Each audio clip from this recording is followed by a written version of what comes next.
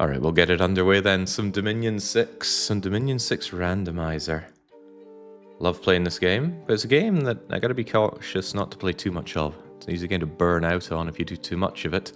So I'm doing it every couple of weeks or so, and that seems to be doing me just fine. What are we doing today? Free for all? Well, I'll get into doing some Disciples play before too long. I do like doing Disciples as well, but today it's a free for all on a fixed map between 4 of us. I really wanted to play as a death nation, that is to say a death-focused nation, not a nation that I bootstrap death into desperately just to keep myself alive through Wraith Lords. No, I want to get some real skelly spam going, and for that, I plugged in a new set of randomized nations. It's really, really easy to do. You fire up the randomizer, you just tell it to make you a certain number of nations, and it does. So I spat out 3 loads of 30 of them, any more and you start running into game problems because the game can only have so many things in it, and once it runs out of its assigned number of things, it starts giving you errors and crashing. Never mind that though, that means we have a bunch of new nations to check out. Of course we keep all the vanilla nations here, but I don't think I want to play with any of them this time. I don't want to run into Calum again, maybe that's part of it.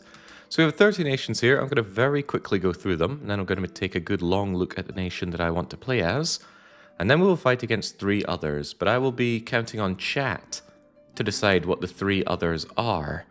Now that's probably a big ask. You don't know these 30 nations, I don't know these 30 nations. But I'll go through them quickly, and if you like the look of one, just try and remember something about it, preferably the name. And then say, hey Jake, play against these guys, they seem interesting. There was a comment that really resonated with me in one of the previous runs, and they said there was this cool nation that was doing really well, but you won the game without fighting them. I wanted to see that clash off. And I felt the same way. So the match we're going to do today will be not for Ascension through Thrones of Ascension. It will be through utter destruction of all other parties. So we will have to fight and defeat everybody else on the map. Alright, so what do we start off with? Tribal. I'm going to go through these guys really quickly, because there are 30 of them. I can't get into every intricacy. Water, Earth, and Glamour Nagas. Looks like they got fancy Sacred Naga guys here. These guys are a pain to fight against, and yet when I play as them, I never seem to get them to work. Otherwise, they've got Camel Cavalry. Man, getting trampled by one of those does not seem like a whole lot of fun. Not only that, they've got some actual horseback cavalry. They've got for a Naga nation, these guys have got a lot of options to choose from. Air, water, fire, earth, glamour. Damn, they're doing good.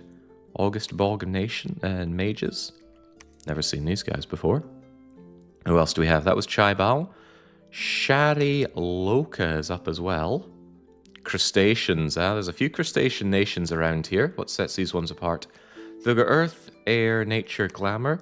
They have unbelievably unkillable sacred units here. Good hit points.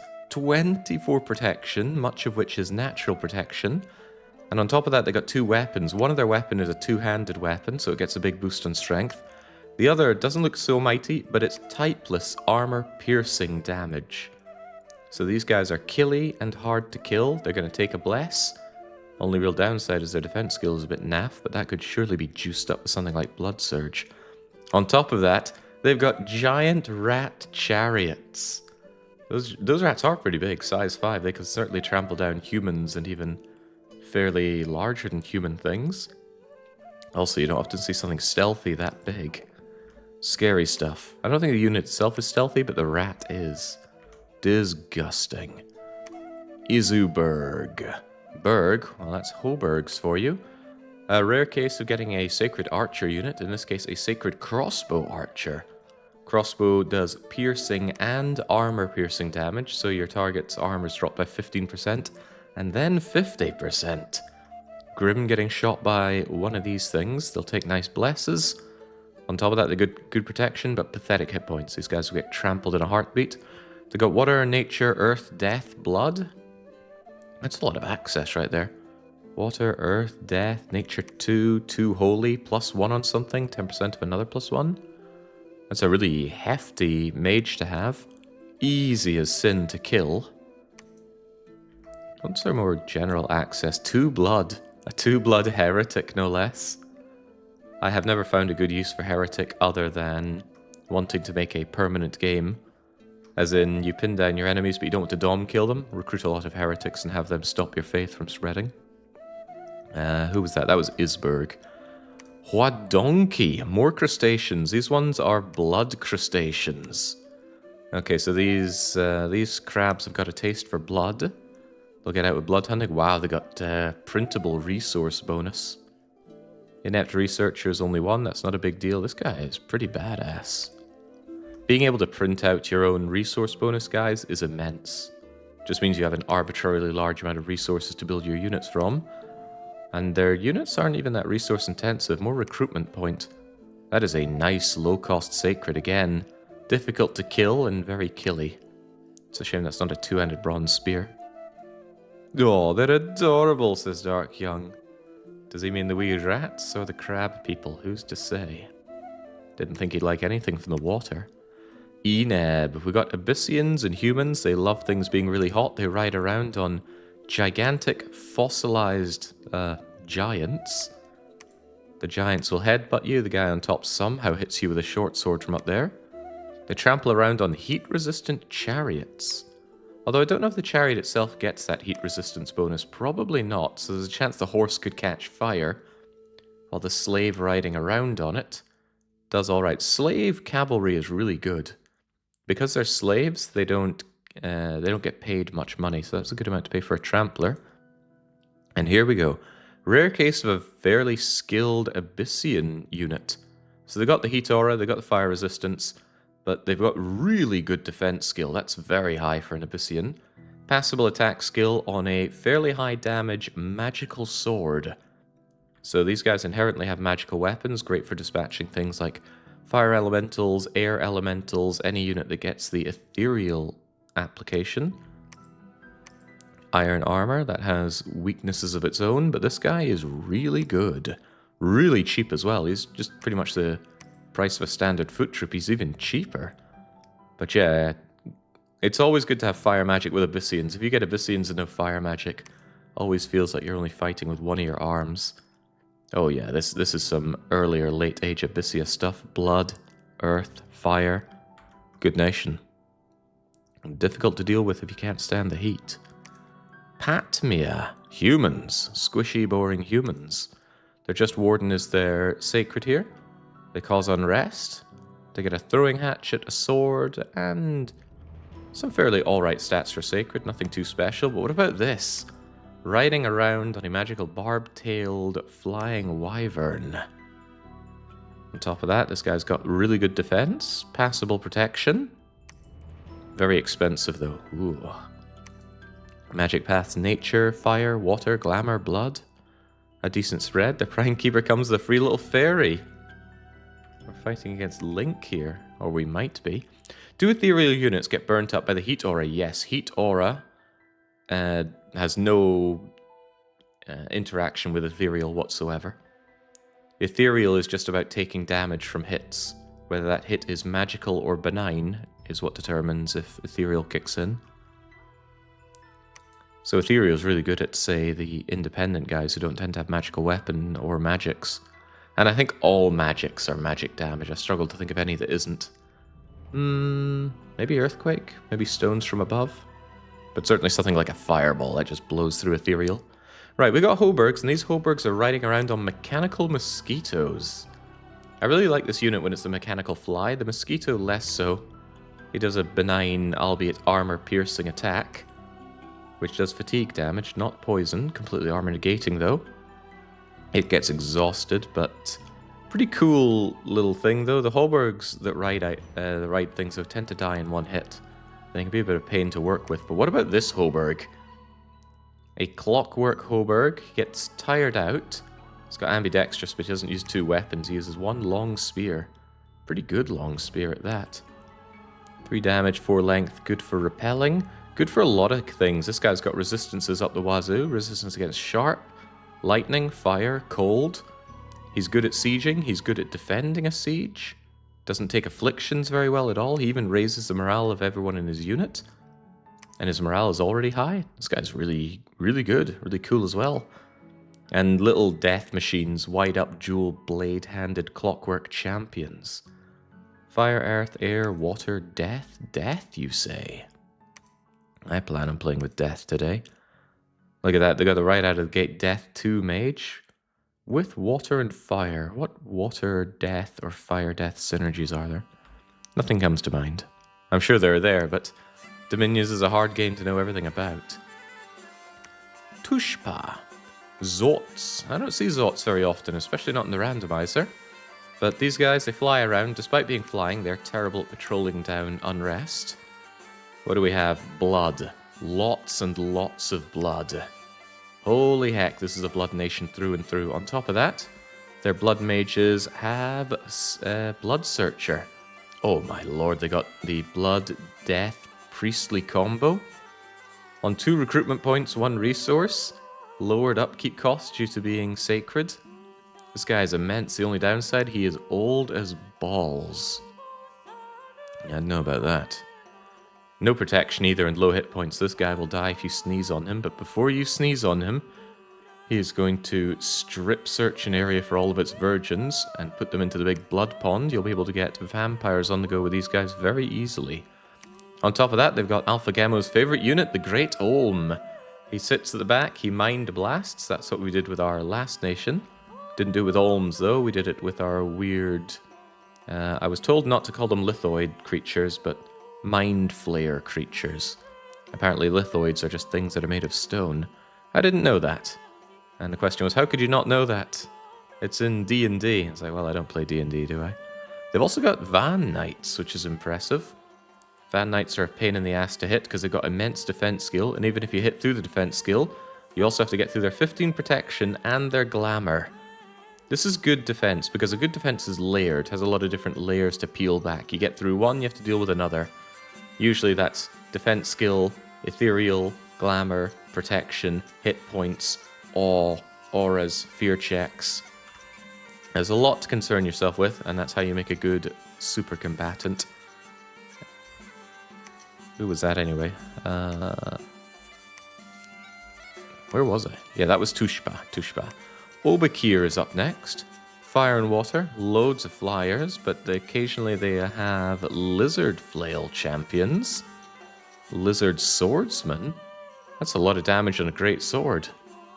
Kind of standard skills for a lizard guy, but immense protection. Very cheap as well. His low morale is one thing, but this guy would make an awesome just front and center. 3 to a square, slashing you for 21 with a great sword. Scary guy. Best way to deal with him, I would say, is repel due to his low morale and so-so skills. Little Hydra hatchlings. Lizards going around. Oh, that's a Sobek. A Sobek with a bite and a flail on top of a lizard chariot with very high protection. Okay, this guy is a problem for anyone that faces off against it. This guy would crush those Hobergs from earlier. Sacred unit is a dual-wielding, ice-armored, flying... Wait, this is weird. He's susceptible to cold, but he gets ice armor, so he benefits from the cold, but he also hates the cold. Flying Scotsman? Anyway, magical axe, or rather magical obsidian blade with a bronze axe. Sacred. Nice and cheap. Excellent strike unit right here. And they've got magical ice armor. We see it now. That protection will get boosted. Potentially about to 6 points in extreme cold. Maybe even more if you really pump up your cold skills. Who was that anyway? That was Oak Beer. He has a fiery ice aura, which he is adversely affected by. He actually doesn't have the aura. He just really likes... he likes it when it's cold, but he hates it when it's cold. Baleen. Foul Spawn. I think I will just pass on these guys because I think the randomizer does not correctly make Foul Spawn. It doesn't spawn them with a weapon, but it still prices them as if they had a weapon. So let's not have Baleen. Just pass on these guys. An unfortunate lesson that I learned. What do we have here? Zots and Meros. You're normally not very happy to see Meros. This guy could take the waters easily enough. The problem with Meros is their skills tend to be really low, so no matter what you equip them with, it's just like polishing a turd. But what about Meros on horseback? That is terrible skill for... Hang on, I think I hear something outside.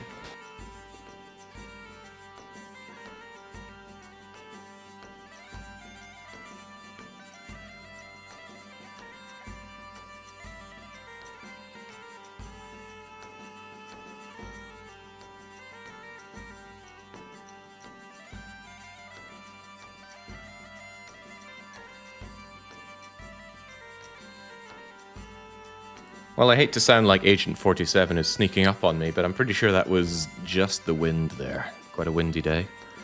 Right, Mero's on horseback. Again, what I was saying about polishing a turd, this guy's not very impressive, but it is a Kelpie. Are Kelpies good? Well, they're smart. Means they'll usually head home after their rider dies, and then you get a discount on making another one, but why you'd want these in the first place? I guess Kelpies can go underwater, so there is that. And then your sacred unit says Diamond Guard. Mace, harpooning, flying unit, low protection, low hit points. Not my first port of call for pretty much anything. And like all Zats, he's got the patrol bonus Malice. Hey Jake, thanks for being here. Getting hit by a Category 4 hurricane, so watching you is calming. Oh, the internet can handle such things? Right, those Zots also ride around on Jaguars. And yet they remain at size 3 like that. Impressive. So they go around macing, the Jaguar will bite you. Blind, so even if you gouge out their eyes, they'll still attack. Impressive defense skill from these guys. Mounted with a Hoplon shield. Wow. That's their only port of call for protection, though. They've even got a Mero leader here. And he's actually a really good leader. Actually, you know, if only their front and center were more like this. He's got half-decent skills, I must say. Guess that's why he's the leader. Anyway, like water, earth, astral. You don't see me using astral much in combat, and that's unlikely to change. I don't see a lot of use in astral spells, aside from a lot of mind burning. Someday. I swear someday I'll do a communion on stream. Alright, who was that? That was Macau, or Mako. Dadia Raku, more of the crab people. These crab people have air, water, earth, death. And also they have, for some reason, these little midget guys. Air, water, chance of death. Chance of earth coming in, stealthy, ambidextrous, awe-filled. I just shoot these guys with arrows and down they go. Big beefy mages with massive air power. Air 3 with a straight +2 to water, earth, or death. You can see these guys are expensive for a reason, but imagine the air conjurations out of that guy. And once again, the champion of death. These crab people are so difficult to kill in combat with that massive protection. And yet at the same time, they hit you with true damage through their pincers. Although for some reason, I think this pincer is not armor piercing. Pincers usually are, not this one though. Sounds like half the map might consist entirely of crab battles. Well, if we pick a crab nation, I think we'll pick one crab nation. I'd rather see a variety. Right, Per Baote. Abyssians and Atlanteans. What a weird combination. So the Atlanteans are actually getting fire resistance, probably because they've got friends that have heat aura. Their sacred likes to pillage. He's got a magical obsidian blade, and perhaps rather terrifyingly, he's got an overcharged body. If you attack this guy, you get smacked by 10 armor negating electrical damage. Does he get hit with that? I don't know. I thought overcharge usually hits the person that has it as well. He can tank it though. He's got 28 hit points. But he's also got decent protection, passable skills, easy to fluff up. And there's his heat aura friend, so they'll be able to take the waters rather easily. Oh wow, bronze two-handed trident guy coming in as well with his poisonous skin, his very poisonous skin. What else you got? You got a netting guy, that's more like it. I like netters. Well, I'd rather have spiders that throw nets, because those can go a fair distance and be used multiple times, but yeah. Decent sword champion, might even prefer him over the sacred. So fire, air, and blood. That's not Chris's blood.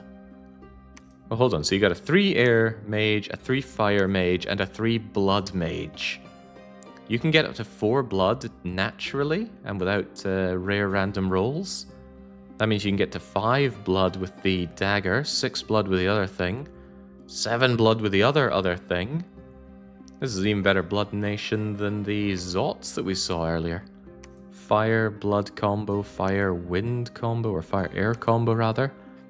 Powerful mages on these guys. The troops, unsure about the troops. These guys look like they'd be cancer to fight because of overcharged. And they're not that expensive to pump out either. All depends on whether or not they take that overcharge hit on themselves. Also incredibly good scout. Flying, stealthy 50, double poison dagger. He's good. Wait, did that scout have assassin ability? No, he looks like he'd be able to assassinate, but this is not Abyssia. Jotlan. Atlanteans together with humans, and these big fancy Atlanteans, I remember using you guys in Dom 4. Golden Sword, massive magic path with room for even more, as well as being sacred, holy. I can see why you guys cost so much, but you guys look so good. He's a demon, and he turns into an actual devil. How delightfully devilish. Same with this guy. So they got devils in disguise for their Hellfire Revokers, using fire, water, blood, air, earth. Strangely enough, they got slaves on warhorses, well-protected warhorses. Look, they've got, yeah, Cataphract Barding on them. Slaves tend to have lower skills, so he's not likely to hit you with that glaive, but if he does, it hurts like hell. And because they're a slave, they get reduced upkeep costs, so these guys are excellent for just chunking out in great mass. The resource cost is one thing, same with the recruitment cost, but the gold cost is low, so if you had nothing better to do, chugging these guys out seems pretty great. Yeah, that defense skill is a real letdown. Not defense, the attack skill is a real letdown on these guys. And they're not sacred, so they're hard to fluff up. What they do have is sacreds. 3 sacred options, that's pretty high for a rando nation. Magical Obsidian Blade Inferno Guard, who has built-in Fire Shield. That is so horrible to see, not as the player, as the attacker. Your enemy just has Fire Shield on its rank and file sacreds by default, and they're incredibly cheap. Okay, this is just your front line. They've got good skills as well. 3 to a square, you try and hit them, you get singed, they magically hit you back. Scary, those Inferno Guards look really good. How about the Demonic Paragon? A lot harder to justify these guys. They've got their blowpipe of paralyzing poison with acidic damage. Some units take extra acidic damage, I think trolls do. It's not very special compared to the Inferno Guard. What about the Depravity Templar? Because of the size 4, you could actually mix these in with the size 3s and get 10 to a square. Dual wielding with an Obsidian Blade and Mace. Okay, these guys are killy. Much worse skills than the Inferno Guard. Good cost, though. I feel like I'd have these guys on a flank, and these guys as just the front and center, because you cannot pierce through these guys without taking monstrous fire damage. It's only 6, but it's armor piercing, so it reduces your protection by half.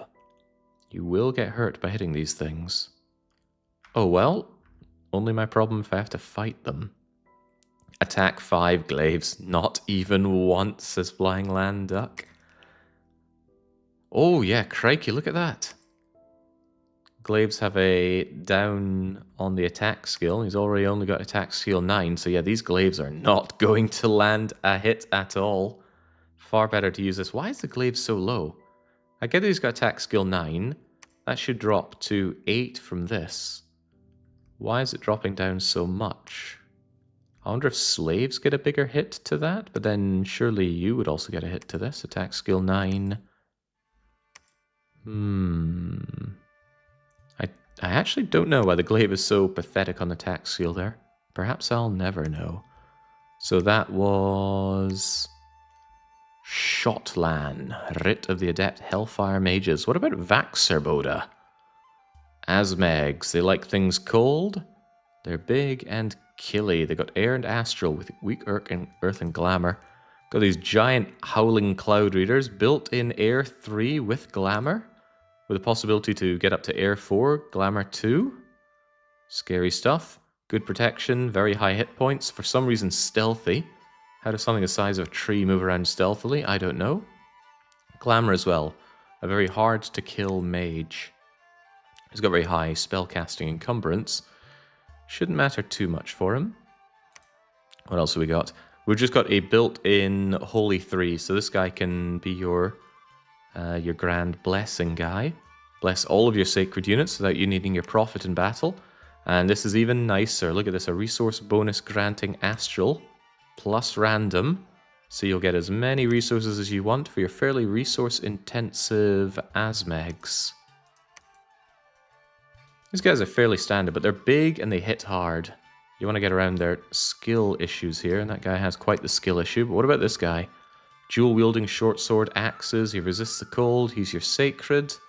He's pretty good. He needs some fluffing up on his skills, though. Lightweight scale mail with a golden cap. His body protection's okay. Fairly one-note units on these guys as well. Have you seen trees moving? Clearly they are stealthy. Oh, you're right. Haven't noticed any Ents or discount Ents going around. Yep, Mura, the crustaceans this time have mixed in with the Bakemonos. Not just them. They got Jotuns. So they got Earth and Astral with weak nature on their mages. This guy's just a sacred with no magical paths. What's this guy's story? You there. Earth, Astral, Air, bit of glamour. Bit of cost on you as well. Again with a non-armor piercing pincer, but he's got the basalt steel for magical damage. Here's the sacred. Once again, just a really unkillable guy, but his skills suffer. What about the other guys? Jotun Elite Axe Mistress. Stronger and tougher than most giants. Size 6 is a liability in this game. Doesn't even mix with the size 5s here. The unit composition here could be troublesome. You need to think of a way out of this. Lightning is a great counter for this entire nation because lightning ignores protection. They don't have lightning resistance, and the Jotuns actually take extra damage from lightning. Looks like a difficult nation to make work, but I'm not playing as them, so that's not my problem. That is Yapmura. Asikos. I hope you're taking notes, right? I need you to pick 3 of these nations for me to fight against. Asikos, the lizard people. This is rare to see, and I'm always happy to see it. Sacred Chariot unit. Resistant to blunt attacks, resistant to poison, both Rider and the animal are. Smashing with a hammer, trampling over, biting you, size 6 trampler. Not very expensive. That is very, very cheap for a trampling chariot unit. Especially because the Rider has protection 18, the chariot itself has protection 19. And again, the Rider is resistant to blunt. Why he's wearing samurai armor, I will perhaps never know. But these guys are a huge problem if they end up trampling right into your line. Low hit points but high protection. Passable defense skill. Yeah, this thing's hard to kill. Well, maybe not hard, but it's going to do a lot of damage to you. Tricky. And if that weren't enough, they have another trampler, which is more expensive but not sacred, so you're not limited in the amount you can make. This time with camels. Yeah, lizards riding lizards. Yoshi is very confused. They got some humanoid half-breed obsidians. Not very good ones at that. And some... I thought these were naked-looking lizards, but no, he is wearing protection.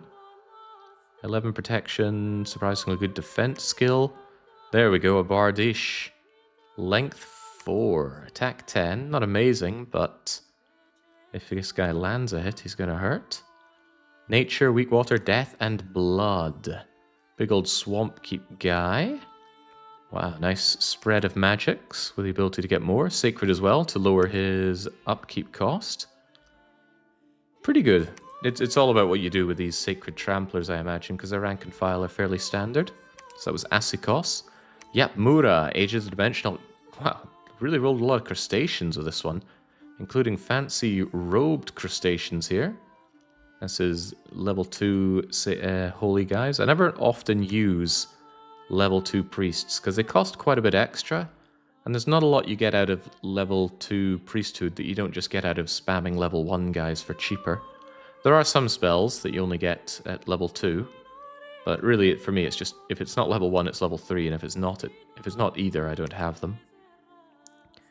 Interesting, a Summer Reaver here who gets cheaper the more death scales you have. Not in upkeep, but in initial recruitment cost. Standard setup for the crustaceans. We've seen it a fair few times now. Earth. Forgive the yawning. It was a I slept long and yet not long enough. But yes, yet more crustaceans. Hang on, there was a little bit more to those guys. They've got the bakemono shows, and as is tradition, they are cheaper to recruit in the mountains. Unfortunately, these bakemonos have not got long yaris, which make them really good.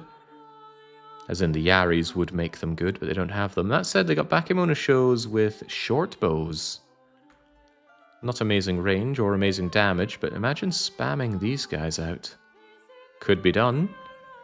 Earth, astral, weak nature. So there's no fire to give them fiery projectiles. Don't know how you'd fluff them up, but I'm sure there's a way. Camdonia. Half men and pale ones.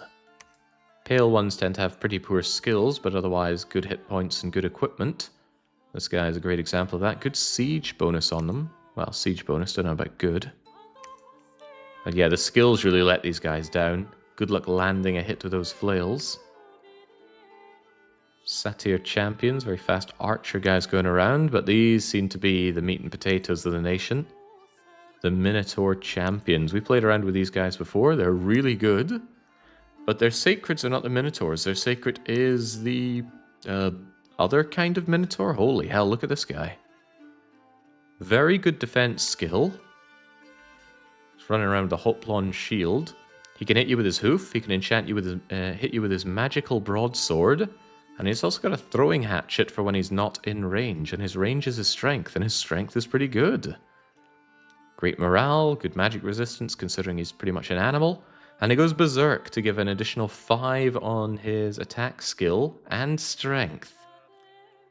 So this guy, he's got 21 hit points as well, and it's 2 to a square. Only letdown in this guy is his only passable protection at 9, pretty much militia level protection. But with defense skill 17, good luck hitting him. You actually have to make him mad with berserker to drop his defense skill down to 12. Then you could hit him. But then he's killing you. And on top of that, he'll take his Sacred Bless very nicely, and he's kind of cheap as well. Awesome Centaur unit. Running around with fire, water, astral, nature. The High Radiant Priestess. Oh, we got a Seducer. This one could come along and steal my male units. Although it could put on... There are a couple of gender-changing items in the game. I don't think they change your gender so much as they change others' perception of your gender. But the point is, you could give an item to somebody and then suddenly they can seduce the other sex. Not something that gets used a lot because seduction is a bit dangerous. If it fails, you have to fight, and if you fight, you've got to have a way to deal with the fight. Either you kill the person you're seducing, or you have something like a ring of returning to get out of there. Personally, I prefer the latter. In any case, these guys could be a real pain. Just imagine what it's like playing against absolute bastards in multiplayer that just seduce your entire mage core away. Must be horrible. I would know when I fought Fan of Gaming in our Blitz, he kept assassinating me with his Abyssian units. He was very angry at me, and he spent the entire session just trying to kill me. He didn't want to win, he just wanted me to die. Worst kind of players in the multiplayer. Right, the Roaring Order. We got Hobergs on top of War Elephants. Interesting. Well, these aren't Hobergs on you. These are Machatkan naked tribespeople. They're some of the worst units in the game. Humans always get the short end of the stick in this. Little pygmy guys. Little ambidextrous, stealthy raiding, gluttonous pygmy guys. And their sacred is surprisingly good hit points. Hey, this guy's a bit bigger. Seems like a fairly high skilled, but otherwise quite standard rank and file here. Quite expensive what you get, I'd dare to say. Wouldn't be writing home about you. You've got nature and weak earth. With really rather weak water and blood access. Blood, you say? Also printable resource bonus now. That's pretty good. Yeah, the pygmy that actually got the food.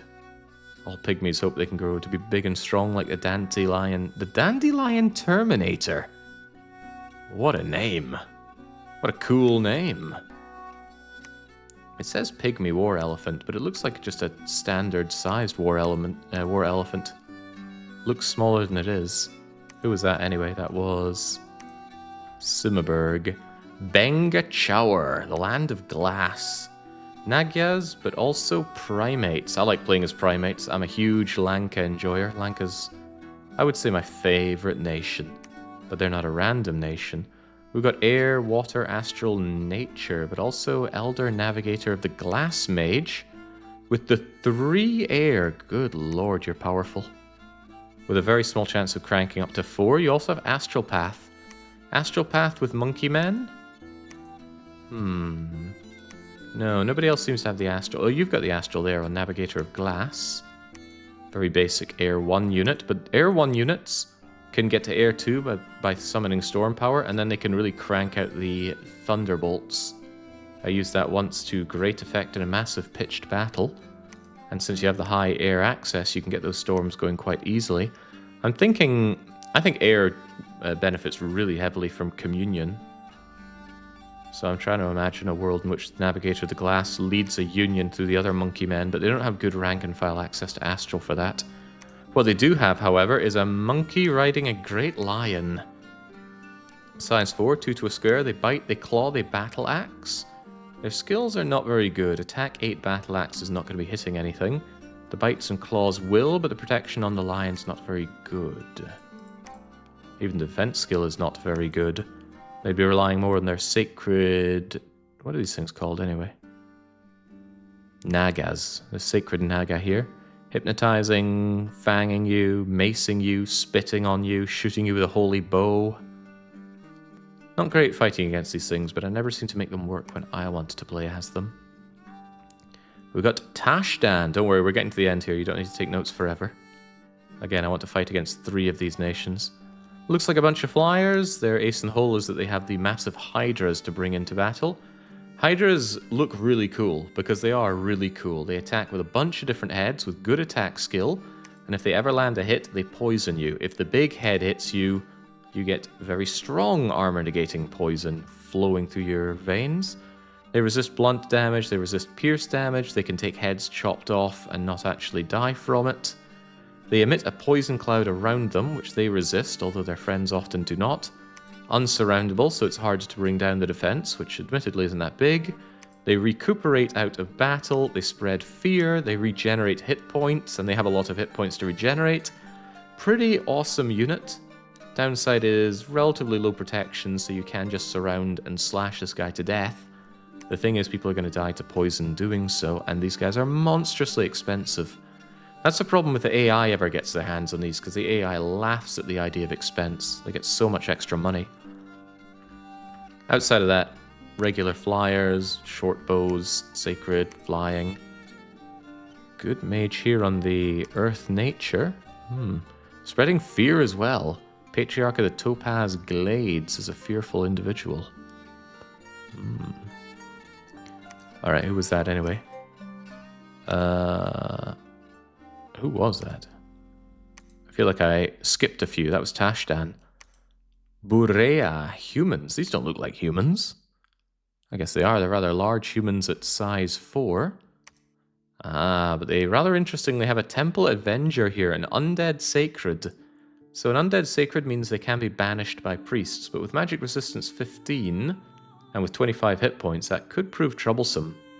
A heat aura recuperation becomes stronger the hotter the province is. This guy's a real problem to fight against. Decent enough skills, especially on protection. Attack 12 and the Golden Spear.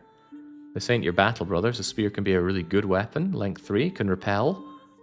But yeah, magical damage to pierce through any ethereal units, otherwise blood. With the new change to poison, I feel like Poison Cloud got a lot better in Dominion 6. Do you mean the way that the square effects kind of expand out? So if you have a lot of poisonous units, they make a large square around them? That hurt me really badly in one battle. It does make poison resistance something you need to actually think about every now and then. That was Burea. Rackfurt, little Hogbergs, little wind-up Hogbergs. The Hogbergs love to get their clockwork machinery going, but this is a strange combo. They're actually Hogberg-bred Abyssians. So these guys get the heat resistance. They become exhausted, sure, but ambidextrous blade hands on a sacred coming at you, you can easily overcome the exhaustion. These guys can become very killy very fast, especially if you give them Blood Surge. Because the Blood Surge would get through some of that exhaustion. Does anyone else see the second G in Hoberg? Freaking Nix. What else we got around here? Yeah, it looks like a whole lot of Abyssian Hoberg crossbreeds. None of them having heat aura. But the nation does have fire, so they could certainly heat from hell. Oh wow, look at this guy. Fire, earth, blood, a random. He's sacred, so he's cheaper. Good guy, except small, easy to squish. What does he have with him? He's got a little imp. The imp follows him in battle. How quaint. Also an inept smith. Wait, hang on, what's this? Master Ritualist -1. He's adept at performing magical rituals. For the purpose of casting rituals, he adds this value. -1. So he's an inept Master Ritualist, an inept Researcher, an inept Smith. He's just inept. Why do you have this guy? Well, he's cheap, I guess. Why would you want this? I do not know. Here's another one. Telehome. Humans, Asmegs, they like it cold. Really cool looking sacred mounted guy, size 5, 2 to a square. They've got awe. Riding around with a trident. Really good defense skill, even though he doesn't have a shield. Riding around on a lightly barded horse as well. Hey, surprisingly high cost on this guy for what he does. But hey, if you don't like the horses, you can have the Great Bear instead. The bear bites, the guy on top spears. Very good defense skill on you with so-so protection. If you don't want any of that, how about a Pegasus? Mysterious priest rides around. He can also do sailing for you, max size 3. Does that mean he can sail? Because his Pegasus is bigger than that. Anyway, they've got the death, they've got the wind, they've got the giant death wind guy, the senior mysterious priest. More astral, more shapeshifting into Scorpion Beast. Scorpion Beast? Do I have information on Scorpion Beast? Hold that thought. I need to see. Yes, I do have information on Scorpion Beast. Come to me, Dom 6 Mod Inspector tool, please. Here is Scorpion Beast. Size 6, 44 hit points, pincer, tail. Undisciplined dungeon monster, wasteland survival. He's a 3-tier conjuration guy, but being able to transform into this could be pretty cool. Don't see the scorpions on the go very often. There is a cool scorpion pretender. Anyway, pretty cool. Air, weak astral, death nature, Hand of the Moon Mage. Who was the Hand of the Moon Mage? That was a Scorpion dude, right? Yeah. And that was who exactly? Telehome. Look to Tash Dan. How about Belial, the Ancestral Time? Avits. A people of strong and beautiful mind and body. Really? Game and I have some different tastes, I think. They've learned the secrets of science from angels. So we've got this sacred guy with a sling, a heavy sling no less. Not a very precise weapon, decent range, decent damage, honestly, for a sling. I think slings are normally quite low on the damage output, this one less so. Could also give him precision if you want those slings to actually hit, and then in combat, he's got okay protection, decent skills. Bit expensive for what you get on this lad, so if you don't like that, you can instead go on yet more mounted bear cavalry. And if you don't want that, you get your Minotaur Spearman. Good range of units on this, guys. Water, death, air, icy mages. Whoa. 3 death out the gate. Goes up to 4. That is some good death access on these guys. What about you? Water with a bunch of other things. 2 death out the gate with recruitment point 2, combined with air. Is the windy spell that causes morale check, is that a death air check? Or death air combo? I think so. Wailing Winds, I believe it's called. And then crank-outable death mage. Decent death nation with good versatility. Is death glamour in Dom 6 now? Ah, yeah. A lot of things like that got shoved from air over to glamour. Takes a bit of relearning. Ripsagard, the Petrified Keep. If you've ever wanted to make giant spiders work, then you might have a better chance here than with Machaka. The Hunter Spider has good protection and good hit points. The Rider has excellent protection, something Machaka often fails to manage. Good enough defense. The thing is, if the Hunter Spider bites you, you dead. Death Poison does not care about your major poison resistance one bit. The problem with these guys, they tend to be rather expensive. They certainly are. Weird case of the Sacred here. Their Sacreds are just longbowmen, albeit exceptional longbowmen. Poor precision, you'd need to fluff that up, and poor protection, human hit points. Doesn't look like a great unit whatsoever, but the thing about Sacreds is you have a lot of options to fluff them up, so there could be a build on these guys that do make them absolute cancer to fight against. But why do that when you can have just Fey horses, smart mount Fey horses, glamorous ones no less, that just ride in, hammer you, and lance you down. Very standard cavalrymen around there. Earth, Astral, and Weak Blood. Looking at 2 blood around here. I'm never keen on using the expensive guys to go blood hunting. Feels like a monstrous waste of fat cash. So if I'm going Blood Nation, I want someone with easily recruitable Blood 1 or Blood 2. Someone like Lanka. I'll get to our nation last, I think. Conmark. More of the Clockwork Hobergs. You've got your Sacred Clockwork Hoberg with resistances up the wazoo. But unlike most Clockwork guys, this guy doesn't get exhausted. He gets reinvigorated. Yes. The heavy armor is driven by complex clockwork mechanisms that increase the strength and speed and gradually run down and need rewound. The armor's mechanisms are well crafted and wind down very slowly. Yeah, in reverse. Reinvigoration 4 on this thing means it's just not going to stop. The defense skill is very lacking. The attack skill is not very good. But the Ninjato has a good bonus to attack. Give this guy something like Blood Surge or attack skill, or maybe just say goodbye to the defense skill, rely on the protection, and give him Berserk.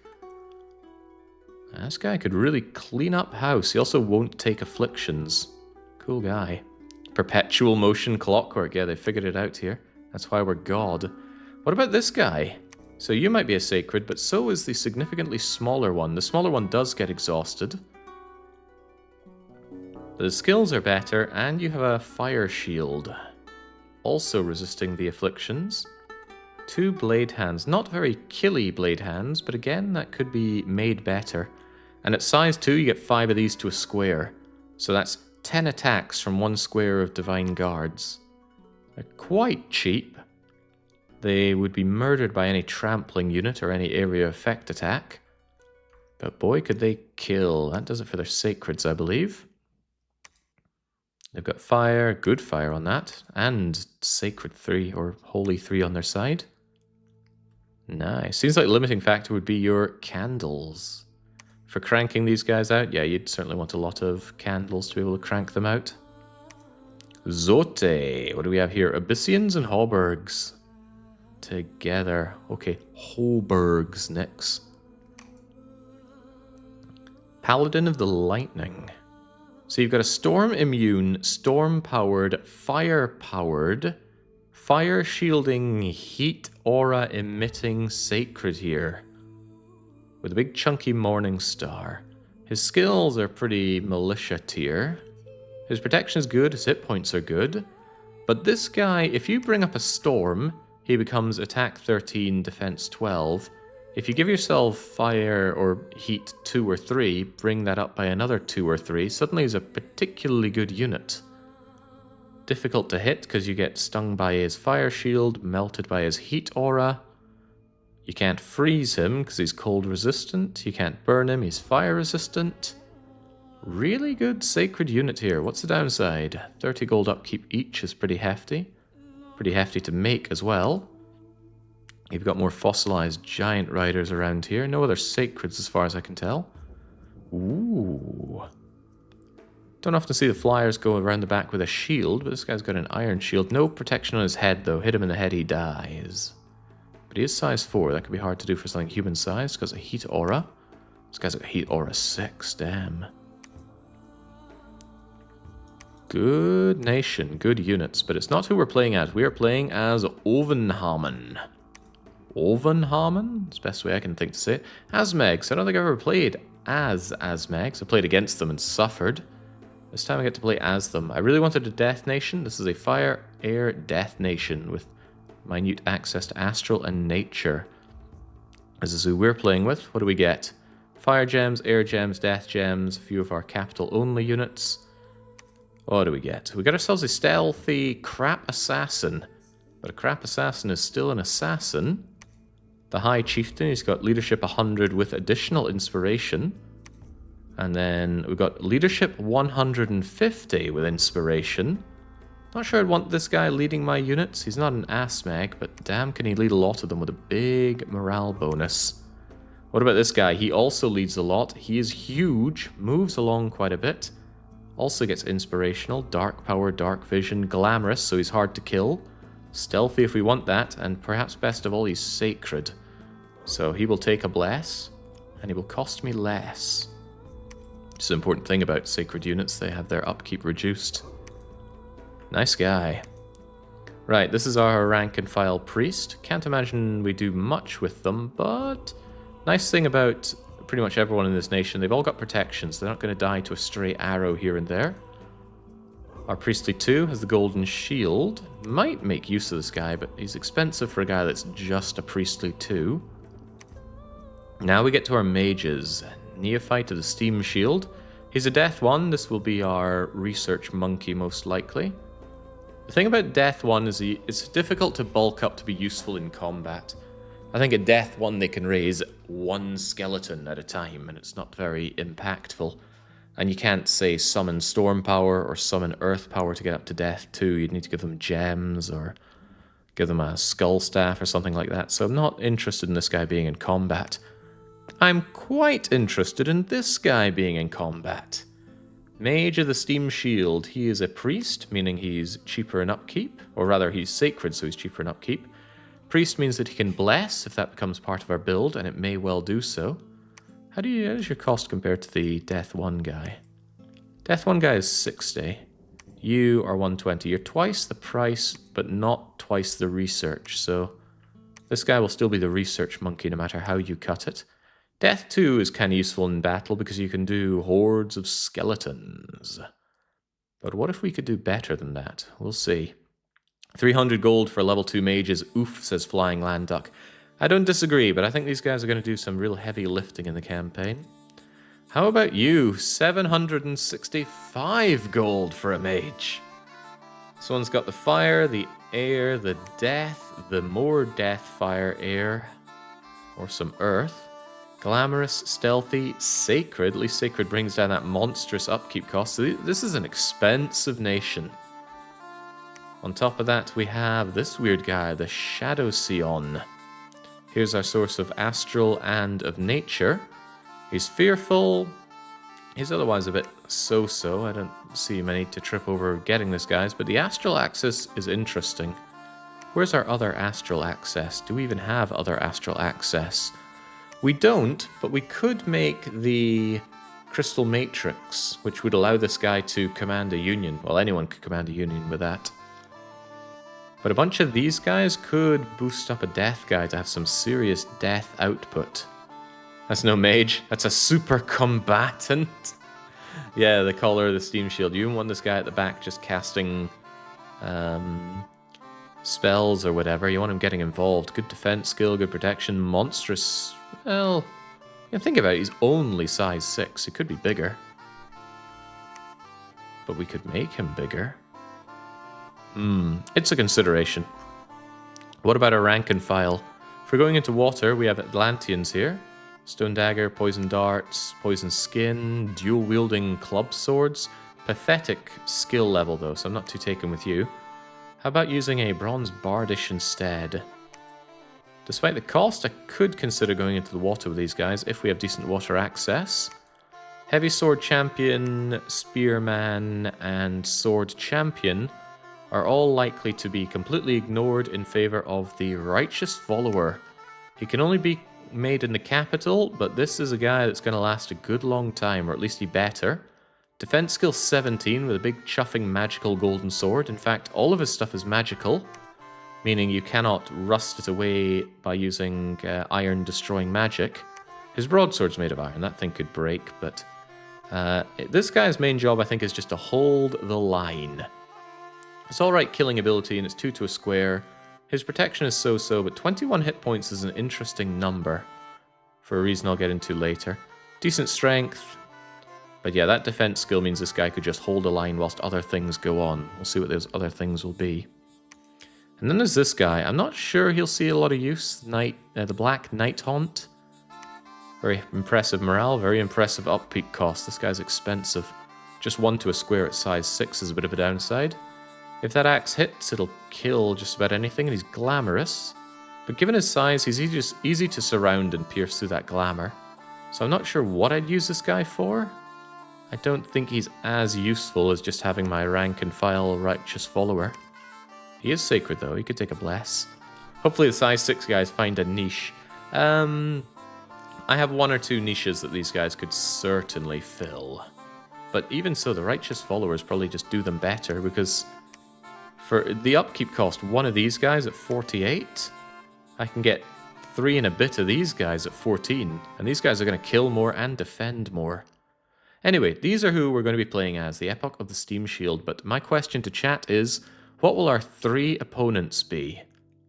I'll take any 3 as long as they don't overlap in races, so I'm not going to take 2 or 3 crustacean nations. But you need to choose. Hey Jake, let's play against these nations. Oh, Martin Lackey's getting greedy. He wants to pick all 3. I suppose that's alright if nobody else comes in with an opinion, but surely somebody else can at least blindly choose one. I believe the Part01 was good. Part01. Ah, yes, the Abyssians mixed in with the Cancer unit, the overcharged Masters of Blood.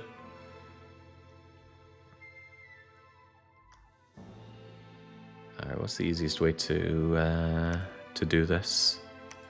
I think the easiest way is to start up the thing. I have already made a map, a 4-faction free-for-all. It does not do edge scrolling. I think that's better for smaller free-for-alls. 84 provinces, very good. Give me that. And what is this? Övanhamn.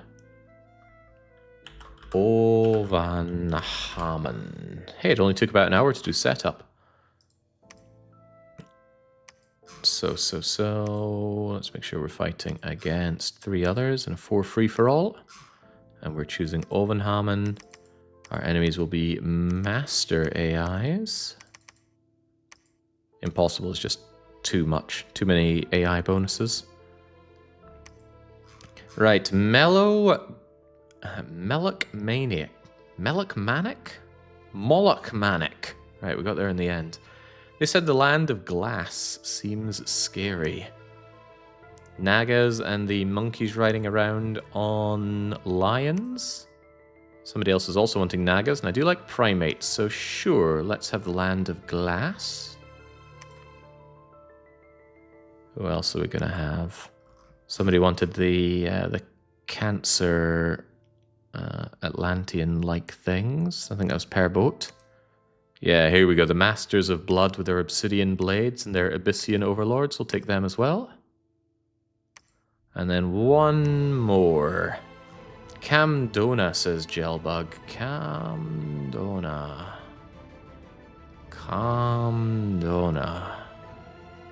The Veil of Lust. With their Shadow Avengers, with their Minotaur Sword Champions. Very well. You can't call any of the non-crab nations. I get it. Right, where was that? I just clicked on them and I already lost them. Camdona, Veil of Lust. Very well. Master AI get a lot of points to spend on their god and their bless and all that as well. So here we go. Now, what am I going to do with this? Fortunately, I already thought about that. Here we go. This is what I'm planning on using here, unless we have any last-minute changes. So we're actually going to play as an actual person-like thing, instead of just a hunk of rock or an imprisoned Rainbow Mage. This is the Do You of Farming. I want that growth. I want that productivity. He gives me extra nature gems, which I am going to need. And for a bless, we keep it modest. Regeneration and Winter's Gift. Regeneration coupled with my magic paths and my mages might already give you an idea of what I'm planning here. Yeah, 9-size person. This guy's about as big as 3 people stacked on top of each other. And God knows how wide. No armor on this guy. He dies easily. He certainly needs some armor. But in combat, he can do some big nature magics and some very small water magics. But if I gave him some poison resistance, he might be able to do some foul vapors, and that's another thing we're thinking about. Right, we get a lot of candles. That'll allow us to put out a lot of sacred troops from the get-go. Order and productivity, so we can actually afford our units. They are quite expensive in both. A little bit more in resources, but 1 and 1, because it's all I could afford. 2 on the cold, because our nation prefers cold scale 1. So cold scale 2 is an easy choice. If you're on only cold 1, well, you're not gaining any extra points, and during hot seasons you will stray into heat anyway. So I'm happy on cold 2. Growth is amazing, but 1 is all I could really afford here. Neutral on the luck, and 2 on the magic, because I think we're going to struggle on magic. Our rank and file guy is a research mage. Death 1, research 7 is not very impressive, so I need to squeeze more out of him. Which is a shame, because I would much rather have growth 2 for big amounts of money. Actually, I really would like that. But in combat, magic 2 also helps out quite a lot. This guy's dormant, meaning he will wake up in about, I think it's 10 to 14 or 8 to 16 turns. If it's imprisoned, it's thrice as long. But dormant is okay. This guy will be on the go before long. I won't use him a lot in combat, but him existing for high nature path and him cranking out nature gems is going to be quite useful in itself. Otherwise, he'll probably just sit in the capital, research, and occasionally smith me items. Question is, who will our god be? No tri-bless with scales in the pits, boo. Alright, so about the bless, we've got Winter's Gift. It's going to be cold, so I'd like it if my units could actually move around without being inhibited. 18 map move is a good way to move across 2 provinces. But when it's covered in snow, things slow down, so this is more for the strategic map movement. The regeneration, it's a very popular bless, and it works really well with this nation because these guys have hit points 21, and regeneration is 10% of your max hit points regenerated, rounded up. So these guys are going to regenerate 3 hit points per turn. And that is really interesting to me because that means these guys would make excellent batteries. I could assign them as bodyguards to Mage of the Steam Shield. These guys cast Soul Vortex, which as I recall is a Death 3 magic. Need to boost that up, but that's what Skull Staffs are for. And then suddenly they're able to constantly get their fatigue off of their righteous followers and keep casting hordes of skeletons, which is a very fatiguing spell. Do we have it? It's S for spells. Oh Christ, was it? Is it Alteration? No, but Soul Vortex is. Soul Vortex is level 6. Is it Enchantment then? Here we go. Hordes of skeletons. Very expensive. It's a 40 fatigue cost thing, plus they have armor problems with that. But if they can drain that fatigue back off of their own bodyguards, they'll be able to keep casting us over and over. And my ideal is that in big battles, I have a front line of righteous followers who do not let the enemy through due to their high defense skill, and then I have a back line of death mages erecting so many skeletons. The skeletons go around the flank of the righteous followers and envelop my foes. There are many counters to that, but since I have cold scales work with skeletons since they're cold resistant. One can only hope it'll work out. You could get 1 hit point a turn for way cheaper, says Abaddon. Yeah, but I don't want 1 hit point. I want 3 hit points a turn. Anyway, who will our god be? Who wants to be our god for this, perhaps, is a question. Good morning, Jake and Chat, says Taff. I was just reading Ubisoft news. Man alive, that company is in the mud. Yeah, one can only hope. I remember going to a Ubisoft talk in San Francisco some years ago, and it was just a Frenchman on stage gloating about how much money Ubisoft had. So, it's nice to see comeuppance, isn't it? The corpses of past enemies will fuel the war engine. Fresh bones. Yeah, it's going to be all bones all the way. But we still need a name for our god. Who wishes to attempt to ascend to godhood today? And we do have all day. 'Tis only midday. In Dominion 6 is an argument to go towards 0 temperature for points instead of leaning into your temperature preference. Same amount of points, but less chance of getting temp 4 and losing pop. I want it to be cold. Works for us with our skellies, works for us with our winter movement. May I become a god? No, because your name really sucks. A6MNPV. Is there even a way to say that? It's just a mess. It's like you punched your keyboard and then used that as your handle. I far prefer Amarath's name. Our god will be Grimsby, god of despair. Can I actually put in God of Despair? God of Despair. God of Despair. I like it. A lot of nature path for a god that goes for despair.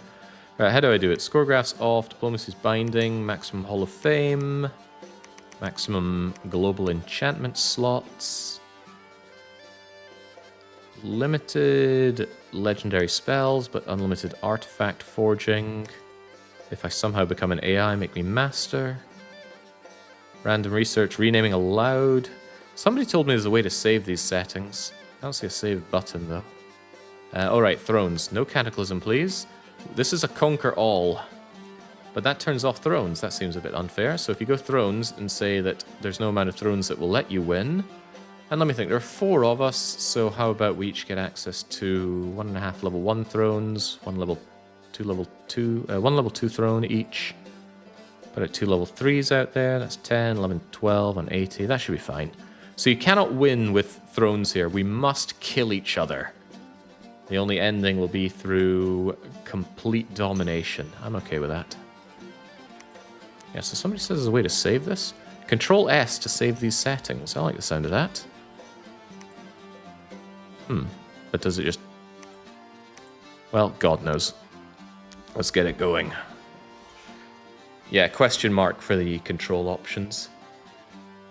Most screens allow you to hit question mark and then see all the hotkeys that you're unaware of.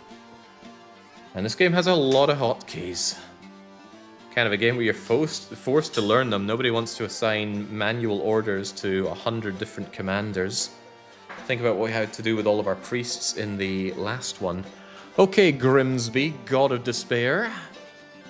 God of Despair is primary over God of Övanhamn. In the beginning there was chaos, blah blah blah. The wheel has turned again, blah blah blah. The Ascension Wars. Let's go. Well, we can tell straight away that we're lodged over in the top left. We have excellent adjacencies. This is a very, very positive start. We also have our own little personal lake at the old whale bones. So defensively, we have an amazing setup. The Gates of Madness are on our border. We have no idea how strong that throne is, but it's going to maybe serve us defensively for a little while. It's a little sad that we have 2 wastes on our borders, though. It's quite happy that we have a nice farmland on the border as well. Alexandria can serve as our resources. But yeah, waste. Low income, hinders movements, many more magical sites. If I can secure my way through Alexandria into Baltic Sea and Kiel Canal... the nice thing about having cold scales is that the rivers can freeze over, so we'll be able to move over here with impunity. It's not an actual lake, it's just a pool of water on the Gates of Madness. The Ryokan Hie. Quebec over in the corner, Mermaid Island over there. What do we start with? We start with Suspiciously Wealthy Furry, the Spear High Chieftain, and Pajama Sam the Assassin. What you got on you then, Suspiciously Wealthy? Very small army, very, very small army. Heavy Spearmen, Bardish Champions. Okay, well, I really want to already get going on my magical golden shield guys. Our main problem are resources. We lack resources big time, but let's just start cranking them out. They will not regenerate health until my god comes online, meaning they don't actually need blessed. I just want them because they're really good front and center shield guys. The Baltic Sea? Sea of Grass, maybe. Yeah, so the way it assigns names is there's a preference, but once the preference is filled up or it's got nothing else to go from, it just picks randomly from the long list of names. For provinces, that is. And, well, we have an open sheet for people to contribute more names to. Alright, so get the recruitment going. I don't want either of you guys being my prophet, though, but I should get a prophet.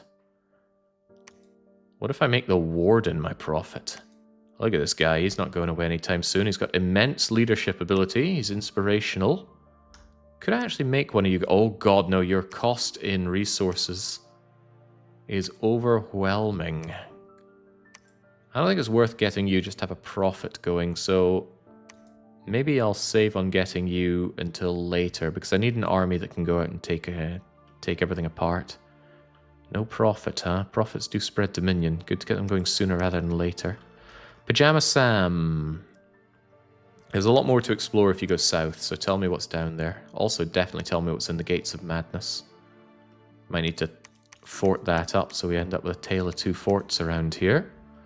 As for you, suspiciously wealthy, you just hang around here. There's nothing really to do. Are you playing on non-loop this time? That's correct. I prefer looped, but what I prefer more than what I like the most is to have a variety. So we're working on fixed borders this time. So Pajama Sam is down there in the Gates of Madness, telling us that it has a fairly hefty army, but it's very benign. Archers, light infantry, militia, heavy infantry. We could kill these guys just with concentration of force, although we don't know what kind of throne is there. Tell me what's in Aris Dome. Very small amount of horse tribe cavalry over there. Should be easy enough to kill with our big chunky shields. Canada should be easy enough to kill. Coromandel, very dangerous site to go to, full of barbarians.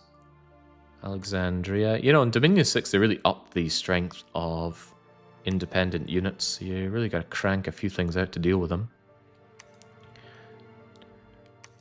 Hang on, I must have missed this. I have Reanimator Priests. Ooh, I don't think I want to pay that much for Reanimator Priests, but that's pretty cool. I wonder if you get reanimated Asmegs. I don't think so, but boy, would that be cool. I need to somewhat regrettably start getting my mages going. But I might even just hold off on that. I do need a rank and file here. What's your speed like? 13, 15... You got decent defense skill and decent protection. I think you guys can work together. What about you guys? You guys are pretty slow. Maybe just have you all work together. And have you somewhat slowly make your way through. You just stay behind them. Your protection is quite low, but your hit points are okay. Still don't think that's good enough to go and take even Canada. There's 70 of them. There are only 14 of you. Feels much harder to early expand in this game. Everybody's getting out there. They're not prefects, prophets. Agent Hunk, the sword lady, shall be known as the prophet of Slippy Toad, the earth monster. And Denean the sergeant, the prophet of STJ, the lord of air. There's a lot of killing to be done then. Am I willing to go out with this size of an army? I still don't think so. It's still only 17. Hello, got Numidia with a throne down there as well. I think I want one more turn of recruitment and then I go into Canada. Light infantry, militia, heavy infantry. Our units should be able to handle that. They are pretty good. And the sooner I get expanding, the sooner I have the resources and money to make more units. Especially get my Mage Corps operational. Now, I have not practiced this nation. Generally speaking, I don't practice any nation that I play around with. Because that's how you know your passion for this game has taken a nosedive. Practicing builds, I mean, really. Sounds like a waste of everyone's time. These should be able to handle it. I'm very confident in the Righteous followers being able to make their way through. Good defense skill, good hit points. They should be killy enough to take care of Canada. So let's get stuck into Canada. Hopefully I don't need any kind of fancy strategy for these guys. You'll be the ones charging in front and center. And the rest are just there to fill in gaps, right? Right. Probably. Yeah, practice makes perfect, but who wants to be perfect? Keep these guys cranking out. God, I wish I had more resources, so Canada into Alexandria wouldn't be too bad. It'll be a bit of a slow start for us. Oh, holy moly, look at Numidia here. Snakes, woodsmen, horned serpents, will-o'-the-wisps.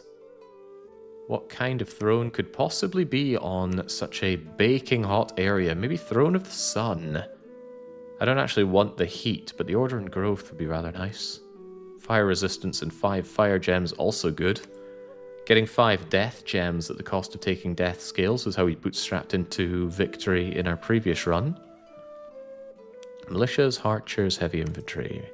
Light infantry, militia, heavy infantry. What's the difference between these two? Militia, archer, light infantry, militia. So it's archers for light infantry. I think we're going to squish Canada. The reports are going up and down as well, so it might be highballed, might be lowballed. So yeah, let's go and take Canada, try and secure the cap circle, and then go from there. Battle in Canada, how does it go? So here's our glorious looking front line. These guys get 2 to a square. Size 5 is a good size. You always want to pack, whenever possible, 10 size of units into a square. Sometimes you can get more if they are good formation fighters, but it generally just means each square is going to be more killy. Lots of crummy looking light infantry here. Surprisingly good defense skill in those guys, but they shouldn't be able to attack very well into our golden shield core. It's the heavy infantry that's perhaps more of an issue, but still, get stuck in, my lads. Breaking formation already, because some are faster than others. Kill them dead. Nice thing about militia is they break really easily, so let's hope we get that damage done and don't get absolutely slaughtered ourselves. Yeah, these guys are already legging it, because most of their unit is destroyed. Do not like the fact that my leader is on the front line here. Suspiciously wealthy furry, the high chieftain, decided to go right in front, and he could be attacked by potentially 6 militiamen. And you know, if he routs, my whole army routs.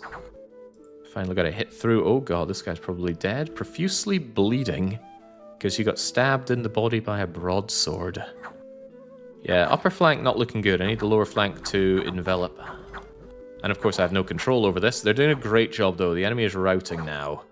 As long as this guy doesn't die, it should be a lovely, fairly flawless fight. Yeah, early on, one person dying can be a tragedy. Later on, it's just a statistic. You know how it is. Stop bleeding, you fool. This is maybe why I should have given them blessed blood. I think that's what someone was trying to tell me to do. You know, take blessed blood, you get a little bit of healing, but I wanted quite a lot of healing. Because of the way the rounding works, it rounds in our favor for these guys, provided we actually get our god and our bless online. Yeah, 'tis a flesh wound, but our bodies are made of flesh. He has a chance every turn to stop the bleeding. I forget if it's bigger or smaller in water, but of course he's not in water. He is in trouble.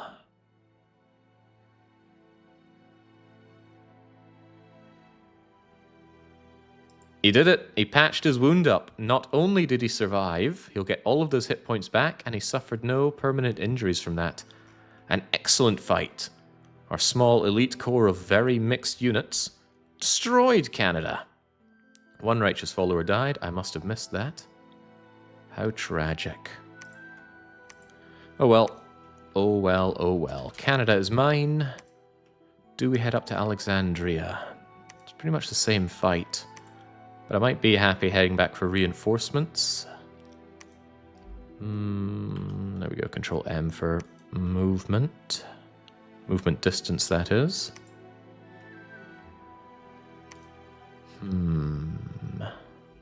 So Some of these units really slow us down. I'm contemplating going back for reinforcements. Thanks to Canada, I can actually recruit a bit more.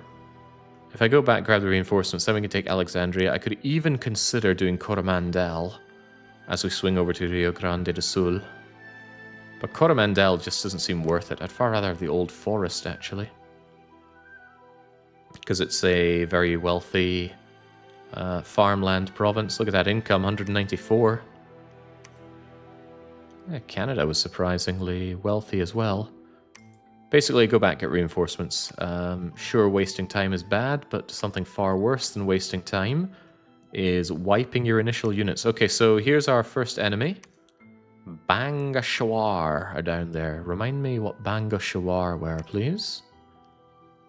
Ludwig II of Bavaria. Alright, so we got the Nagas. Nagas are a bit of a pain because they've got the poison spit, and off the top of my head we don't have any poison resistance. That said, regeneration is like poison resistance. Poison hurts you slowly over time, and regeneration heals you slowly over time. But that's not a net benefit for you, because you still pick up afflictions and diseases and whatnot. But I do dream of having Gift of Health up. That's part of the reason I gave my god Big Nature access. Yeah, not looped this time. Because it's a small free-for-all, I thought a looping map would actually be worse for it. Also, I like some variety in my maps. At least San Francisco is yours and not mine. So let's curve around down south, see what else is going on here. Hopefully I can recruit a scout in Canada. I cannot.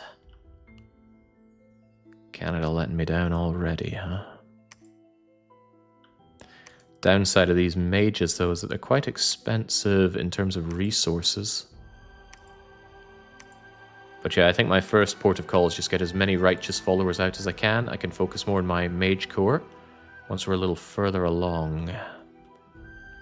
Tell me about San Francisco. Pick up more units. Secure Old Forest. Oh god, Rio Grande do Sul's numbers look a little intimidating. Our estimate is now 190 of them. That's a lot of archers that could shoot me to death. Maybe Old Forest into Malastair, into Övanhamn. Then Alexandria, Coromandel, Rio Grande do Sul. Yeah, I think everybody gets a nice corner start because it's 4 on a square. Alright, suspiciously wealthy furries, brave deeds and heroic endurance. I don't want to hear that out of you. So you actually get reinvigoration too. Not a great individual to have as a hero. We don't care so much about you. Gonna get rid of some of the units that slow me down a lot. Actually, maybe just have these guys. Lowers my killing power, but makes everything more uniform and makes the whole unit move at 18 map tiles. Could be handy. Get over to the Old Forest. Oh, but the Old Forest has knights. Knights on horseback. Those come along and skewer me to death. Maybe I do Alexandria into Coromandel. The barbarians, do I think they're going to hit me? They do hit hard. But I should be able to defend against them and slice them down quite easily. And they break rather easily as well. I'm going to want reinforcements to the barbarians. So you guys get into Alexandria. And I would like another high spear chieftain to bring the reinforcements up. I know it's only 4, but I need someone to move troops around. And all in all, you're not that bad of a leader. It's just your protection is kind of terrible. One of these days I'll figure out how shields interact with projectiles. So we know that our Naga foe is down there. Fortunately, they are trapped by the mountains. And Numidia is not somewhere they're going to be able to get through. So if I secure Diego Garcia Island as a matter of priority, and it is adjacent to Canada, then I should be able to keep the south at bay. Like I said, there's no way they're getting through Numidia. You'd need a mighty army or a very strong counter to get through that. So holding Diego Garcia, maybe even reinforcing the Eris Dome. And I should be able to have a very strong corner to myself to wind up my skeleton prowess from. If I can also grab myself Baltic Sea or Kiel Canal or Vasa. I want to know more about what's going on over there. I need an additional scout. We will see what's happening. Is this multiplayer or single player? I almost exclusively play this game on single player. And this is a single player. Multiplayer is just a bit too much commitment. Not just for me, but for others. I don't like imposing on others, and I also don't like kind of waiting around on others' schedules. Alright, we're getting stuck in there with our units fine. Just go and attack. You stay behind the troops. Everything is fine. Yeah, we could take this. The Vasa should be in the ocean. They picked up the Vasa and took it back to dry land. I would know. I've gone to the bloody Vasa Museum 3 times now. Alright, please don't accidentally shoot my commander, because he's not very good at tanking hits. And he's told to stay behind the units, and hope that's exactly what he does. Those arrows aren't putting a dent in my guys, is what I would say if you hadn't just got shot in the body. Damage roll 11 on 11. But by and large, those shields should be damn good. It's that defense skill that I love in my Asmegs. They're pretty hard to hit. And if you do hit them, you're probably hitting them on their shields. So, engagement straight away. Let's slow it down. I like seeing this. No, don't click on the plant. Click on the timer thing. There we go. Also, another annoying thing about projectiles, they can hit your own units. And very often they end up hitting your own units. So in this mighty clash, my giant golden shield front wall of sacreds are just holding the enemy, and the enemy will get scared and run away. I don't have fear aura, but militia have notably terrible morale. They got morale 9 to my morale 20. Alright, the heavy infantry, strangely enough, are the first to flee. Quite impressive that we tore through the heavy infantry before the light infantry and militia. Taking some injuries here, but hopefully we will persist through it. Troubling thing is we've got to run over to those archers and take them down as well, but the line is completely broken. We pierce our way through. They are scary, right? These guys are about 166% of the size of a normal human. Gonna hurt your neck looking up at these guys. Nice thing is every kill they secure will give them more experience, and experience boosts morale, attack skill, defense skill, and probably some other stats that I often forget about. Oh, these archers are dead to rights now. They do have little daggers or short swords on them. Wait, what? Yeah, short sword. Short sword does piercing and slashing. Our poor guy here is on death's door, but he's taken no afflictions, and with the enemy routing, he should survive no problem. As long as you can survive a month, you get all of your hit points back. There are some exceptions to that, but for most normal living things, that's how it works. Now chase him down. Poison reduces the stats in percentage of how poisoned you are too in Dom 6. Really? That's cool. So you lose attack and defense skill if you end up poisoned? Nice, not a single loss in all of that, even though some people took some hefty damage. And we can actually see how they are. So one guy ended up weakened, and another guy ended up with a chest wound. Encumbrance, strength down, that's fine. Eventually I'll have Gift of Health up to make them feel a whole lot better. Now, go and take on the Barbarian Scum. Barbarians are scary because if they get one good charge on you, you're looking very dead. I also should ask myself, is this worth it? Because I could not go there.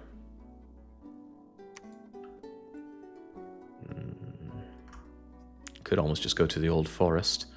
Coromandel does not give a lot of resources. It does not give a lot of income. But I'm thinking more about turns.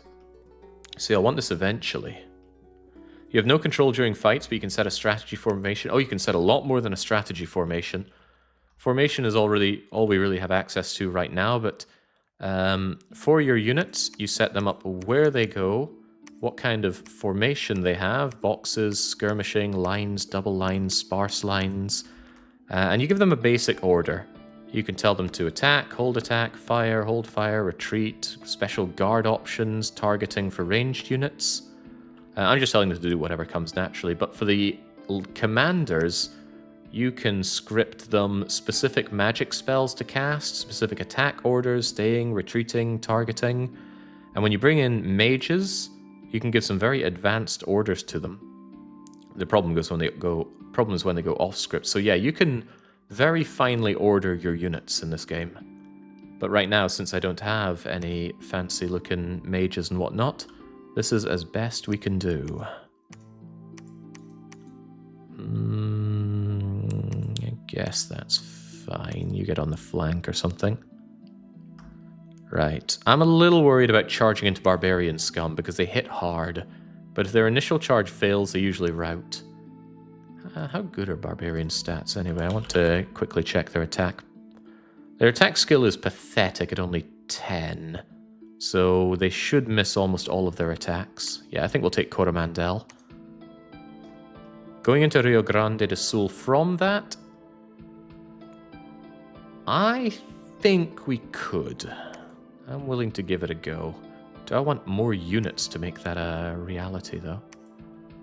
I think I will. I'll make another commander to move more units over here. That way I can take Rio Grande do Sul, which sadly does not connect to the Old Forest. But we can still move from Grande do Sul to the Old Forest. Wait, does it connect? It does connect! Oh, look at that. Look at that. There's an overlap here into Old Whalebones, but there is actually a path to Old Forest. I guess they just go around the lake. And then Master. So secure the cap circle, crank out as many of these things as possible, and then start pivoting into mages. Ooh, now look at that. Did this not show up when we were looking at the guys earlier?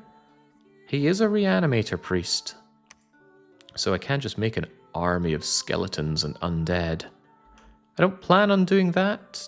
At least not a permanent army. We resurrect them as we need them. Still interesting though. Yeah, I don't know why that didn't show up. I don't have all the answers though. Just most of them. Right. Tell me what's happening over in Water's Edge, out of the City of Tears, and get as far away from San Francisco as possible. Alexandria allows indie priest recruitment, so does Canada. Let's bring these guys up to 10 provincial defense. At least I'm piling on a bit of money, but the money is going to dry up the moment I start getting a mage corps online. I'm kind of saddened just thinking about that. Give me another scout, actually. It costs me one of these guys, but I need to go and explore up north as well. I was hoping for an indie scout, but you don't always get indie scouts. Get in there. Kill those barbarians.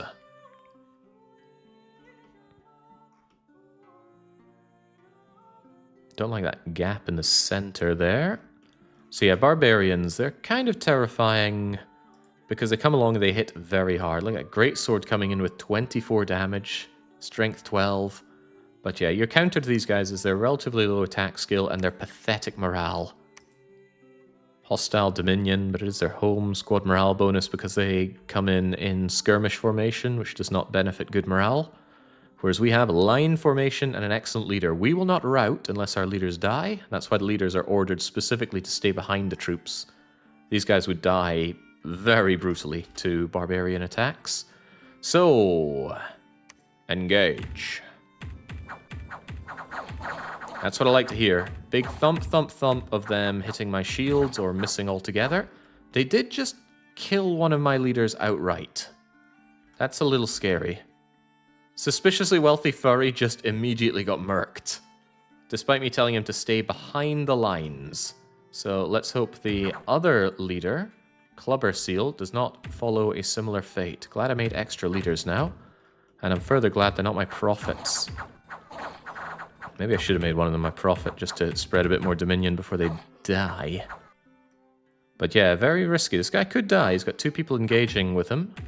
But those barbarians are very likely to rout now. Yeah, he doesn't get to go to heaven. Suspiciously bad at fighting furry. Yeah, so when they do land the hits, they hurt like hell. This righteous follower is bleeding and very likely to die now. Slash damage also gets increased, but the barbarians are starting to rout. And routing begets more routing. Definitely losses on my side. I could easily rout here as well. Especially because my leader insists on getting involved. There we go. They are down and they are out. I took more losses there than I wanted. But it's victory for Tanner. Rough fight. Yeah, 7 of my 24 went down and one of my leaders went down. Despite me telling them to stay behind the troops, they still engaged.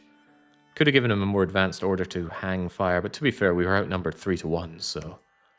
That's acceptable, I guess. Get back to Övanhamn. Get some more units on your side. Orlov, you are my crappy assassin scout. Tell me what's happening up over... Oh, you can't get over there, of course. It needs to be colder.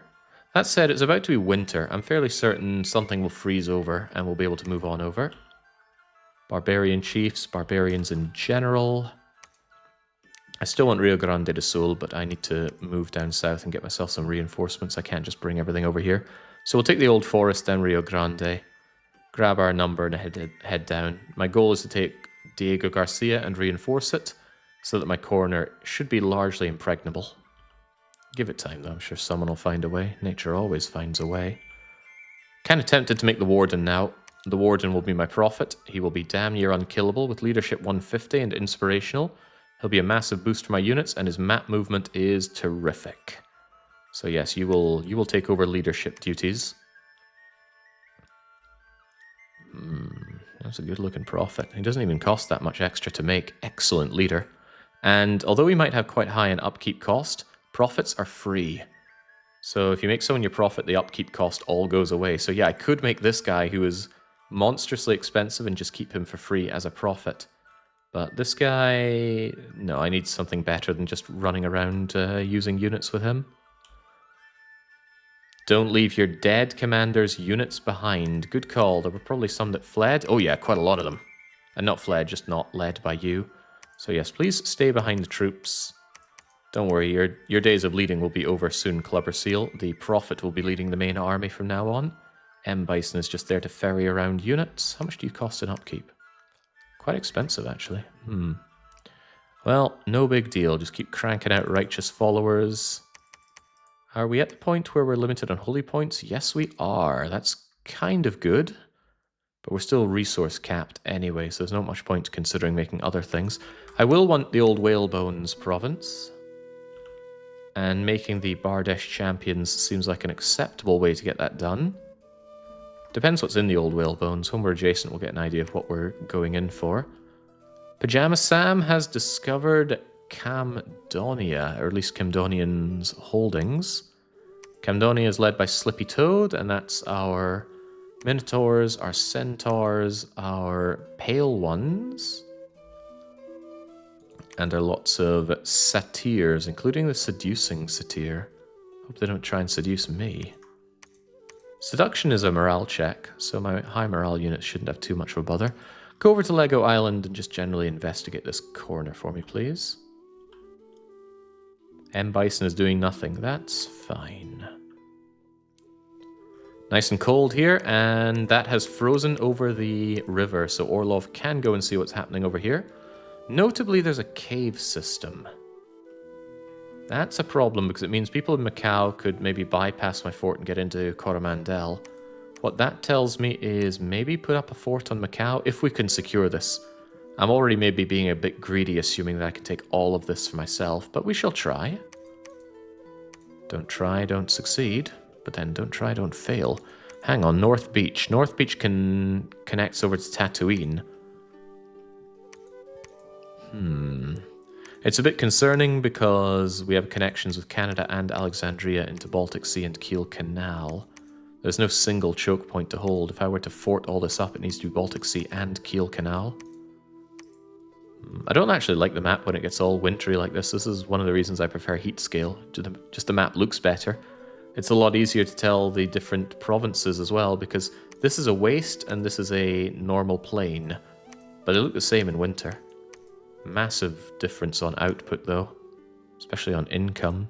Anyway, Orlov, go and investigate over to Macau and Vasa. And our new leader, Mr. Moreno, you will be our prophet, which means you do sit out the battle for a little bit longer. Head over there. Movement speed 12, movement speed da-da-da-da-da. Should I give Clubber Seal some bodyguards? That's what I'm thinking. I'm going to give you those with a guard order. Hopefully I'll stop you running in and getting yourself killed.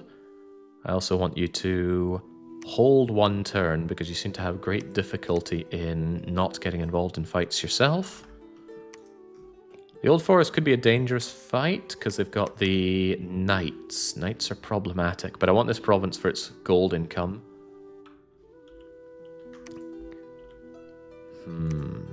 Yeah, my righteous followers could get murked by knights. Chest wound guy is still alive. Some people wonder just how granular are the units here. So the units all have their stats, their experience, their equipment, but they can't be treated as commanders. However, there are two different ways in which you can elevate a regular rank and file unit into a commander, at which point they have a full slot for you to give them custom gear, custom orders. You can also empower them in different magical paths. So you could take a goat or a cat or a bug, and you could elevate it into a commander, give it slots, transform it, give it magical paths. You could make it the most powerful being on the plane, but the investment would be enormous. But to some people that really appeals. It's actually the thing that got me into the game big time, because I was playing as Ulm the first time I was dossing around with the game, and I was looking at the war dogs that I was deploying thinking, these guys are just fodder, is there anything I could do to make them special? And that was explained to me, and that was the moment I clicked and went, oh, I'm playing something quite special here. Not special like how my mother describes me, but special as in I could really get behind this. Anyway, Pajama Sam, you have discovered Commodia's capital. If you go there, you will likely die. But I want you to try and go through Commodia, please. You could also go south and see what the tip here is, but no, check out through Commodia, please. Probably heresy, but I wish games like this would spend a little money on someone to help with the graphic issues. What issues? The graphics are serviceable. I would even say charming. Besides, there are so many thousands of units. They all have 2 frames of animation. We're talking an astronomical cost to do more than that.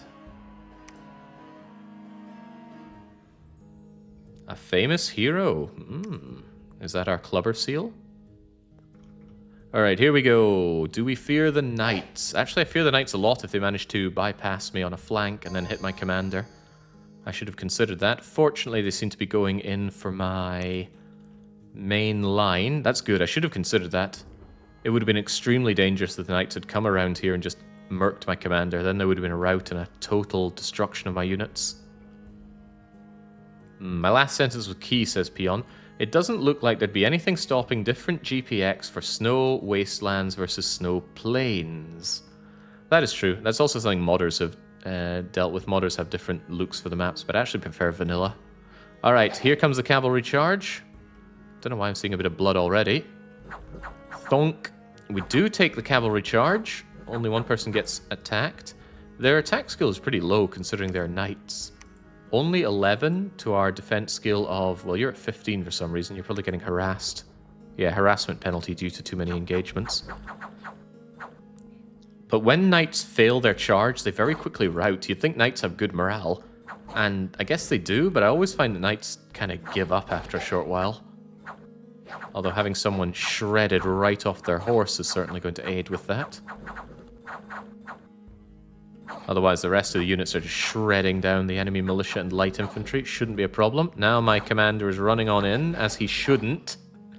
No, Clubber Seal, it's not good for you.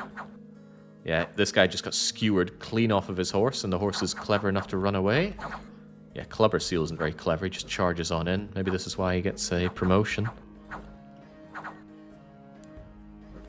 Are indies still just indies? I don't understand the question. All indies are just indies. When indies retreat, they're gone for good. Clubber Seal was my first main spaceship that I made an Avori on as well. Ah, well, good job. You actually skewered someone clean off their horse there. Good job, Clubber Seal. The heavy cavalry are doing a good job of sticking around, but they've finally given up, probably because they looked over their shoulder and noticed the rest of the army running away. A few of them got caught, though. Any escape for you?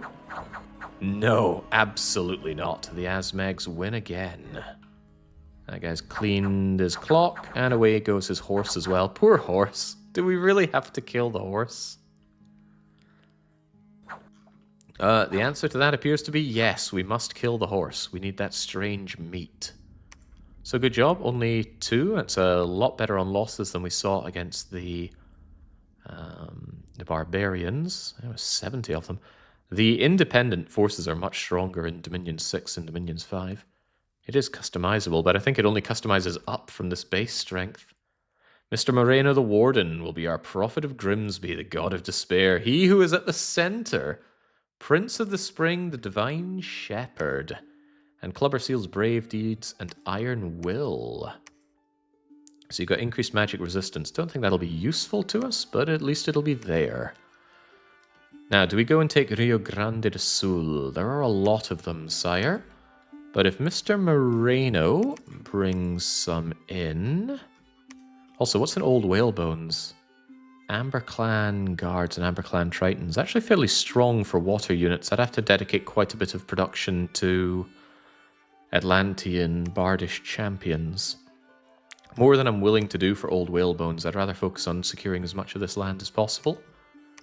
There must be experienced players looking at us just rolling their eyes, thinking I'm taking so long to do so little. Good players have...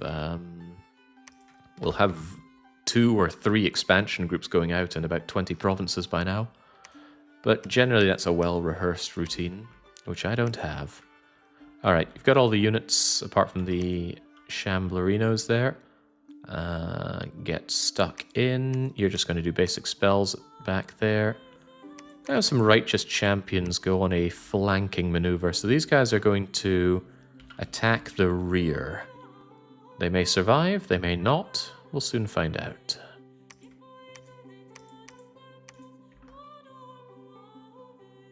I want you to hold for quite some time so that you can bodyguard Mr. Moreno in case anything goes wrong.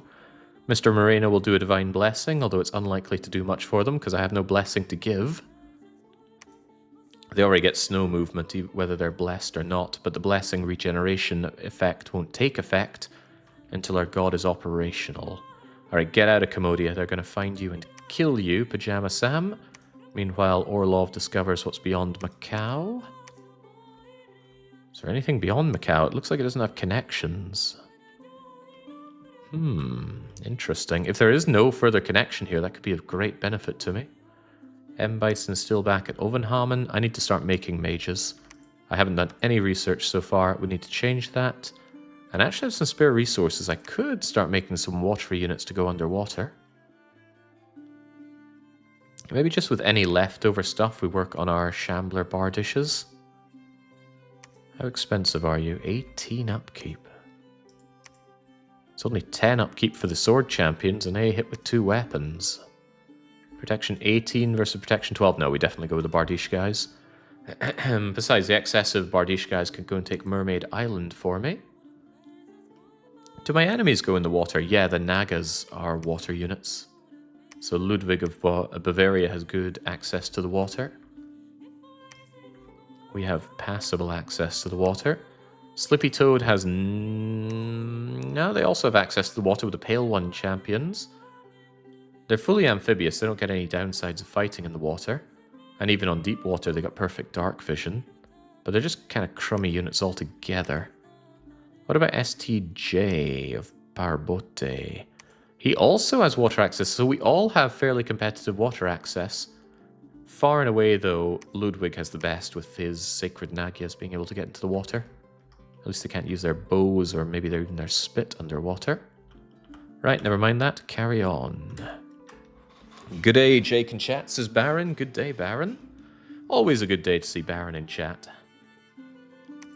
Even when ground down by life and games, Baron's always there with a smile. We can see that effect of the glamour on our prophet, and we can also see the effect of him being so enamored by our god. He loves Grimsby so much, he doesn't even want to be paid to be part of Grimsby. But yeah, that inspirational... Wow, actually, he's got Reanimator Priest as well. At Holy 3, that means he could actually be put to work if he's got nothing better to do. We're having this province. We don't care about their heavy infantry. We don't care about their massive arrows coming in. That's why we've got giant golden shields. These guys are just crummy militia. Militia die very easily. Now you see them, now you don't. Splat, splat, splat. One downside of my units is that our attack density is quite low. At best, we're 2 to a square. That's only 2 attacks. So when you slash down on one of these guys for 21 and you overkill them massively, it's a bit of a waste of killing output.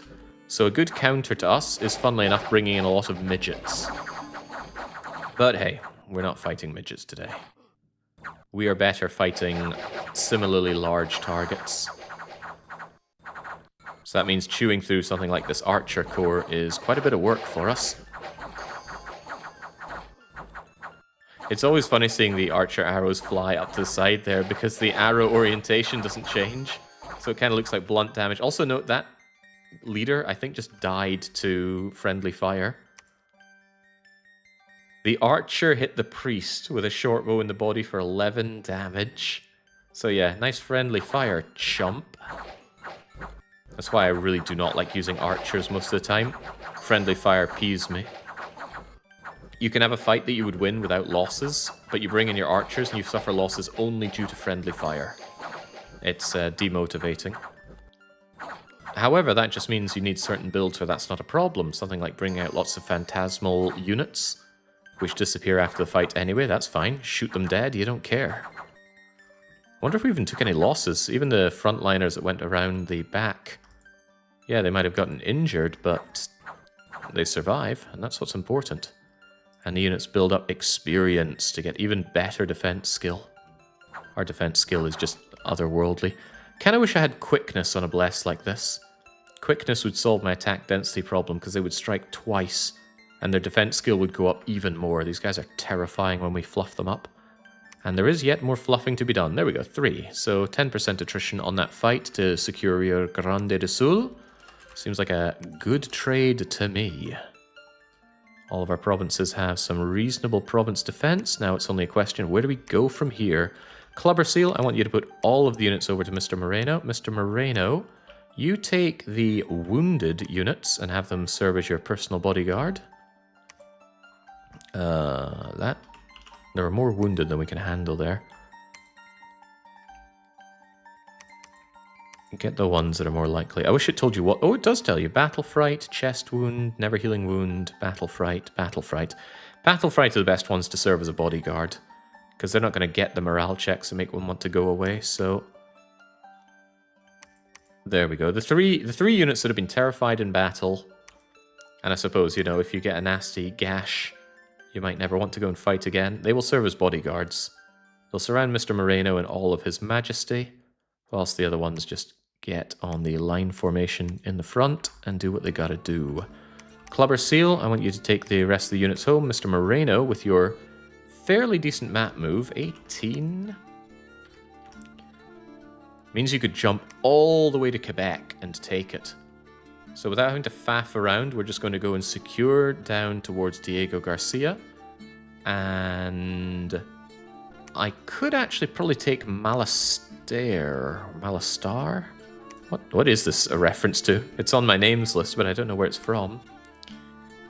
Oh no, they only have 14 morale. Yeah, these guys do have great morale. Gonna have to build up infrastructure real soon. That's gonna necessitate some of my expensive priests and some mage core. John Shepherd is on the case. John Shepherd, I need to consider what our research goals are. Hordes of skeletons, yes. I want to make the skull staff. I can't remember what level the skull staff is. Skull staff is construction 5. Oh well, needs must. Construction level 5. I also want Soul Vortex, but more than Soul Vortex, I should get Hordes of Skeletons. So that's enchantment 5. So it's construction 5, enchantment 5, alteration 6, and enchantment 7. But also, I'm never going to have enough nature gems if I don't get up Mother Oak. Mother Oak is alteration 5. Alright, construction, enchantment, alteration, enchantment. Sounds fine to me. Once Clubber Seal is back, you're going to pick up more of these units and go charging into Malestar. Don't know if you'll have the ability to run over to the Ryokan Hiei to help out as well. We'll soon find out. Orlov, tell me more about Celadon City. Ooh, Pajama Sam. You know, there's still a faction that we haven't discovered. Where are they? Are they beyond Timbuktu? Also, Celadon City doesn't seem to connect. Is this the edge of the map? Maybe don't waste your time. Go down to the Vasa instead. Winter will soon be over, huh? Okay, this is fine. Do more site searching for more gems. Yeah, but I don't have nature access for... No, that's not true. I got a really good nature site searcher guy. Yeah, I should get site searching, maybe even before I care about research so much, because the research is going to be a long wait anyway. Hey! Dormant Pretender Gods are awakening. R1 will be up and on the go soon. Alexandria has given us some extra gold. Hardworking farmers managed to harvest some sturdy crops even during winter. Damn right you're paying me extra taxes. This is your first real taste of command, Mr. Moreno. It's Mr. Moreno, right? Yeah. Put down that bless. Sometimes I feel like the battle log doesn't show itself well enough. There we go. Yeah, so the standard battles remain standard as we kill the indies. It'll get a bit more oomphy once we have magic operational. And yeah, Mr. Moreno can cast down divine spells to deal damage. He just did Word of Thorns on that poor little militiaman. And he keeps giving Sermon of Courage to boost up our already ridiculous morale levels. Our guys don't have everything though. They aren't difficult to counter. One look at this should give you an idea of how to counter them. And there are many different ways to do it, from benign to magical. Their protection is not that great, so if you just hit them pretty hard with a giant, they're going to die, as long as you get through that defense skill, which you could do through earth melding them or paralyzing them. Lightning would kill them, poison would kill them, burning them would kill them, freezing them would kill them. There are many counters to this game. Or perhaps I should say there is always a counter in this game. You cannot build something that cannot be countered. Anyway, we continue the war march. We're just grabbing loads of provinces to our great benefit right now. Contemplating going here into Malastar. I take Clubber Seal, give Clubber Seal that army. It's not a very large province. It should be easy to take out, so... On you go, Clubber. Another assignment for you. Guard Commander, hold on the back. Righteous Ones just charge right in. Line formation, less likely to get murked by arrows. Clubber, you just hold back. I don't want you getting shot. Just attack closest, please. That way we'll have most of our cap circle. The remaining one is this unknown throne. It's quite useful, though. I can take this throne. And I will likely consolidate my army onto the Gates of Madness to secure it. You really struck a chord with me on site searching. The Shadow Seon is a good site searcher, Astral Death and Nature. The Mage of Steen has better death site searching. Site searching I think caps out at 3 or a very rare 4. But then again, the Collar of the Steam Shield is an amazing site searcher. No nature access though, so no, I think I have to go with the Shadow Seon for site searching. He's a scary bastard, you know. 80 gold. Hang on, are you just better than using you as a research mage? Yeah, you're considerably better. I should be using the Shadow Seon. I can also have you turn nature gems into death gems, making Mother Oak even better. Alright then, crank me out some Shadow Seons for site searching and research, please. But John Shepherd and Seren... Wait, what? Okay, John Shepherd and Seren have come together to serve the god of Grimsby. You ever thought about fighting alongside a Turian? What about fighting alongside a friend? Okay. M. Bison, you just hold your fire down there. We'll have this. Whether or not we combine forces, I do not know. Against horse archers, if you attack rear and place your troops on top or bottom, you'll likely suffer less losses as the horse archers will use their useless bows and use less of their spears before routing. You think that's worth a go? I've never tried it. I'm willing to give it a go. Square formation? Probably. And then let's try attack rear, see how that works out. Cue this not working. Yeah, it's very rare to find level 3 or even level 4 ones. Alright, we all rejoice, for the god of despair, Grimsby, is here. First off, the attack that... Now here's what I always wonder. When your god appears in the same turn as you attack, will the Divine Blessing get your Pretender's Blessing up? And the answer is yes! Regeneration is now online. These troops have turned from a problem into a big freaking problem for all of our enemies. Now, even if you hit them and hurt them, even if you hurt them pretty badly, like this poor bugger. What happened to you? You got shot by a bow in the body for 12 and 8, taking you down to 4, but you're going to regenerate 3 hit points per turn. Actually, didn't you get taken down to 1? 12 and 8? Yeah, you went down to 1 hit point.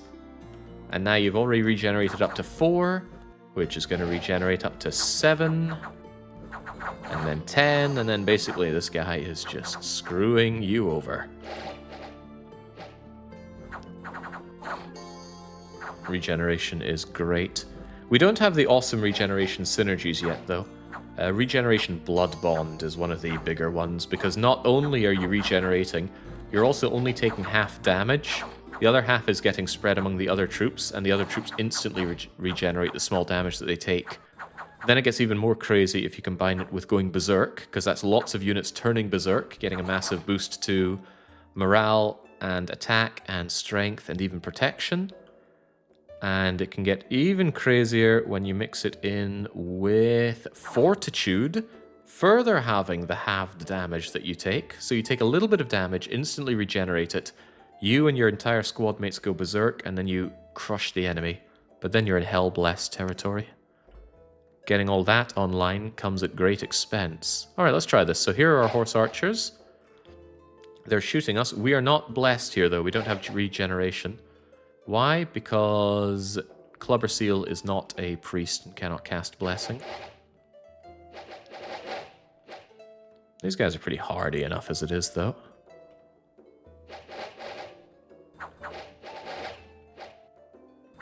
If I remember right, there's a level 6 sight for Astral. That sounds pretty hardcore.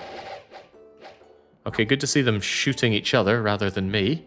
Shortbow shot you in the leg. I swear you got shot, though. Yeah, Shortbow shot you in the leg. There we go. Good job. We actually just routed them by killing their commanders. Often when you give the attack rear order, I find that my units are really bad at targeting commanders. Especially flyers. You tell the flyers to attack rear, and they end up attacking kind of center. And then they just get mulched. Alright, kill all those horses, gain all that experience. Some of them are getting quite experienced. Not these ones, they're the ones under Mr. Moreno. Only 1 loss there. Excellent. Can you meet up in the Ryokan Hei? No, you cannot. What does that mean I do with you, though? Maybe go back to Övanhamn, get the reinforcements, and then once Mr. Moreno is done around here, we go and take the Gates of Madness. But I really want to fort up in Diego Garcia before anybody else gets any ideas about that. Any cool recruitables here? Not that I can see. My cash situation is great, which is just as well, because I plan on doing a lot of erecting. Grimsby, God of Despair, the do-you of farming is up. You could go site searching, but I'd rather site search with the Nyan Cat. I've never tried auto site searching before. Have I? I don't trust it, though. I trust me to do site searching. Coromandel, Alexandria, Canada, Diego Garcia. Let me think. I should have all of that. And then the next one comes out, does Coromandel, Rio, down to the Old Forest, down to Quebec. The other one pops out, does Malastar, Addis. Oh, I missed Ryukyu. Oh, Ryukyu has an adjacency with Numidia. That's not a problem, though. It's not a problem, right? Diego Garcia is the priority over Ryukyu, and our enemy doesn't fly. I need this fortified up so I can just seal off the south. Time benefits me more than my enemies, because my enemies get so many bonuses over time. I have a funny feeling that our other fighter is over here. If they're completely blocked off from the rest of us, I wonder if that's good or bad, but there might also be a way down the south. I need more scouts, but can I afford more scouts? I don't want to go back through Camdonia. Go into the underground and tell me what's happening there. Ugh, you have to go through Great Britain. I'm sorry, lad, I didn't ask for this. The game is complex and obtuse and impossible to understand in a oneer, says Anon Finn, responding to Lemurker asking, this game is so mystical to me, I've watched the whole run. I feel like I barely understand anything. This game asks a lot of you to try and understand it.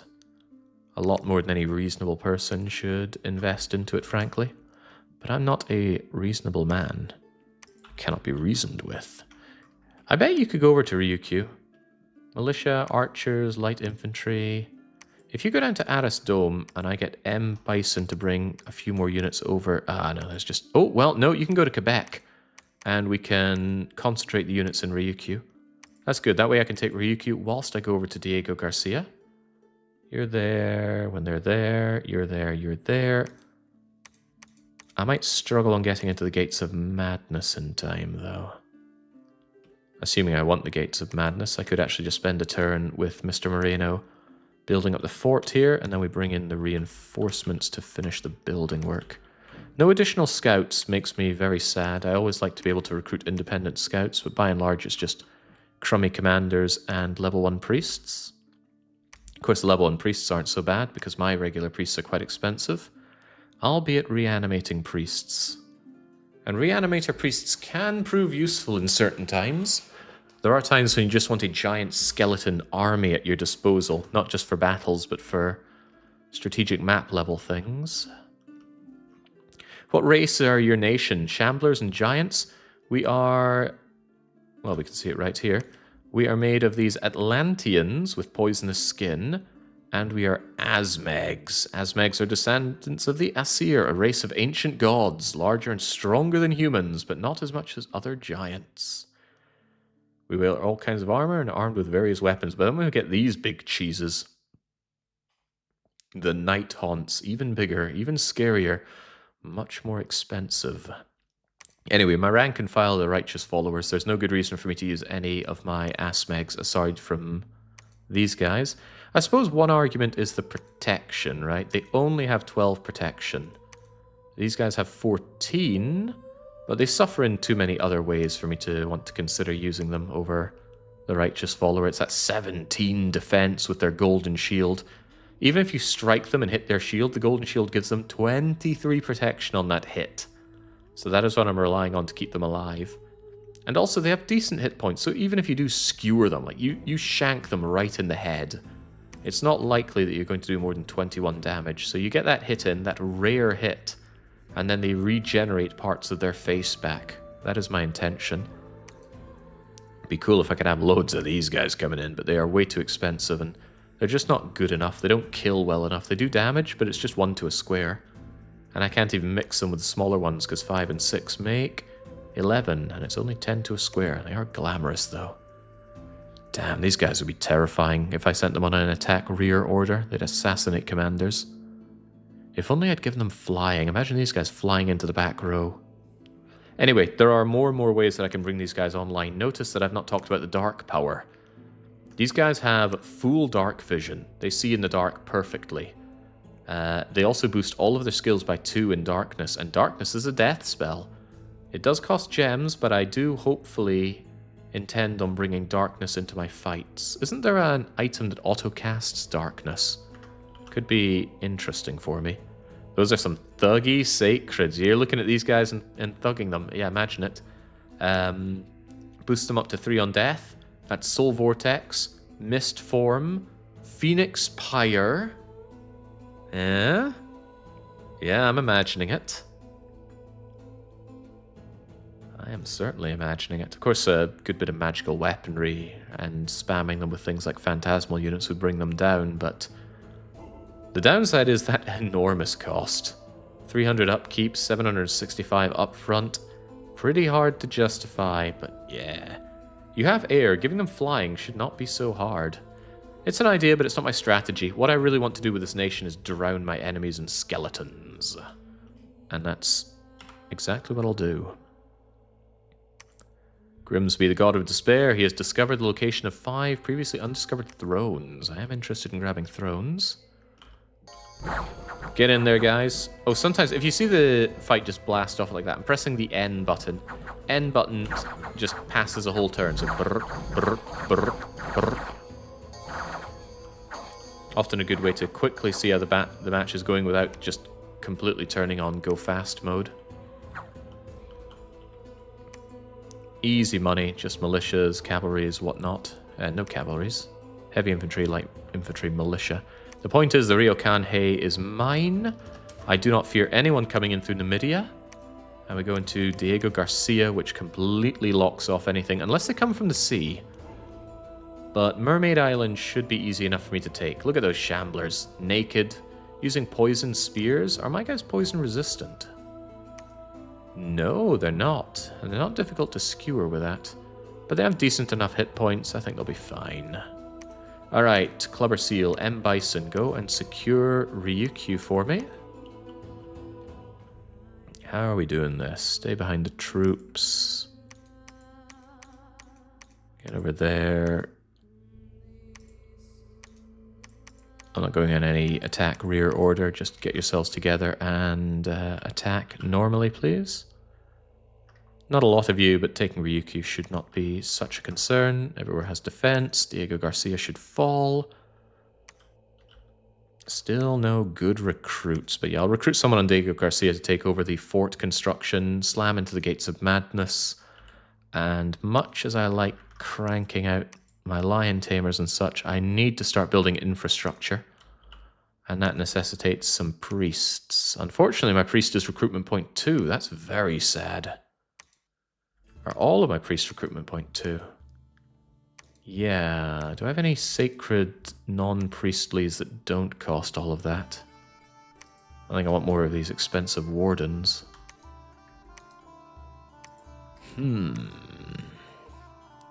What about an adept prior? No, they're too expensive. I don't want to waste an entire recruitment turn on a level 2 priestly guy, but just one of them will do. If I crank out a temple in one of these places, then I'll start bringing in indie priests, and the indie priests will do the work for me. Do I want to do that right now? Comes at the cost of site searching, but yes. One neophyte prior to get the ball rolling. Meanwhile, Lion Tamer and the Nyan Cat can site search for me. If you build just a temple in a front province, you can recruit cheap priests without wasting a capital recruitment. Yeah, that's what I'm thinking. But I need one to get that going. Now, admittedly, that one could be Mr. Moreno. That's assuming there's an indie priest to be had here, but I'd rather just get it going as soon as possible. Alright, so what do we know about this? Not a lot. Do I need to go down and around? I have a feeling there's a lot more of the map down here. That said, we've already seen 1, 2, 3 nations. Where's the 4th? Could be dangerous if any one nation gets too much power. A good example would be Camdonia heading all the way up here. Could be a real chuffing problem.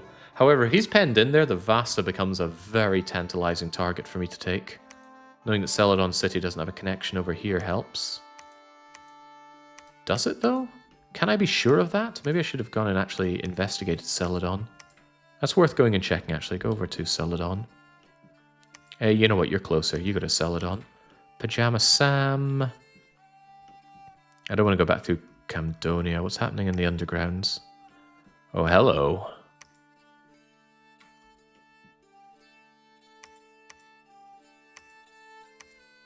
I wish it lined up with the overworld here. Gateway to Rusty Bucket Bay, gateway to Coromandel. There's Coromandel. Line up that with that. Why does it keep changing? Oh, I think it's changing because of who I have selected, maybe? Anyway, Coromandel links up underground over to Yellow Caves to bring us over to Macau. And the Deep Wagyu Whatsits. The Deep Wagger connects to Rusty Bucket Bay. Where's Rusty Bucket Bay? Ah, here it is. That could be a problem. Rusty Bucket Bay gives people a gateway into my land. Might be a good idea to go underground and just cut off Utter Dark. Can't you just click on the cave entrances? I can right-click and show where it goes over to here. Maybe that's more clever. I just wanted to quickly look at them overlaid under each other in a manner of speaking. Alright, so the caves could become a problem, depends on how much my foes take them over. Might try my luck heading down to Dundee Docks and seeing what's down here. You tell me what's on the other side of Celadon City. Gives me an idea of priorities. All caves are under darkness, affecting attack and defense skills by 3. Yes, but not for my units, because we have perfect dark vision. Nyan Cat has found nothing. Construction research is done. There was battle in Lorul, so we can actually see what our foes are using. They've got these overcharged Masters of Blood that I was scared of earlier. They're using some Barbarians, they're using their Abyssians, and they're fighting a whole load of fairly useless Forest Tribe units. Wolf Tribe Warriors of Lorul trying to defend themselves under the guidance of a Barbarian Chief. That's not good for morale. Also, there's that heat aura. I hope you guys are heat resistant. You are. You're also cursed. Yeah, those Barbarian shock troops are going to brutalize the Wolf Tribe units. Or so I thought, actually. Surprisingly good response from the Wolf Tribes. Right, now I get to see your zapping. Right, did you use your overcharge there? I don't think the enemies are actually landing a hit on you to even get overcharged. Maybe you did because you got zapped. A Wolf Tribe warrior shanked a Bloodmaster in the head, removing its eye.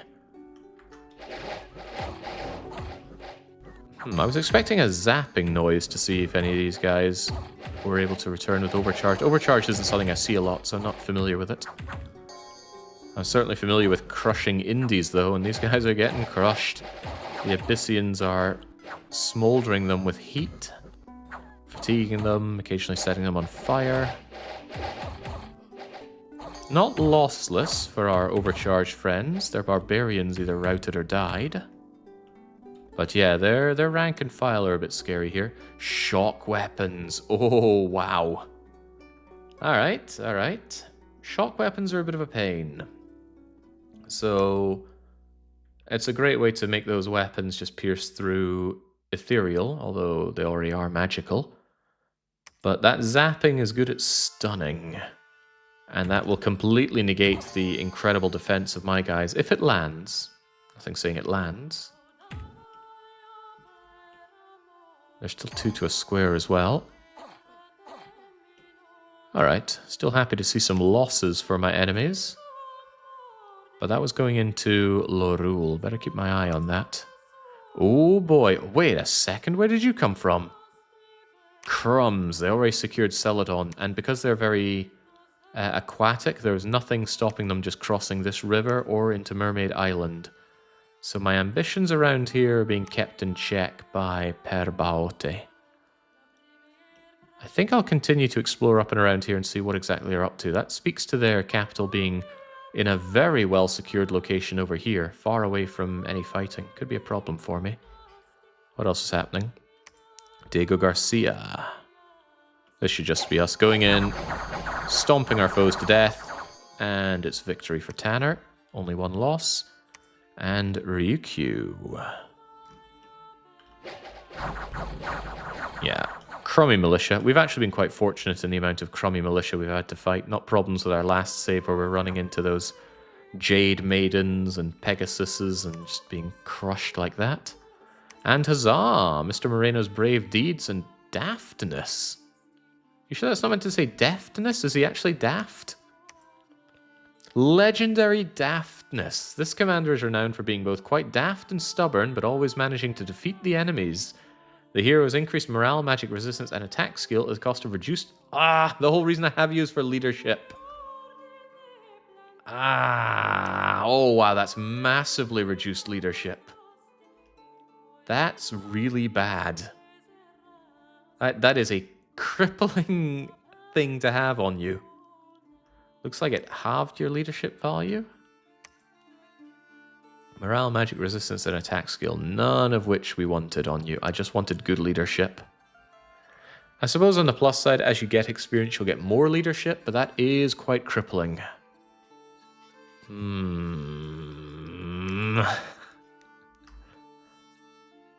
Damn. Damn diddly damn. Okay. Well, at least I can recruit myself a crummy commander to take over the work of constructing the palisades here. Whilst M. Bison and Clubber Seal make their way over to... why is one of them significantly slower? It's these bodyguards. That's alright, Gates of Madness are right there. We're going to get over to Addis Dome. The commander will take over the building in Diego Garcia. We will converge on the Gates of Madness. You are going to erect a... You get site searching. Shoperation is going to erect a... temple somewhere. Maybe Canada, but Canada's a little at risk now that we've got Lorul right here. Maybe Mastare, it's very safe. Oh, but it doesn't give me priests. You do then. Alright, the Old Forest. Go and erect a temple at Old Forest, and the temple is going to crank out priests that are going to go forth and spread the good word of Grimsby. Keep Diego Garcia protected. Fairly well protected. It's my front line. Okay. Jake, build a temple there.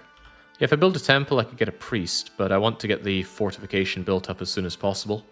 It allows me to just hold this down. There is an argument that says push out a little further. We've got all this land. But Diego Garcia just strikes me as a really good place to simply hold. Alternatively, I could do something like...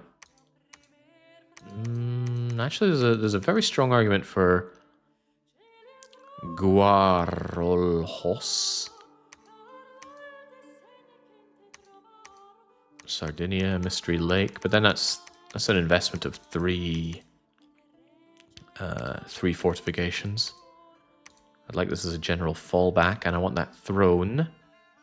But yeah, letting my enemies just take more and more land is going to make them stronger and not make me stronger.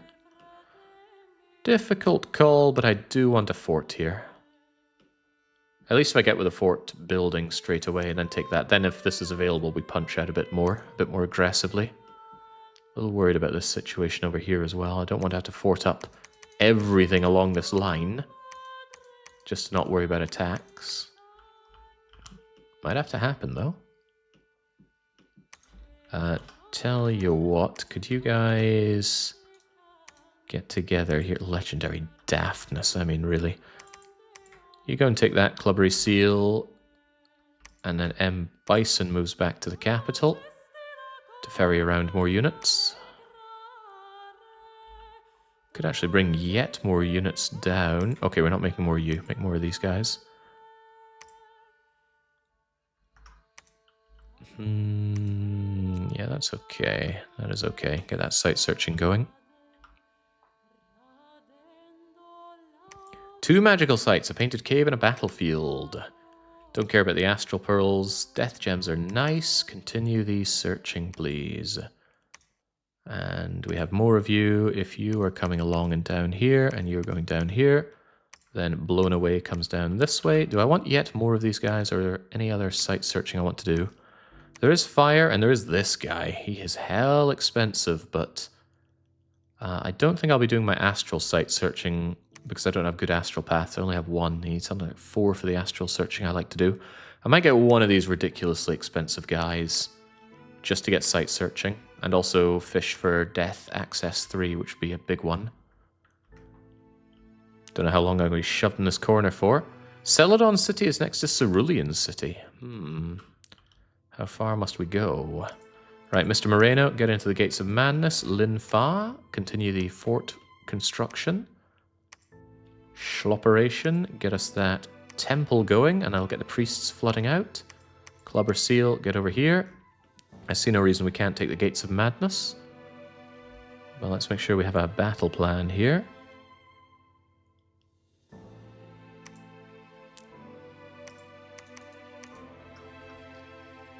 Perhaps that battle plan could be looking for more battle fright, actually. Never healing, never healing. Chest wound, never healing. Weakened, chest wound, weakened. Alright. Battle fright is nice to put on the back row. I'm not so sure about sacrificing more of these guys, but you... I'm actually going to put you again on the attack rear operation. Could really help in slaughtering these guys, especially when we're going to have Divine Blessing for mass regeneration. Mass regeneration does speak to just having a strong front line, but I think this will be okay. Also, I might move you guys a little bit forward. Yeah, that should be okay. Just in case we get flanked a little too easily. Alright, I'm fine enough with that. Nyan Cat, continue your sight searching. Diego Garcia is well defended. Okay. Both are attack rear now. Glad you noticed that. You just attack, you guys attack rear. Go, go, go! Don't let me down. It would be a big loss to lose all of those guys. Nothing was found over in Canada. The Nyan Cat is letting me down. Övanhamn, let's go. So yeah, quite a bit of them. You always expect more to defend a holy site like this. In come the arrows. We don't fear the arrows. It's extremely unlikely that an arrow would kill in one hit. It can happen. An arrow could kill a dragon in one hit. But it's more likely just going to do a bit of damage, which we regenerate away. So much for the attack rear order. There were too many of us too many of them for us to do that. Some of them charging on in though. No fear, no fear. Regeneration also makes it less likely that you pick up afflictions, although I don't know how that happens. Someone just took 17 damage. Short sword in the body. And here's the thing about damage. There's exploding dice rolls. You roll a d6. If you roll a 6, you put on 5 and you roll again. And that can happen as many times as you keep rolling 6s. Oh wow, he actually got completely destroyed there. That's what he gets for charging on in. Well, some brave units just die, but not us, though. What a slaughter. Some of them appear to be ethereal, so that's one of the weaknesses we have right now. We do not have magical weapons. We do not handle ethereal enemies very well. And we also have no intention of getting magical weapons, so if any enemy goes heavy on astral and gets something like ethereal luck, twist fate, then we have big problems. Our attack skill isn't so bad. We can hit. But ethereal negates 75% of benign damage hits. Not bad. Nice throne to take. Well, is it a nice throne to take? What throne even is it? The brass throne. It's just dominion, it's points, it's province income. It's an all-round excellent throne. And that's a common theme with level 1 thrones. They're all good, they're all positive, but they're not very strong. There are exceptions. There are always exceptions. So we got the brass throne here.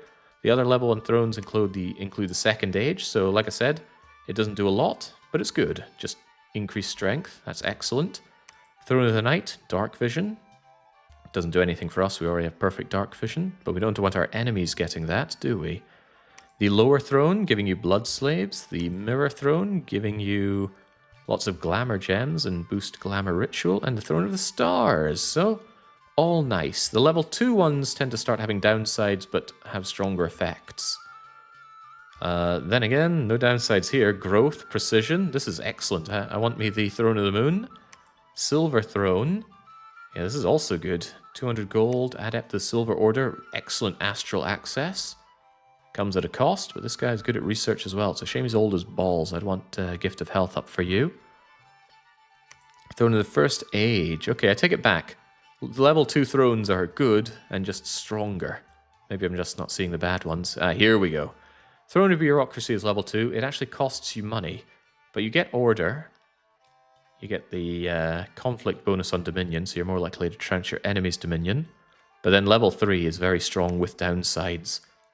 Lots of heat. If you don't want heat, that's bad. Although if you want heat, this becomes amazing. Throne of the Sun, which we know where it is powerful if you can take it. Throne of Abundance, loads of gems, loads of money, with a big downside, +2 sloth. You'd have to really weigh up whether you want all these gems. They're very much split, so if you don't have vast magical paths, this could actually just be not a lot for you. But 500 gold is quite a bit. And then what's the other level 3? Well, there are only 2 level 3s. Anyway, good, but even if you secure all of these thrones, you won't win on my settings because this is a fight to the death. Even so, Mr. Moreno, claim that throne of ascension. Although I could let my god claim it. My god isn't doing much. He's researching pretty heavily, actually. I don't have good research. He's a heavy hitter in that. Yeah, claim that and then move your way down. How are we doing on those priests, anyway? Schlopperation. Since you have little else to do, go and continue spreading those... spreading those temples. Get those priests up. This is infrastructure. Go and check the gates of madness. We're still recruiting this big bastard. God, he costs a lot of money, but oh well. M. Bison, Clubber Seal, Mr. Moreno. Just give Mr. Moreno the whole army, even though he's become pretty bad at leading them now.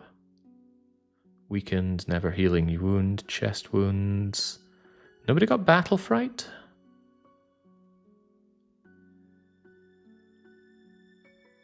It would seem not. Alright, keep it like that then. In that case, Clubber Seal, you head home. Mr. Moreno, keep the army. M. Bison, you bring the rest of these units over for him. Then Mr. Moreno has a big chunky army that should have no problem just curb stomping anything and everything down here. Even if he gets caught by the enemy army, he should be okay. And then I think I'll avoid doing diplomacy. I think diplomacy with the AI is overpowered. You can just keep asking them for a non-aggression pact. They eventually say yes, and then you've just shut down one of your fronts forever. Feels overpowered. I don't know if the AI does diplomacy with each other, but... Ah, well, there's Perbaute. Interesting. Just when I thought I had a very safe corner, they have an incredibly safe corner. Not only that, they're water-focused with all this water around them. Dangerous foe for me, really. I need to get going on my water... supremacy. Some more of these Shambler Bardishes, please. Oh god, I just saw an ad for build a bank branch in Fortnite. I feel physically ill, says Sunchaser. I would too if I was seeing advertisements. What kind of god-awful setup do you have? Get an ad blocker. Get uBlock Origin. Alright, what am I thinking? We're taking this, we're moving units around, we are site searching, nothing else to worry about. We did not find anywhere that we can recruit indie scouts from, which is a bummer. Because I like parking scouts on Thrones of Ascension, and I don't like wasting recruitment turns getting, admittedly, my low-cost scouts out from the capital. Twitch has faffed up the ad blocks for the past few days due to TwitchCon. I have continued to see no ads on Twitch. Then again, I use the GitHub Twitch ad solutions things to make sure I'm on top of that. Slippy Toad has claimed the throne of bureaucracy. I believe that was the one that cost money but gave some otherwise really good bonuses. That's worrying. Mr. Moreno has claimed the brass throne. We knew that was happening. And we found a starlit pond and a mirror palace here. Air gems, astral pearls, supply points, income, all good. And another astral pearl. So Astral Pearl is frontrunner on gems that we get alongside Fire and Wind, which is funny because we only really get Fire and Wind here. So good job, Astral Pearls. What was the other thing, though? Nothing was found. Damn it, blown away with weird-looking face. Ooh, so we actually got the 1 in 10 extra bonus to magical paths. And we popped out a Vino Paolo with 3 air, 3 fire. Unfortunately, I really wanted 3 death. Am I willing to roll for another one? Maybe not at these costs. I need more units out in general. Do I get more Shadow Scions? Yeah, I think I do. Doesn't help that you are sacred, so you eat into my production of righteous followers. But yeah, get these guys out both for more site searching and for more carcass collecting. Actually, I don't know. Maybe I should try rolling 1 more of them. But it's only slightly better than the 1 in 4 that we get that 3 death. And I really want 3 death. It's also not something that I need just yet. Maybe we can do it later. Provincial income from Rio Grande do Sul seems like a monkey paw scenario to me. It actually chunks out a good amount of money. 262 from 21,000 people. It's almost competitive to my capital. over here in this corner is just our money-making place. Rio Grande do Sul has about 13 times the economic output of Coromandel. And in terms of gems, Rio Grande do Sul is also popping out 3 gems for us, or 2 gems and a pearl. Huh? 2 pearls and a gem. That's fine. Pearls are more malleable. So, Lion Tamer, continue to search for us. Get down to the Old Forest. Schlopperation. Construct us temples. Napoleon, construct us temples. Clubber Seal is back on the capital without too much to do, so just wait around. Vino Paolo. I'm actually going to put you on auto-site searching and see how you perform. Like I said, I've never really tried it, so I'm keen to see how you work with it. Continue searching my scouts, and now that we hold the Gates of Madness, Nyancat, search it. M. Bison, hand those units over to Mr. Moreno, who is now struggling on leadership. Damn you, Mr. Moreno. Why do you have to be so ridiculous? Your bonuses give me nothing. Uh-oh. So it seems our foe over in Camdonia did take this adjacent area. He's using mostly pale ones. The pale ones are kind of crappy.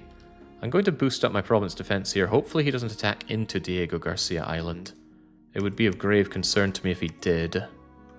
Unfortunately, we are just too slow to get over to Tatooine. I might go into the Rockies.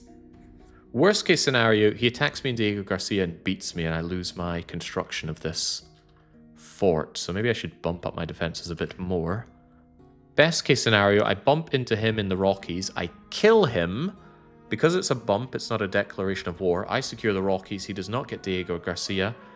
I cut him off from Sardinia, and then I try my luck at the Netherlands in 10 years as well. I'm going to hope for that high roll of an outcome, but it is hoping for a lot. I should also consider putting up another fortification around here. Maybe in Quebec? I don't need it, but it would be nice to chunk out more researchers. And I have the money to get more forts up. You got to consider adjacencies. Being adjacent to a fort boosts up your economic output. That only really boosts up Ares Dome. There's the argument that Ryukyu could be more useful down the line dealing with Numidia. Stops me sucking the Old Forest completely dry as well. Yeah, if and when Numidia falls, having another fort over here would not be the worst thing in the world. Alright, I think that's what I'll do then. Since Clubber Seal, Sarin, Bison... Bison's got an out to do. Bison, go over to Ryukyu and erect me a fort over there. I still need to consider what to do with up here, though. At this point, just taking Kiel Canal or Vasa would be a strong movement. Next bunch of units that I take, as long as I can keep this frozen over... We try and secure the Vasa. I hope upon hope that Per Baote heads south and clashes with Camdonia, but without the spies around to keep an eye on that, there's no good way. I kind of wish, just for the sake of streaming, I could just have Eyes of God active at all times. It would give me an advantage, but I'd be fine with that. I just want the stream to be, to offer up more information, because I love to see when my enemies are fighting against each other. Go and check out Malastar for... No, we checked out Malastar. And you're searching the Gates of Madness. And you are working down towards the Old Forest. So you go down to Aris Dome, please. We should be able to take the Kiel Canal if we throw enough bodies on it. It worked last time we did that.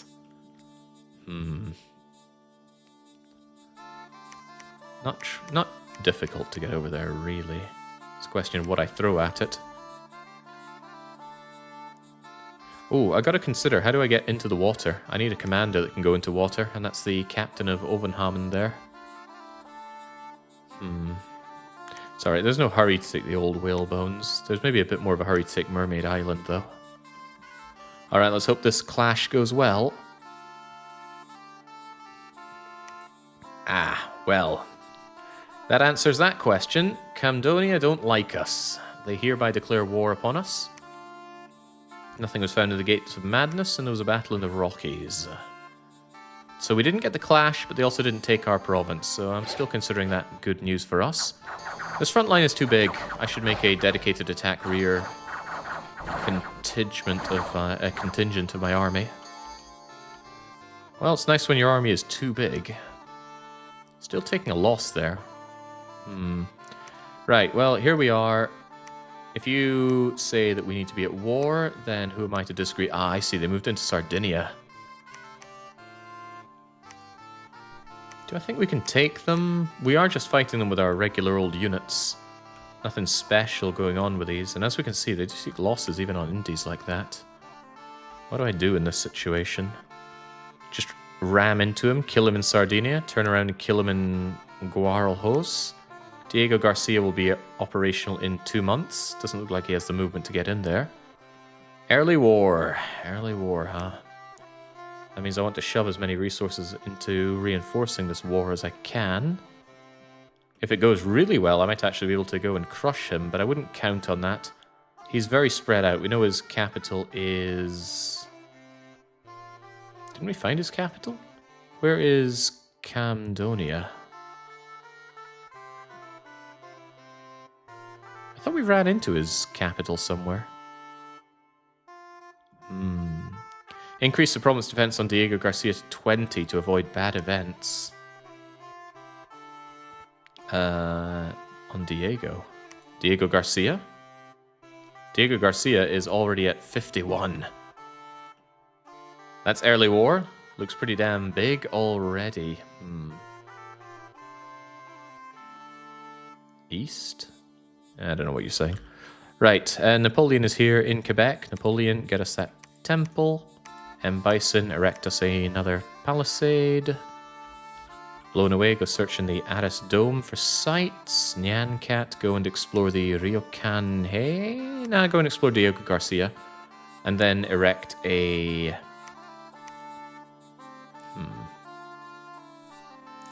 No.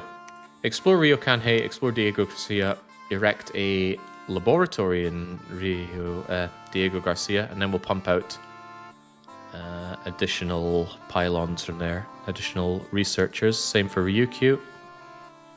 There's only 3 temples though, 3 fortifications. I will want another one. Kind of want Kiel Canal into Vasa.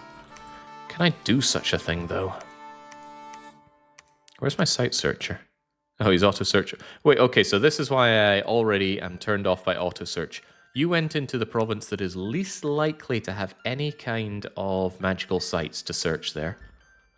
Unacceptable. I'm taking manual control over you now. Still gonna have both of you search here. Get to it, Lion Tamer. Schlopperation, you have erected a temple here. I will want a few more priests, just in case we get crushed on Dom. Pajama Sam. So this is the bottom edge of the map, huh? Go and explore along here. Interesting.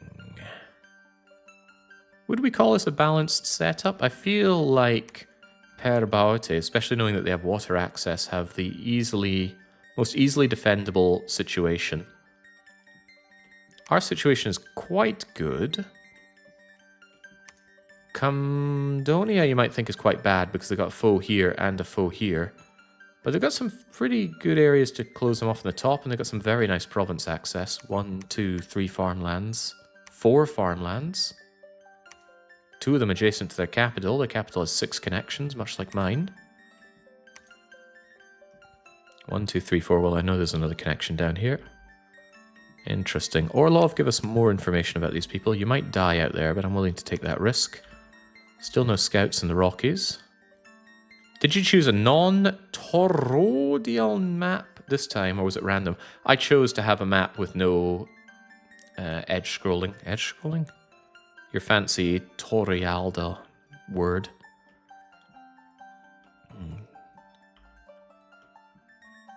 Because I thought it would work out better for a 4v4 free-for-all, and also I just like to try different things for different runs. Just like I sometimes like to run Disciple games. Alright, Sardinia hoping to fight you. Claim Sardinia, back it up. I have the money, let's actually invest in a bit of province defense. Claim Sardinia, take Guarajos, get my fortification up. And then if he ever attacks me, hopefully we just beat him back with our fairly hefty number of regenerating righteous followers. It'll work better in our Dominion. Well, maybe a bit.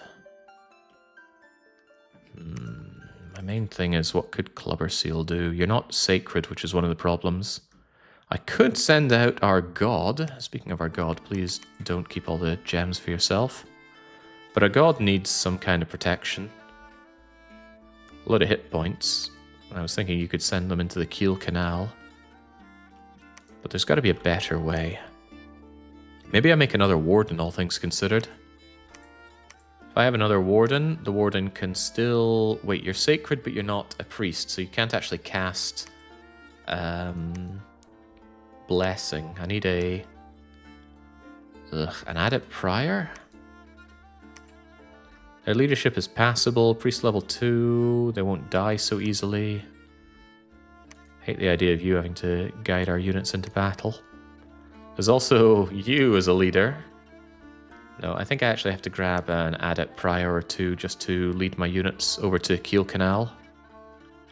Not thrilled about that, but this is war. Jake, he studied maths, he doesn't know Taurus. That was a long time ago now, okay?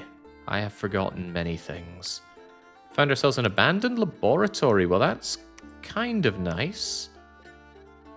It would be nice if we put down a palisade here, but we didn't. We will not regret this decision. But yeah, free laboratory would be great if we found that over in Ryukyu. Matters not. Speaking of Ryukyu, get yourself over there. Vino Paolo found the Whispered Tower. It's a gem. I won't complain about that, but I will complain about your choice of sites to search, Vino Paolo. From here, do Rio Grande do Sul, Coromandel, Alexandria, Canada, Gates of Madis, Malaster. Just zigzag your way down and around here. Nothing found there. We did end up fighting our foe in Sardinia. His army is not here, I think. I think this is all province defense. No, that wouldn't make any sense. He wouldn't get this as province defense. I think we did catch him. Alright, yeah, because he's got his Minotaurs. His Minotaurs trample, however, they're size 4, we're size 5, meaning he cannot trample us. You must only trample foes that are smaller than you. So he's going to be reduced to using his... Ooh, god. Quite scary units. Dual-wielded bronze swords. With attack 12. That will get through us. And that will do heavy damage. On top of that, when they go berserk, it'll do even more damage with more attack skill. So you guys are scary. On top of that, barbarians and centaurs, who also go berserk. With massive attack skill, enchanted broadswords. This will not be lossless.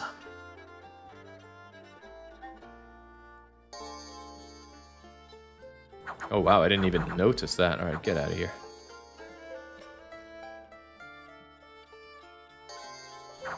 Jake, do you think Dominions will ever jump to actual 3D models, kind of like Civilization? I think it wouldn't gain anything from doing so. It would probably lose quite a lot from doing so. So I'm all the happier for that not to happen. What is this? They just punched right through me. Into these suckers. Or rather, we got in go... Ah, I see. They charged in. They held back this line, creating a hole in us. That's not a problem as long as we win this engagement. But as you can see, these guys get fully berserk, massive attack skill, massive damage. So suddenly you become a huge liability. As long as I kill you, though, and one thing you don't have is good protection. We kind of share that in common, actually. But yeah, if you see a unit glowing in red like this guy, he has gone berserk. The one good thing about berserk units is that their defense skill gets crippled. Good from my perspective, that is. So they're easy to finish off. The problem is if we don't finish them off, they do some serious damage to us. So I'm happy to give this guy losses, but I need to replenish my losses. And him being an AI on Master Mode gives him a huge amount of resources to throw at me.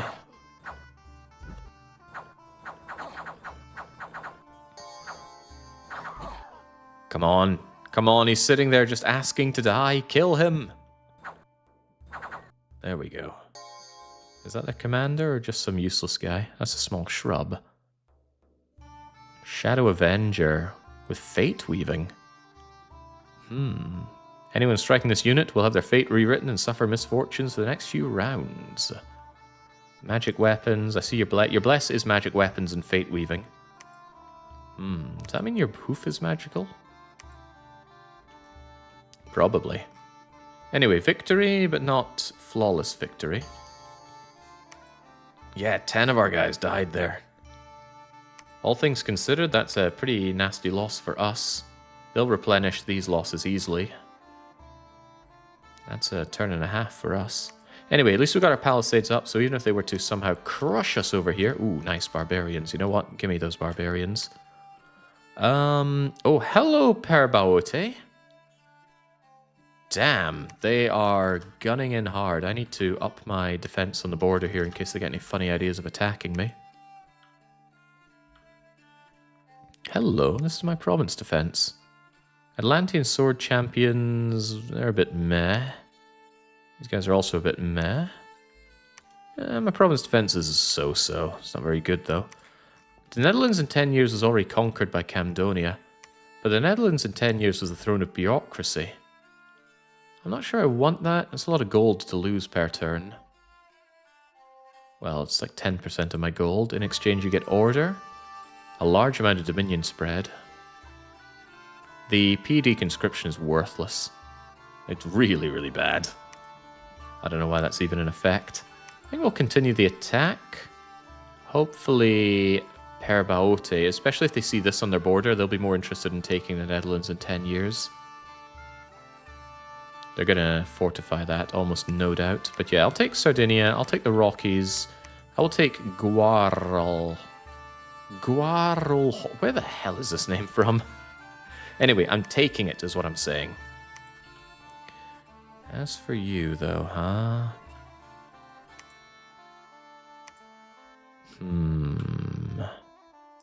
I'm just strongly contemplating splitting you up.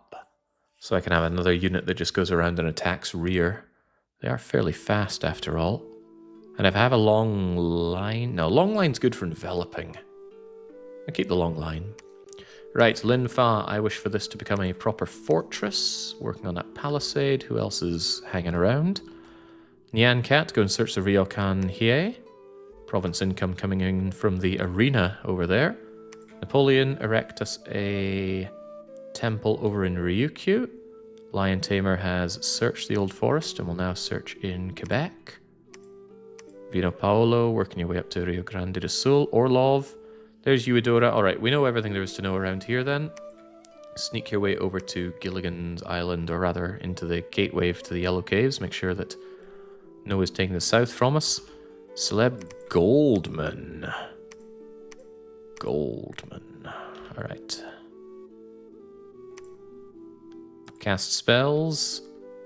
You will almost certainly be doing... No, don't attack one. You will almost certainly be doing blessings for everybody, so no need to tell you that twice. I can't do line formation, but that's okay. So the Kiel Canal is cut off from me. The underground is not. It's not unthinkable that we just go underground. I would like a few more units to make that more plausible, though. Was I thinking of getting another collar? No, we need research done. Bring me out the Shadow Scions.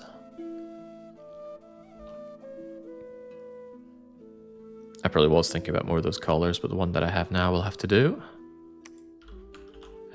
Clubber Seal, you got a whole lot of not much. I was also thinking about how I wanted a water guy to go down to Old Whalebones or Mermaid Island.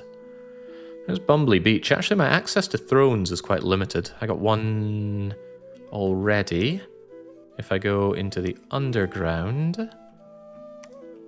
Caves of Mira. Oh, that'll be easy to take. I think I will work on the underground. Try and get some forts erected up there. So Goldman... I don't like you going down there with such a small army. Go and grab another one turn of recruits and then head on down to the underground. Schlopperation, keep those temples going. Pajama Sam. Ooh, I'd love to just keep someone in Lochel to see any attacks going on there. Still no access to independent scouts. Damn. Yeah, Goldman. One more turn of units there. Rio Grande do Sul has its temple. That is fine.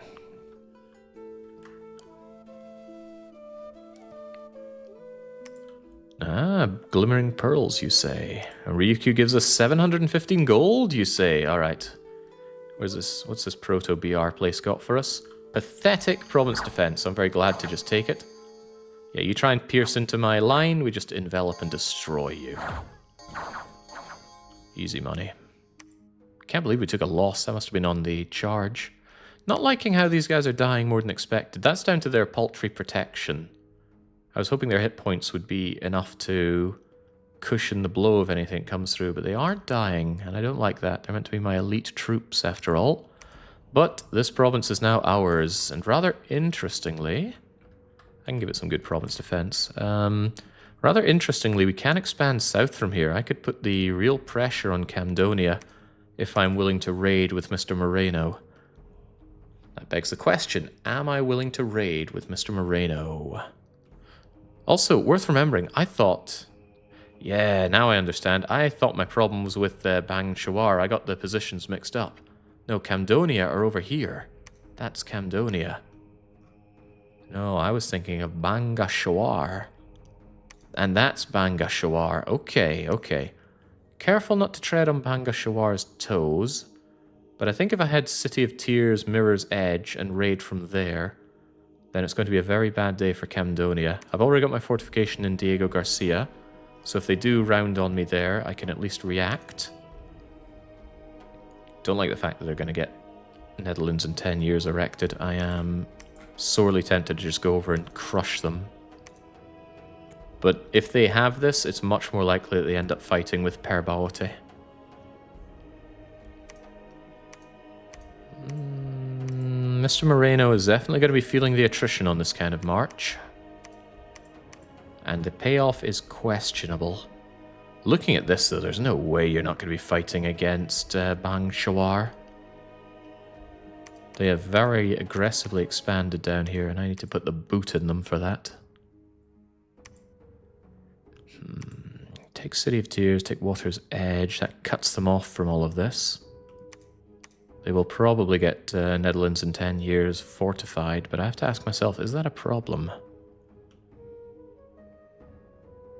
Slippy Toad himself is over there. Slippy Toad is the god of Camdonia. Probably wouldn't win that engagement, depending on how powerful the god is. Another argument is just to secure some of this land. But Bang Chawar is right there. They will not like me infringing on their cap circle. What if I secured something like City of Tears? Strategically, it's not that great. Doesn't pin anything down. Gets isolated rather easily. Maybe Sardinia isn't all that bad to take. It's got a lot of connections.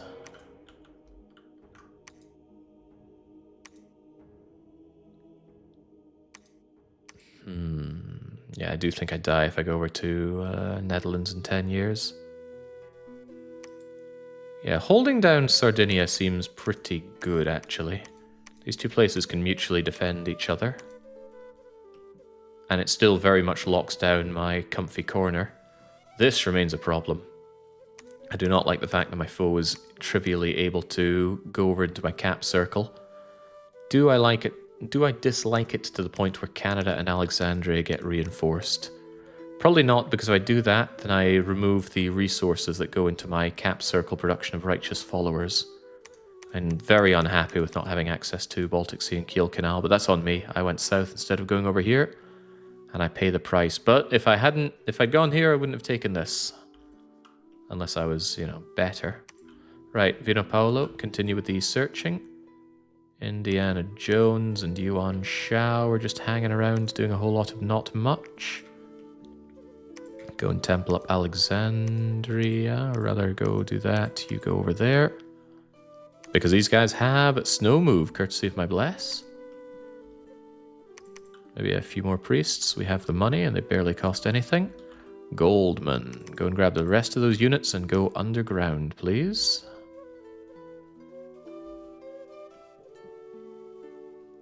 You feel like you have very little to do. Go over to the Gates of Madness and erect another temple, please. Pajama Sam, explore beyond Aberdeen. Blown Away, site search in Ryukyu. Napoleon, get us a temple in Ryukyu. All that money I had, and I am working my way at blowing through it. Get us a temple over in Diego Garcia. Explore Quebec, and we're okay. Oops, I actually meant to press recruit over there, but oh well.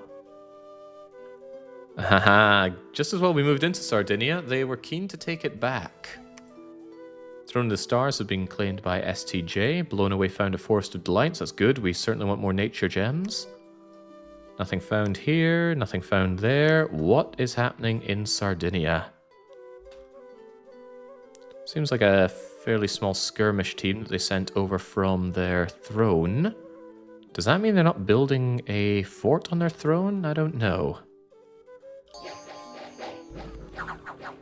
I've got all my province defense here. I'm kind of saddened that my main units take the front and center. I might move my main units back, all things considered. That way my province defense can get more involved. When province defense take losses, as long as you still win the fight, you get all of your province defense back. Yeah, it might have saved me a couple of my righteous followers of the barbarians took the front and center, but it also means the surviving righteous followers got more experience from claiming kills. Ah, but there we go. He's really reinforcing the Netherlands in 10 years. Okay. Ah, but you're also going for Mystery Lake. This is good, actually.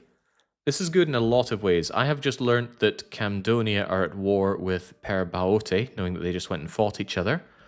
That puts pressure on my foe and my potential foe. When your enemy is busy making a mistake, do not interrupt him. This gives me an excellent opportunity to recruit a useless throwaway leader in Sardinia. Mr. Moreno, begin the erection of a palisade. The barbarian chief will take over as soon as the place is safe enough. And if Camdonia are taking these off of Per Baote, I can then take it off of Camdonia. And it shouldn't be a declaration of war, although I have heard that the AI keep track of provinces they used to have. And if you hold something they used to have, they treat that almost as badly as you having taken it directly from them. I won't claim to know how the AI thinks. That is simply what I've heard. Anyway, continue with the spamming of temples. Continue with the... Have you searched here? Okay, search first. Actually, no. Construct a lab first, please. Quebec is searched. A lot of this is searched. Is everything searched apart from Diego Garcia? It would appear so. Alright, Lion Tamer.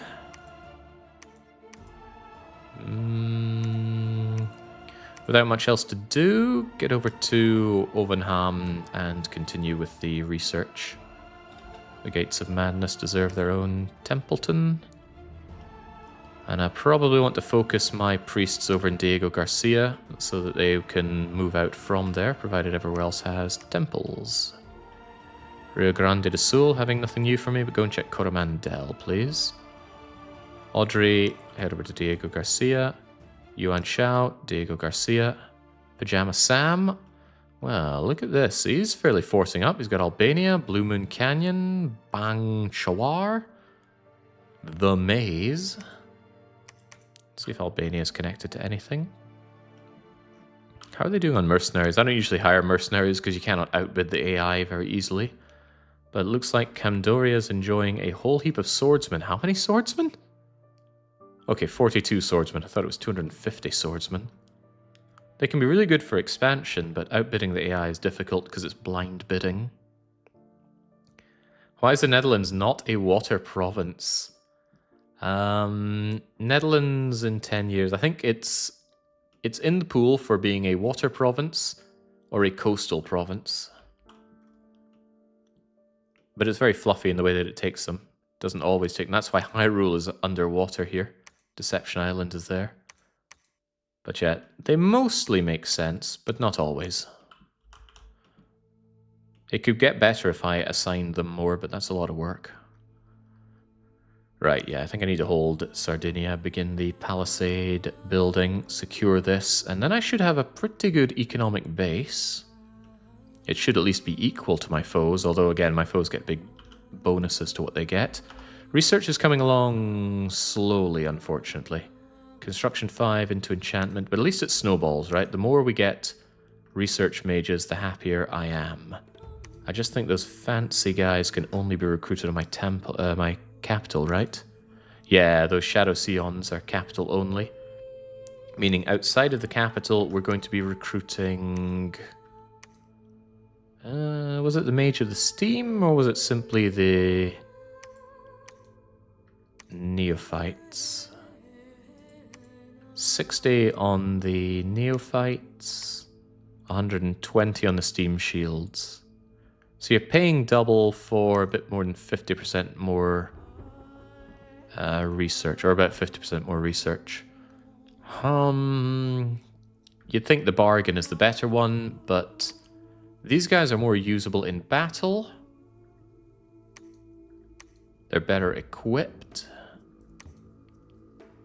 I think I'll be going for the more expensive Mage of Steam. Money is currently not a big issue, although I'm burning through it. But I'm burning it on infrastructure, which is good.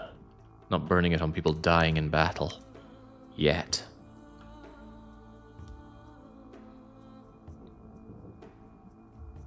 Alright, we did encounter the Pale Ones underground. The Pale Ones do have night vision, so they're able to see underground no problem, as are pretty much all of the indies you meet underground, but we also have perfect dark vision, so we don't take any hits to our ability to fight. And we still get our blessings. Wait, actually, no. No, they didn't all get blessed. I need to have them on hold and attack. They're not regenerating. At least not all of them are. That didn't prove to be a problem here. But it could have been. I need to do hold and attack and do a bit more blessing. Sardinia, right. I was somewhat expecting this. Oh, I didn't change out my army composition. I was meant to put these guys behind my province defense. Oh, well. At least they're coming in with dogs. These dogs are going to die like dogs. Splat. A lot of women shrieking. Are those female dogs?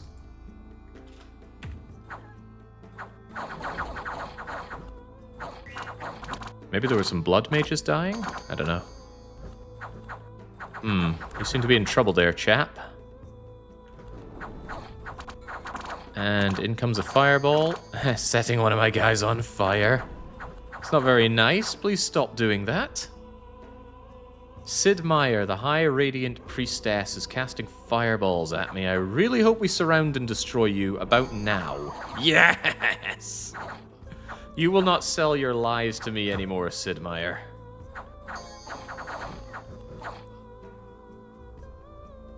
Yeah, if I'm going to be defending this, I need to remember to put my units that I care about behind my barbarians. Thankfully, there's grand blessing on these guys. So while this guy is actively on fire...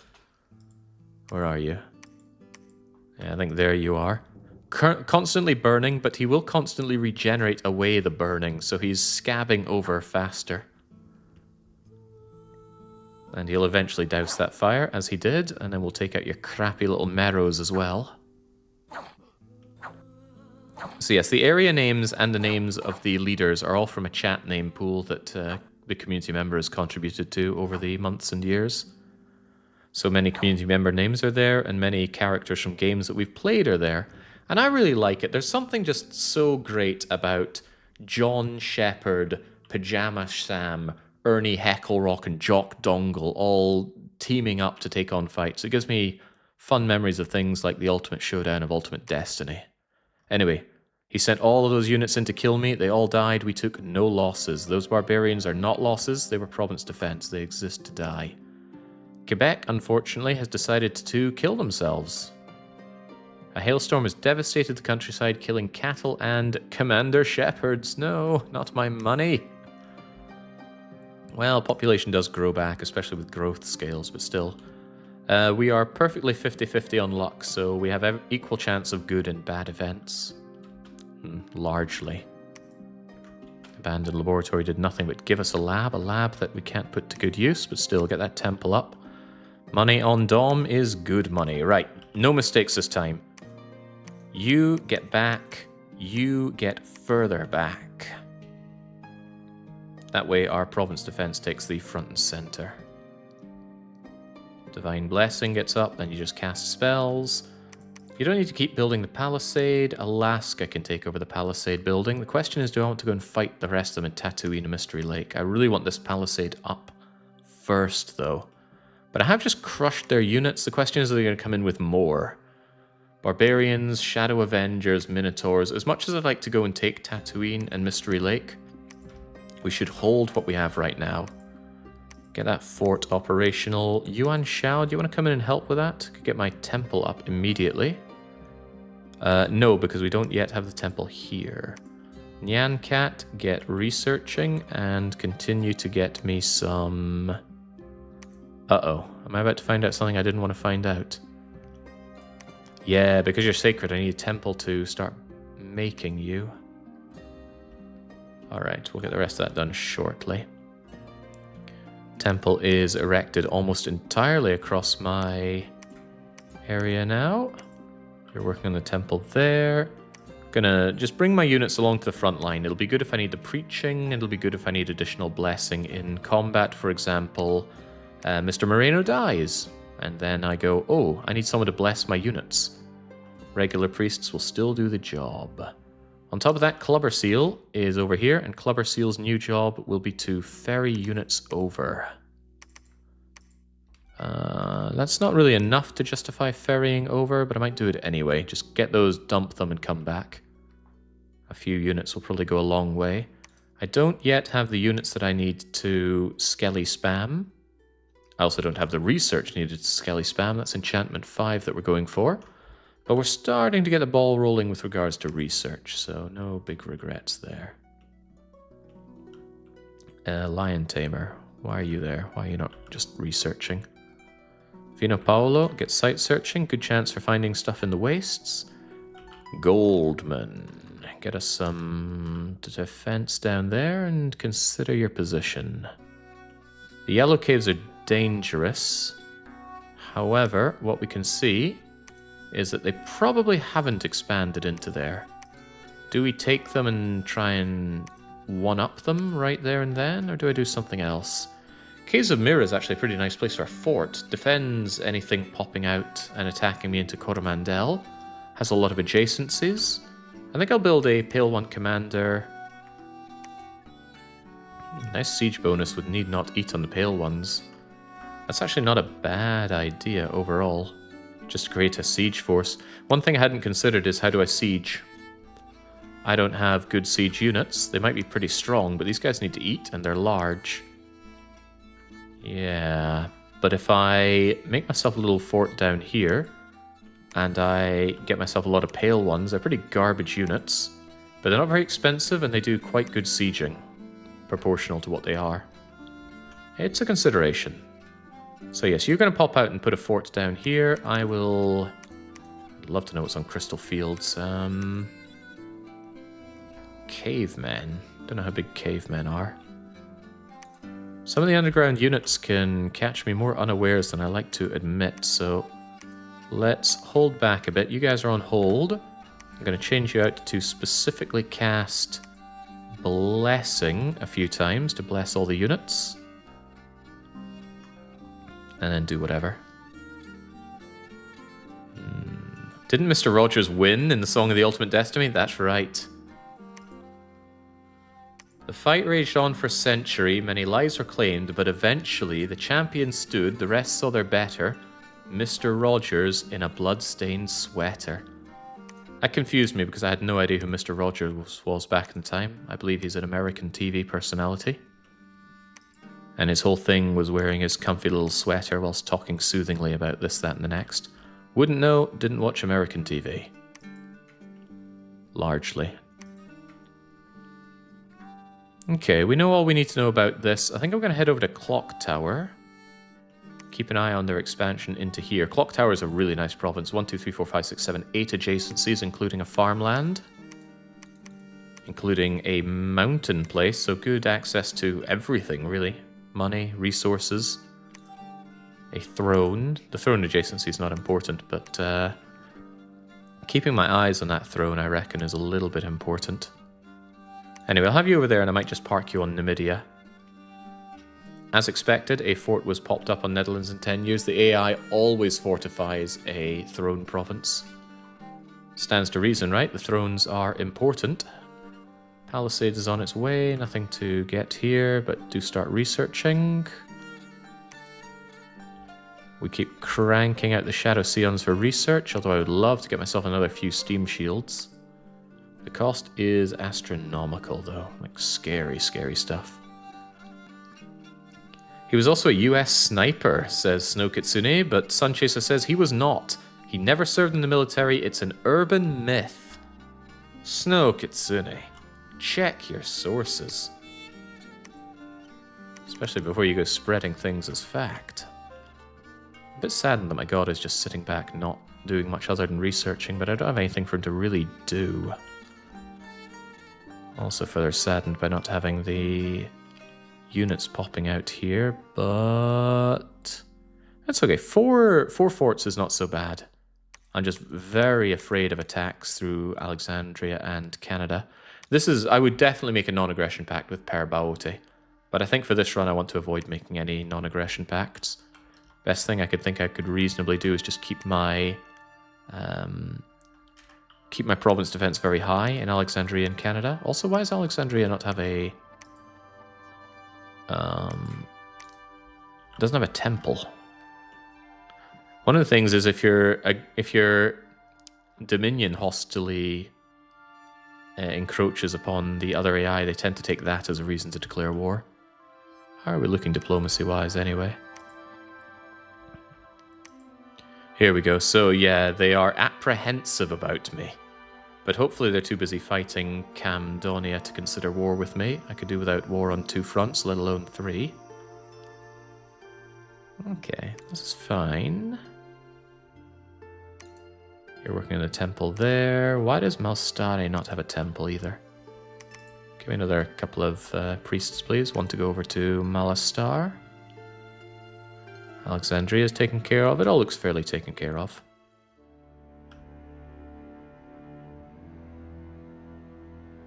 The sweater was to cover up his military tattoos. Okay, right. What have you found? Absolutely nothing. Vino Paolo's letting me down more than in Motorsport Manager. And we did end up with a fight in that farmland. I reinforced the farmland, but was it enough? It's a good army, really. Heavy infantry, knights. Of course, they're coming in with their sacred Shadow Avengers. Did they bring a priest? If they didn't bring a priest, that makes this a little less of a concern, because they're not going to get their sacred proc. Looks like they're not. Okay, they're charging in. Could still represent a problem, but there are many problems in life. Just don't want them killing my commanders, which looks like exactly what they're trying to do. And they've already succeeded. Well, this is pretty bad if they get more kills. I think I have another commander.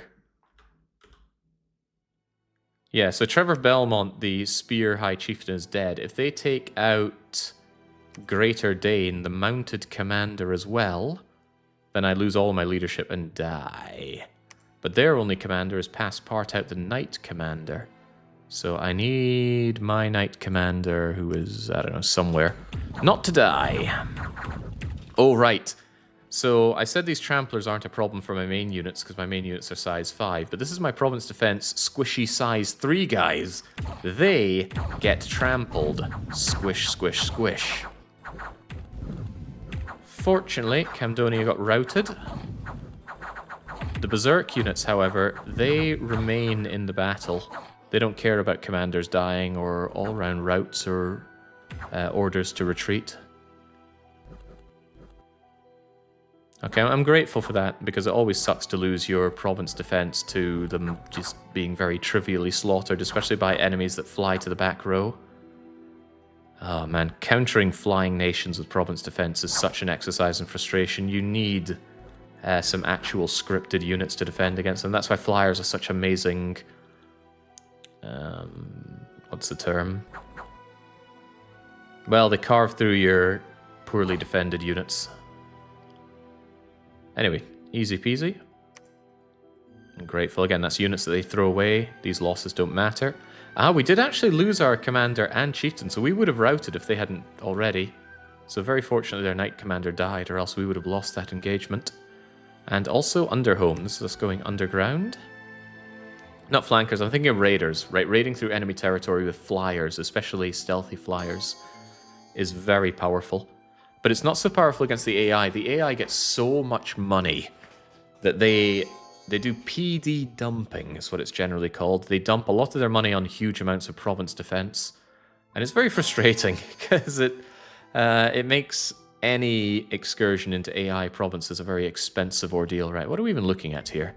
Size 4 cavemen. We are larger than you. You don't go berserk.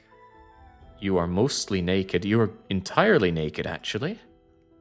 Your only protection is from natural protection from your large leathery bodies.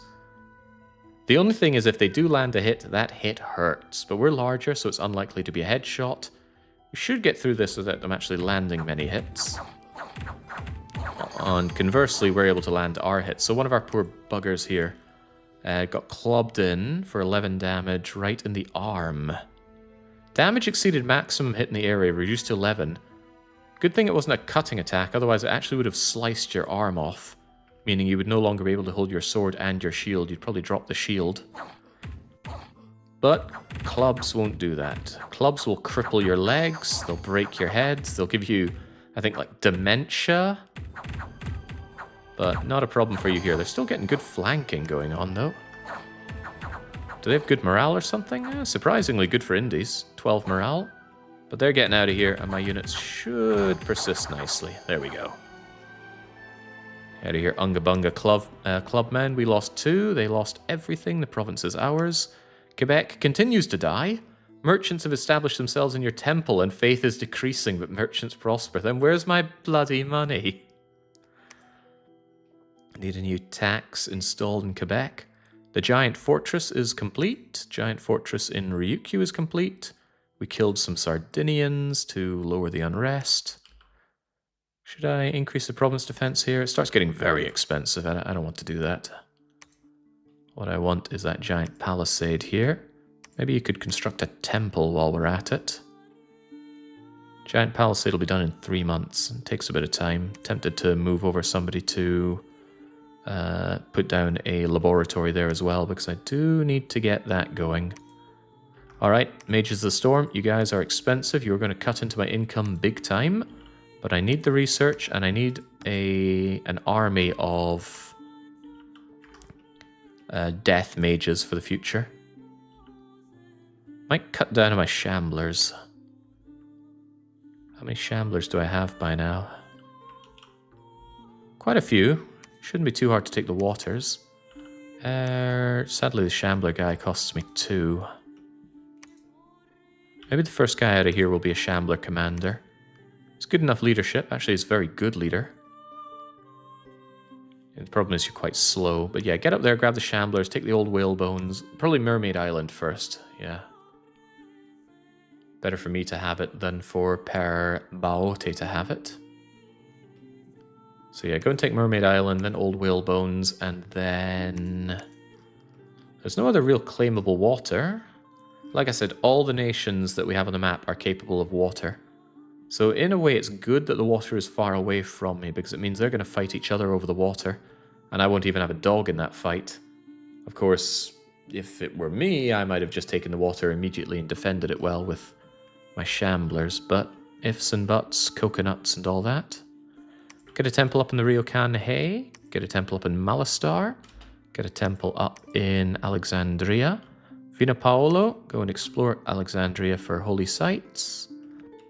Zabulba, erect me some giant palisades down there. Underhome, get defend. Ooh, that's some bad defense with those clubmen. Hello! We are not alone in wanting the underground, it seems. Fascinating. Okay.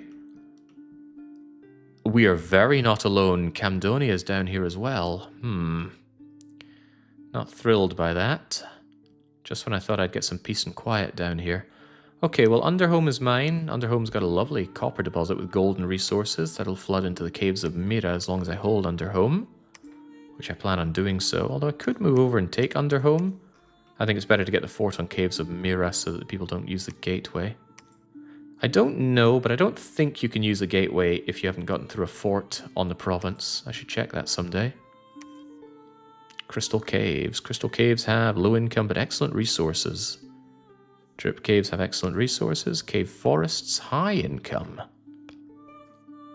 Fascinating. Alright, I think I just cut them off here, and I hope that these go and fight each other whilst I crawl into my Cave of Mira. Caleb Goldman does not have the largest and most secure army for taking all of this, but that's all I'm able to afford him, so he's going to have to make do. M. Bison, continue the giant fortress. That's expensive, isn't it? Yeah, my forts come at insane costs. It's a good thing I banked all that money because it's being put to use. Giant fort doesn't look very giant, does it? Lin Fa, get back to Övanhamn so you can ferry troops around, I think. I don't see much use in creating more units around here. The only units I'm interested in combat are my golden shielded individuals. Speaking of which, I should be able to recruit more of them soon. 1, 2, 3, 4, 5. Can I just clear recruitment here? 1, 2, 3, 4, 5, 6, 7, 8, 9. That is good. You may have noticed that the amount that we can recruit has gone up due to us creating all these temples. You're limited on the amount of holy units you can create. That's anybody with the sacred tag. By the holy units you gave yourself in your god creation, we give ourselves 7. But also every 5 temples you erect increases that cap by 1. And there's no upper limit to that cap that I am aware of. Right, I think I want you all down in Sardinia and preaching. It's a little dangerous. If there's a fight in Sardinia, you will be caught in it. So how about we grab all of you and put you in the back and order you to simply cast spells from the back row. Leaders in general, just go to the back here. Who are these 12 righteous followers from? Clubber Seal. Clubber Seal is on his way over. Okay. That's fine, I guess. Ryokan Hei is meant to have its temple. Weren't you moving over to build that? I think you were. I want one person down on Rikyū preaching, just in case some hostile dominion comes over here. I want it in my dominion so that the research continues to go very well. My magical skills ensure that my researchers get 2 flat bonus points to research. The chatter name list is so long, but it seems like Brelix is in every game. I think we just noticed Brelix. He's such a noticeable guy. Alright, I'm fine enough with the recruitment situation. I'm making that one shambler in Diego Garcia. Let's not repeat his recruitment. I don't want loads of him. There is an argument for making some barbarians, but it's not a very good argument. They're great shock troops, but they just don't last, and I need units that last. Alright.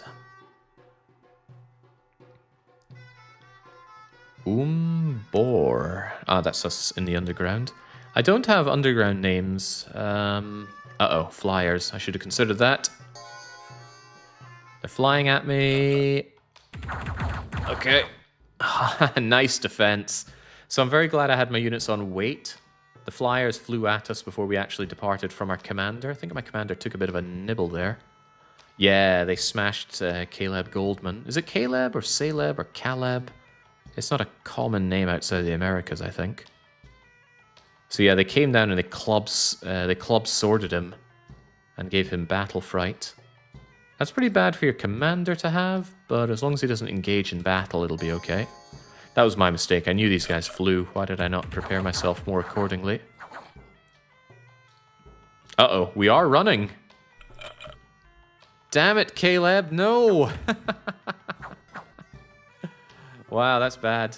So his battle fright actually took over him and he decided to rout. And because he was my only commander, everybody else is routing as well. It's Caleb. Okay, thank you, Caleb. Hopefully they all do an organized retreat. They did. Okay, so there were no actual losses. I just didn't win the battle. That's not where I wanted to look at, and that is not something I want to see. Yeah, they just retreated to Underhome. Right. This time, envelop your commander so that he doesn't have that same thing happen. Yeesh. Bad hit for you.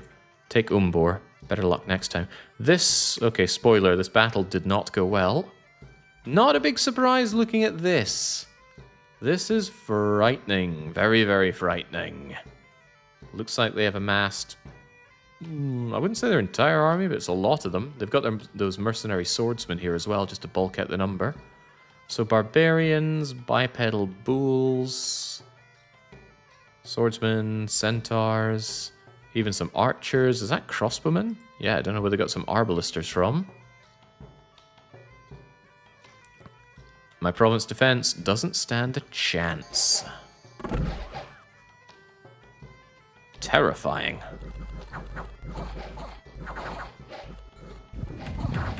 Yeah, look at those tramplers. They just smoosh down entire squares of these heavy infantry. They're not likely to kill them all in one hit, but they do damage the entire square, and that's unfortunate. Yeah, not long before we just rout, and we're out. Yeah, this guy knows. Heavy cavalry guy got shanked off of his horse. Unfortunately for you, centaurs are fast. Faster than you. What a way to go. Centaurs look as broken as in AOM 1. AOM? Age of Magic? Oh, 11 no less. Anyway, very big, terrifying army that I don't want to deal with, but I guarantee you... Ugh, brigand leader in the province. Robbing. Unrest will continue until you root him out. I don't really have people to spare for that. I'll put down some province defense to try and rout him out, but that's probably not enough. Maybe that's a bit excessive, but do it anyway. Linfa, head on back. So these guys are probably going to go over to Sardinia. Fortunately, Clubber Seal got over in time to pass over the army, but this doesn't look good for Sardinia. Am I willing to spend yet more money on more province defense in this kind of situation? How important is Sardinia to me? How big is this fight likely to be? The giant palisades are still 2 months away from completion. I'm going to preach to try and give myself a bit of extra dominion for the likely fight. But yeah, this is pretty bad. Despite our losses that we inflicted on Camdonia, they have a lot more to throw at me. Hilariously, some knights rose up and are besieging Netherlands. Independent knights, that was just a bad event that hit them. But this is terrifying. Look at that.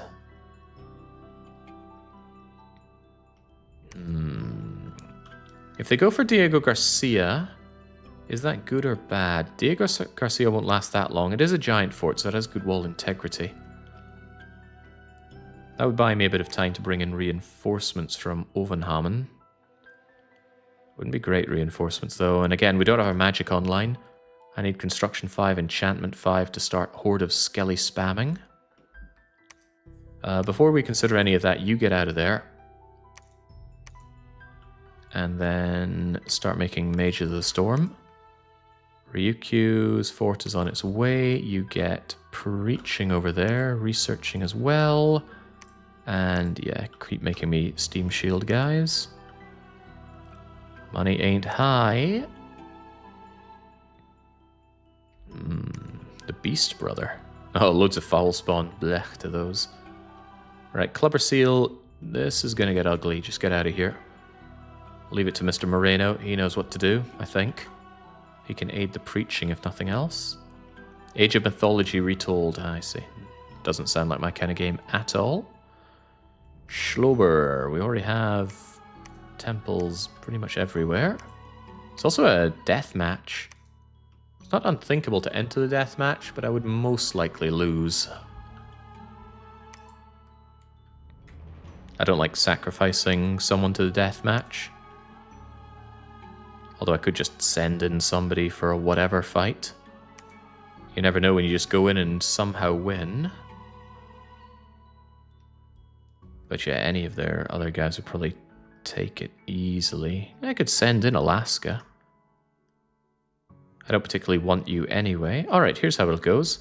Alaska, you compete in the death match.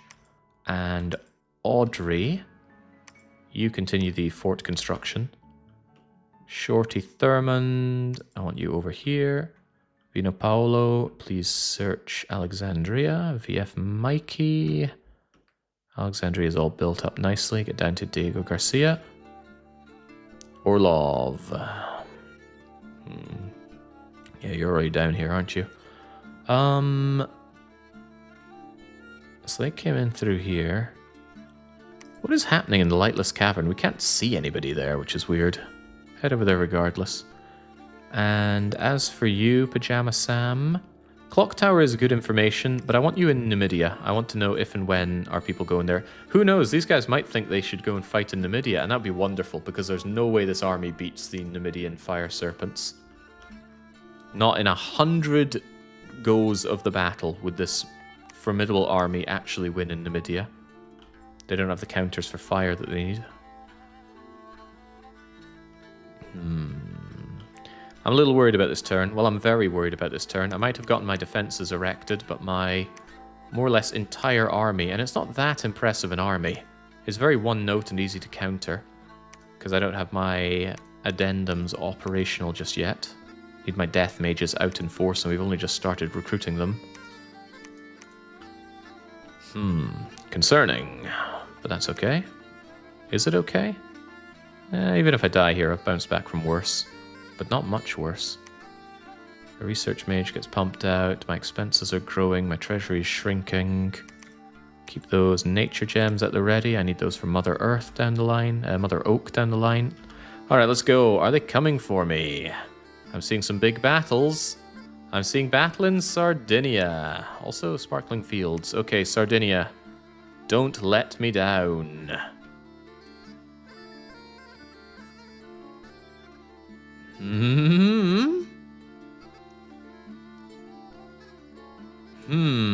Well, we have our shock troops that are going to go in and die. We know that much. I just hope they take enough of them with them. The problem with these guys is they've got really good protection. On their downside, they don't have good defense skills. So this is actually a good target for my barbarians. They will land the hits. They will get through that protection. They will make them berserk, which actually makes them easier to hit. The problem is these guys are going to crush my barbarians, so... I worry greatly. Looks like their centaurs are doing very good to go on a flank and attack rear option. In an even matchup, Centaur beats Righteous Follower, I would dare to say. The Centaurs, they share a high defense skill, but they have multiple attacks, and they're also 2 to a square. So yeah, Enchanted Broadsword, Hoof. Their attack skill's not so hot, but then again, neither's ours. Regeneration is not going to do too much when they're smashing us for 19. Our protection is slightly better though. Let's slow this down.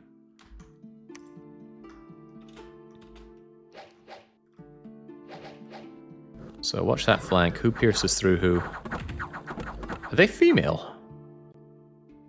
Centaur rides. If only I had an expert on centaurs. That doesn't look very female, right? Looks like an old grizzly bearded dude. I can't tell. Female tag doesn't show up here. But I think they are female. Would explain the screeching that I'm hearing.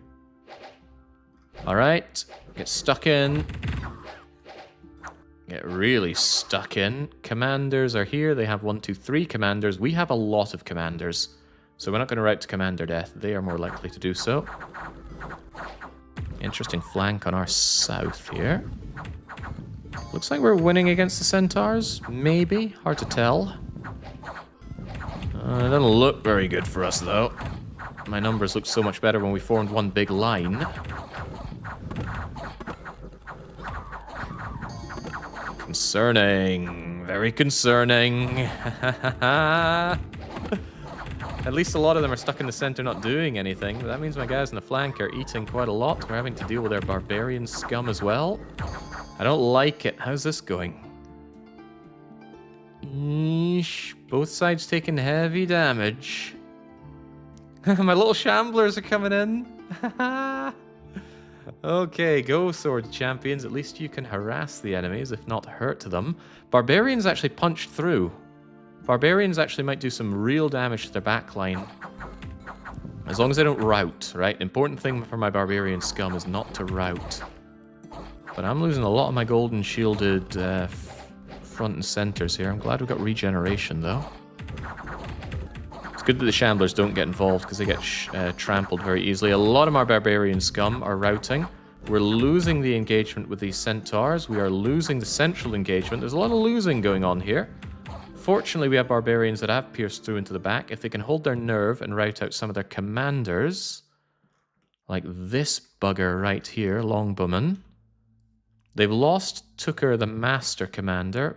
If I can take out High Praetor and Zapdos, they'll rout. Is that Zapdos? That is Zapdos. If these guys come over here and rout these two, we can win. But that's asking a lot from Barbarian scum.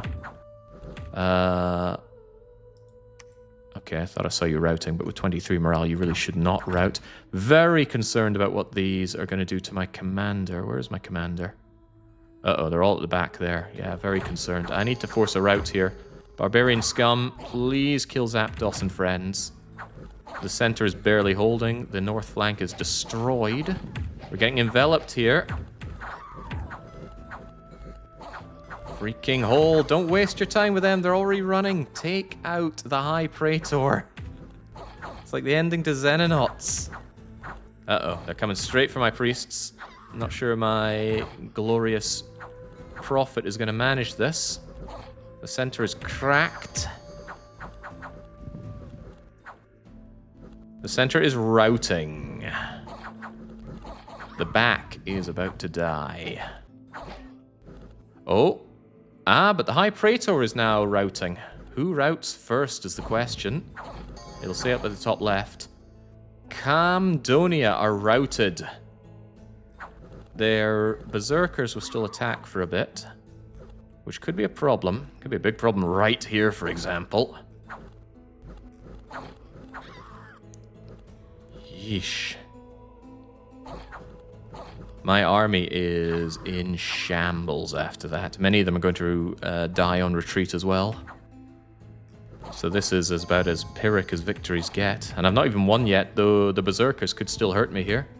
I can't believe these barbarians were instrumental to this victory. They really charged on through and helped out. I'm glad I reinforced their number. Yeah, I'm well aware Berserk units won't rout, but they will eventually stop berserking and then come to their senses. Although there are rather a lot of them. And they're still coming for me. My units won't suddenly decide to stop routing. We could still lose this. At least I think Berserker units stop going berserk after a while. I hope they do, because if they get a good hit on my prophet, my prophet is out of here. He's already exhausted. Good thing he's hard to hit. And even harder to kill. Good, good, good. Berserk units are easy to kill. As long as they get trickle fed in, we might be okay. Barbarians around the back trying to kill the enemies on retreat's pretty cute. Okay, not liking the massed up berserking units coming for us here. They know nothing of retreat. Their morale, even though it's set to shattered, is also overwritten by being set to 99. If they could trample me, I'd be dead, but I cannot. Okay, I need these to hold out against double their number of rampaging bipedal bullmen. And they're doing a good job, because they do land their hits. They also regenerate on taking what few hits they do. Okay, my barbarians have had enough. They're out of here. Uh-oh. Uh-oh. Oh god, no. We are actually going to die to their berserkers. That's a huge problem. Unless your golden axe is able to handle this situation. Oh boy. Hang on. Why are you turning around? Why are you all turning around? You're still berserk. Maybe they decided they want a piece of these other units. Or perhaps they know better than to mess with golden axe. Okay, okay, good job.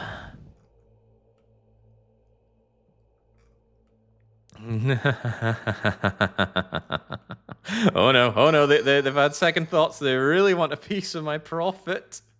Mr. Moreno is last man standing in this battle of hundreds. Ooh, and he's getting gashed. And they actually destroyed one of his glamours as well. This is a big freaking problem for you, Moreno. A big, big freaking problem. Stop casting and start hitting. You're in melee here. His glamour images are gone entirely. And this retreating shambler's come in to save them. Oh, wow. Okay, we're almost done. How daft can one man get? Legendarily daft.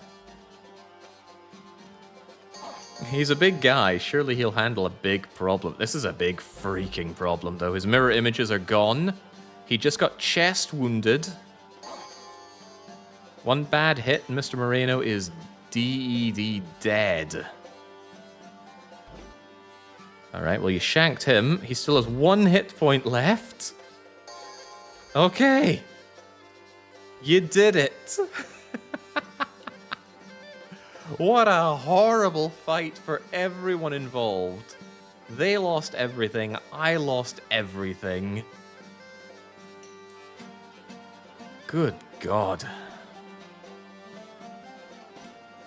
Well, maybe not everything. I kept the province, so I kept the province defense. And whilst his chest might be hurting a bit, Mr. Moreno the Prophet does continue to live. Oh. He didn't rout, right? There's the big thing. Thanks to his... Oh, that's it, right? Because of his legendary daftness, he has increased morale. His morale is bumped up by 8 points. 30 morale is almost unbreakable. So even though he watched everybody die or run away, he couldn't comprehend that that meant that the battle was not going his way. So the thick space between his ears ensures that Mr. Moreno sees through a victory. Also, he would have died if he wasn't regenerating. How many poor hits did this bastard take? Let's run a little tally, shall we? Surely someone out there is good at counting. He took a bronze axe to the arm for 6. He took a bronze axe to the arm for 6. He took a bronze axe to the body for 3. He took a bronze axe in the body for 18.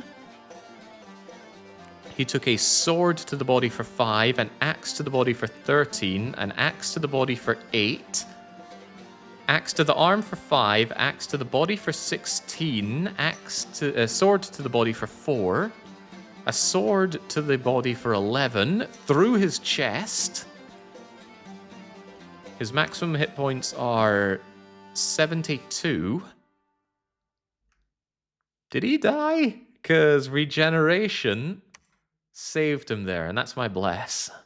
He was regenerating, I think, 8 hit points a turn. So a lot of bronze axes to take. Is he going to sell them for scrap metal? Oh boy. I just stopped in to say after listening to the older videos, the new mic is solid. Also appreciate the Slaves Power. Well, thank you. I have some very old videos that have so much white noise because of my setup back then. Big loud PC right next to the microphone, but standards change. Anyway, victory for us in Sardinia. Did we actually manage to win in Umbor as well? Shouldn't be any more flyers, right? We killed them last time.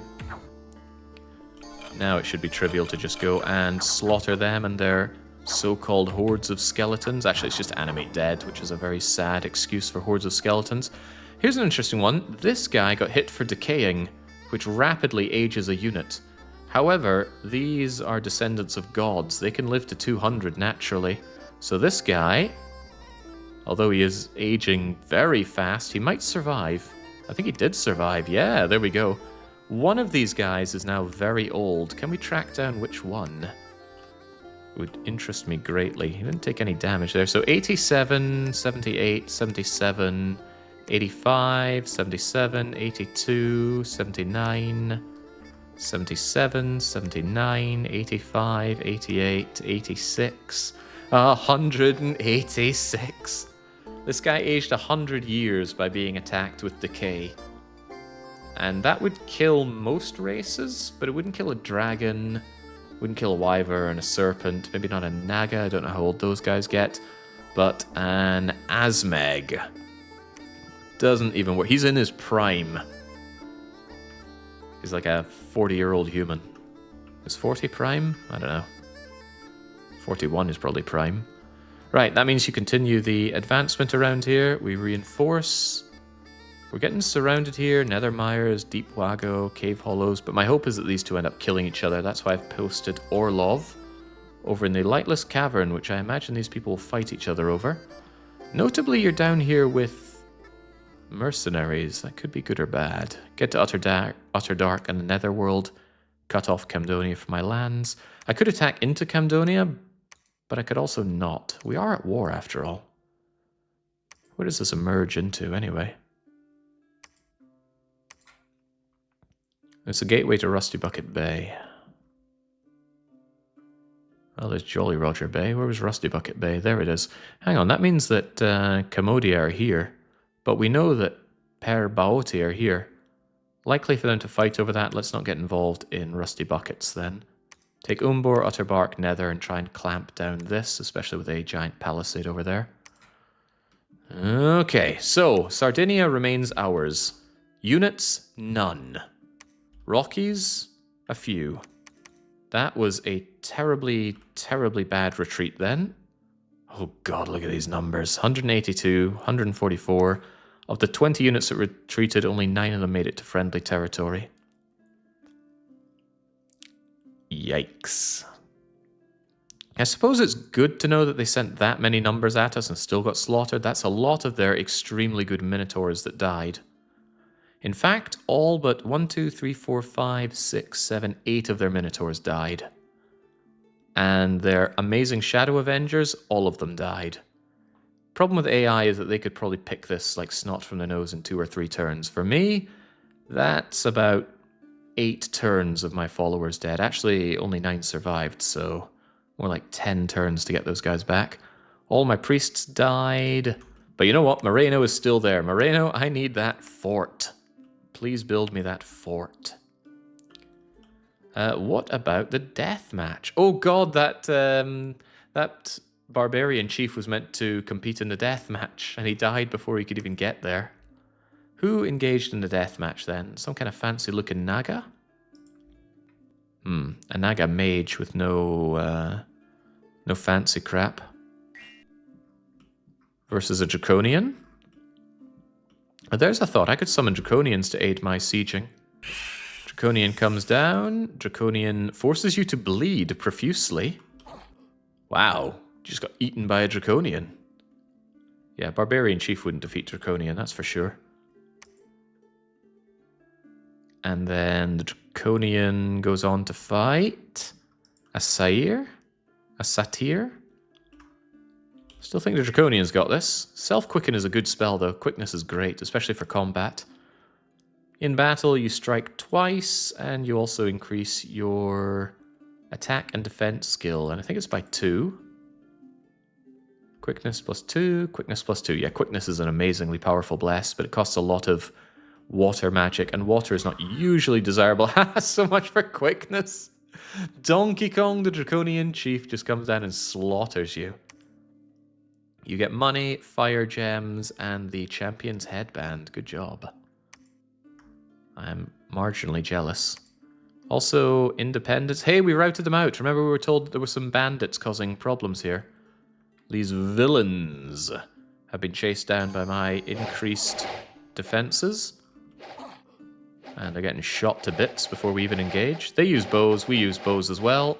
But while all that's going on, our heavy infantry and our light infantry... they don't even get there.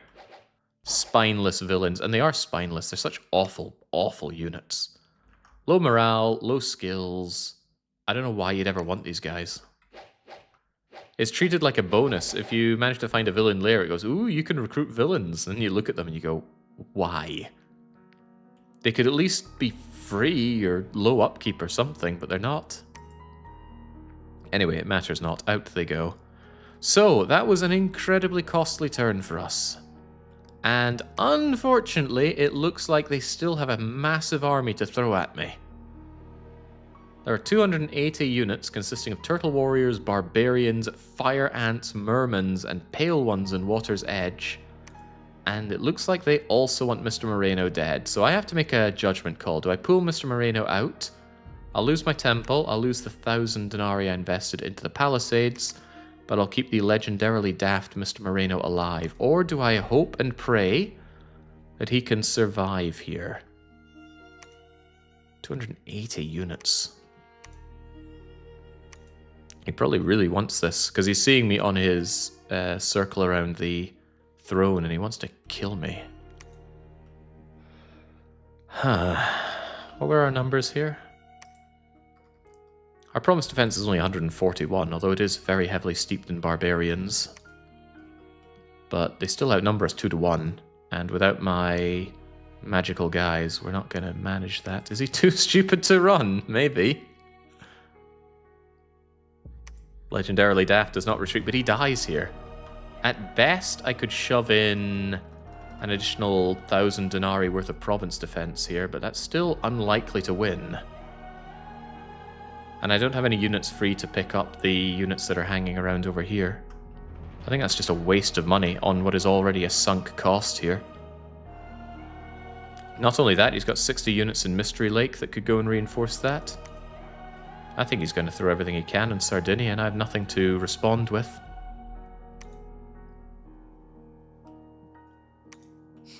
Pushing out Sardinia starting to prove to be a big mistake. The barbarian morale will not hold. Yeah, that is true. The correct answer is to retreat, but does a daft man do the correct thing? I'm thinking about my wallet here. Yeah, I think Mr. Moreno has to get out of there. Hold off on Diego Garcia, say goodbye to Sardinia.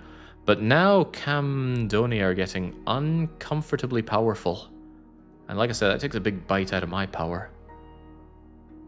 I lose the farmlands of this weird Brazilian-sounding place. Maybe I should go to the Rockies and pick up the units if I'm moving away anyway. Better to grab them and not lose the extra 9 units here. Concerning. Yeah, I really chased into my corner here. 1, 2, 3, 4, 5, 6, 7, 8, 9, 10, 11, 12, 13 provinces. On a map of 84 provinces, that's not a lot, so I'm really hoping that we chase good success underground to try and bolster our power. Who knows, they might ignore Sardinia. I think it's highly unlikely, but they might. What else would they do, though? Maybe they're actually arranging for another big battle that's happening up here. I wish I had Eyes of God to see that. I should really look into modding that. It shouldn't be too hard to do. If I just add a custom spell that gives player full map vision, because I'd love to see what the enemy's getting up to. I'd also like to see their battles. I know it's unfair information for me, but I think it's better for streaming. Anyway, I lost those priests. VF Mikey was a survivor simply by not going over there. Same with Shoperation. Makeo, you get down over there as well. Lin Fa, I wish for you to collect the remaining golden shielded individuals and take them over to Diego Garcia for what hopefully won't amount to a last stand, but certainly won't amount to much good for me. Pajama Sam, you wait in Numidia. Wait and see if our enemies ever go and attack there. It'd suck to be attacked in the Rockies, but I don't think I can get over there. Alright, this is bad, but that's okay. I've had things go worse and I've bounced back, kind of. If I can get my research done over to enchantment and construction, I might be able to turn things around with vast amounts of skeletons. At least so I hope. Recruit a barbarian to build for it if for some reason he does not attack. Yeah, it's not a big investment, is it? It's only 45 gold to get this guy. But odds are extremely high he attacks into Sardinia now. There was a battle in Sardinia.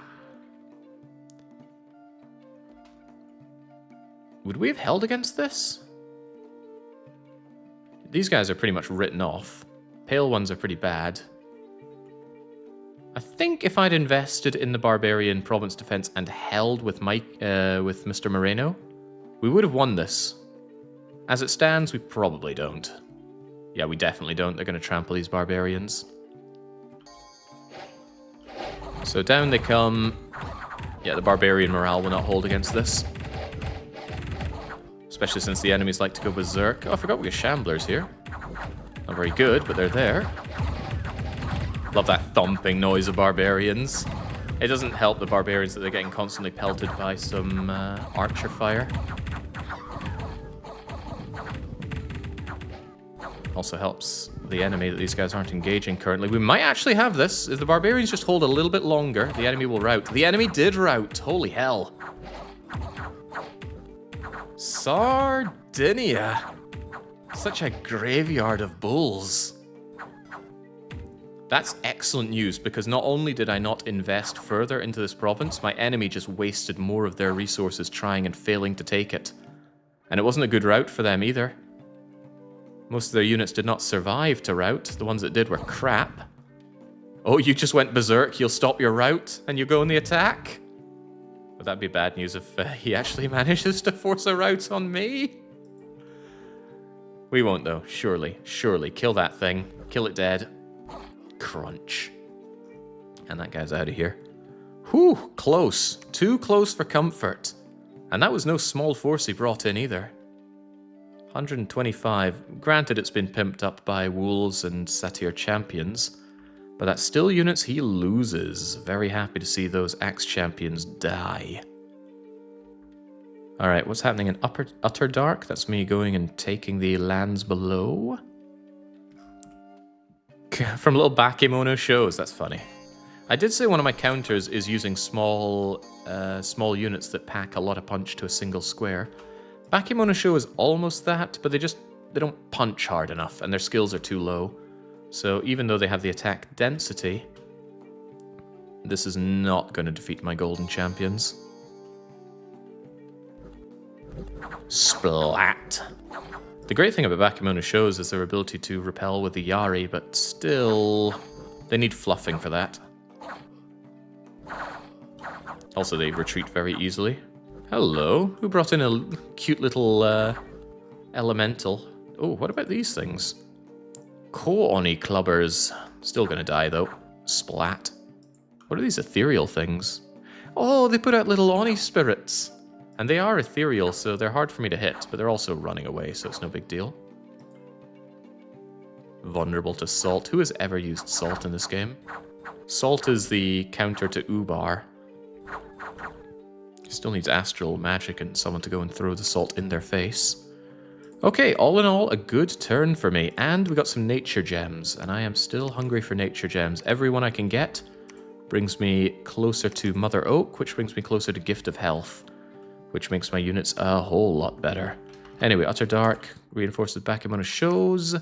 Take the Nether. It's got those Zots. We saw the Zots last time. They actually forced us to retreat before. But if we just hold on this, we're okay.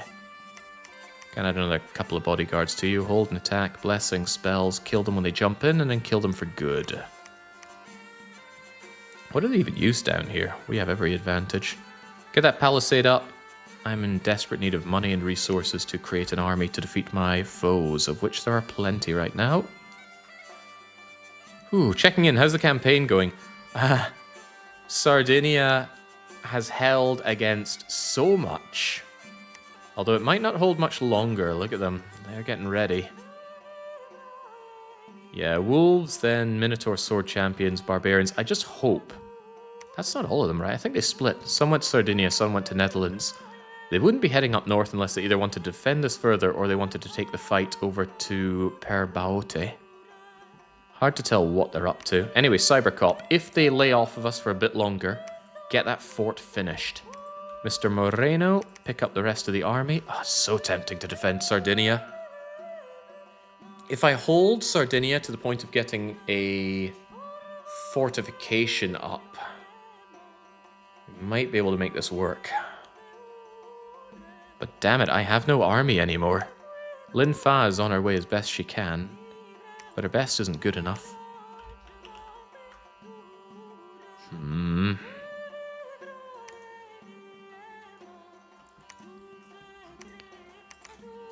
Mr. Moreno's chest wound causes what? Encumbrance increase. That's actually pretty bad for spellcasting.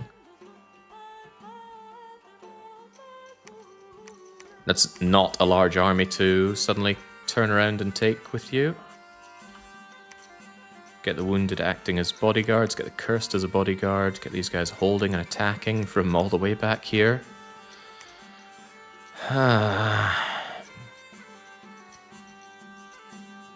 The problem is I take so much attrition against these goddamn bulls. And he can make so many and I cannot. Is Sardinia really worth dying for? It's a kind of crappy province. It's just good positionally. Not as good as Diego Garcia, but I just like the idea of holding onto this farmland and all the adjacencies in Sardinia.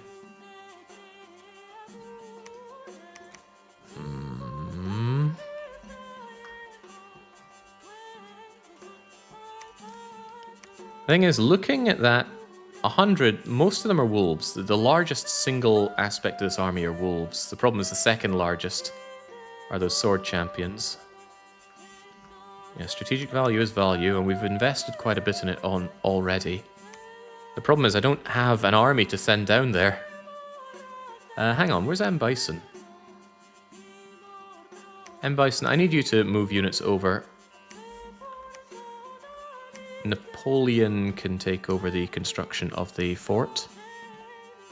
I need to ferry my units down here as best I can. Yosuke, I want you to grab all of these guys. Keep, let's see, you're size 3, so I have 2 of them as commanders, and I want you to go and take the old whalebones and then Mermaid Island. There's nothing much for you to do, you don't bless them, and they're not sacred anyway. They do, however, manage to do line formation, so stay behind units, let the line formations do their work. Should be easy to envelop my enemies with that. It's almost tempting to double line formation to make enveloping perhaps a bit easier, or even split up the army.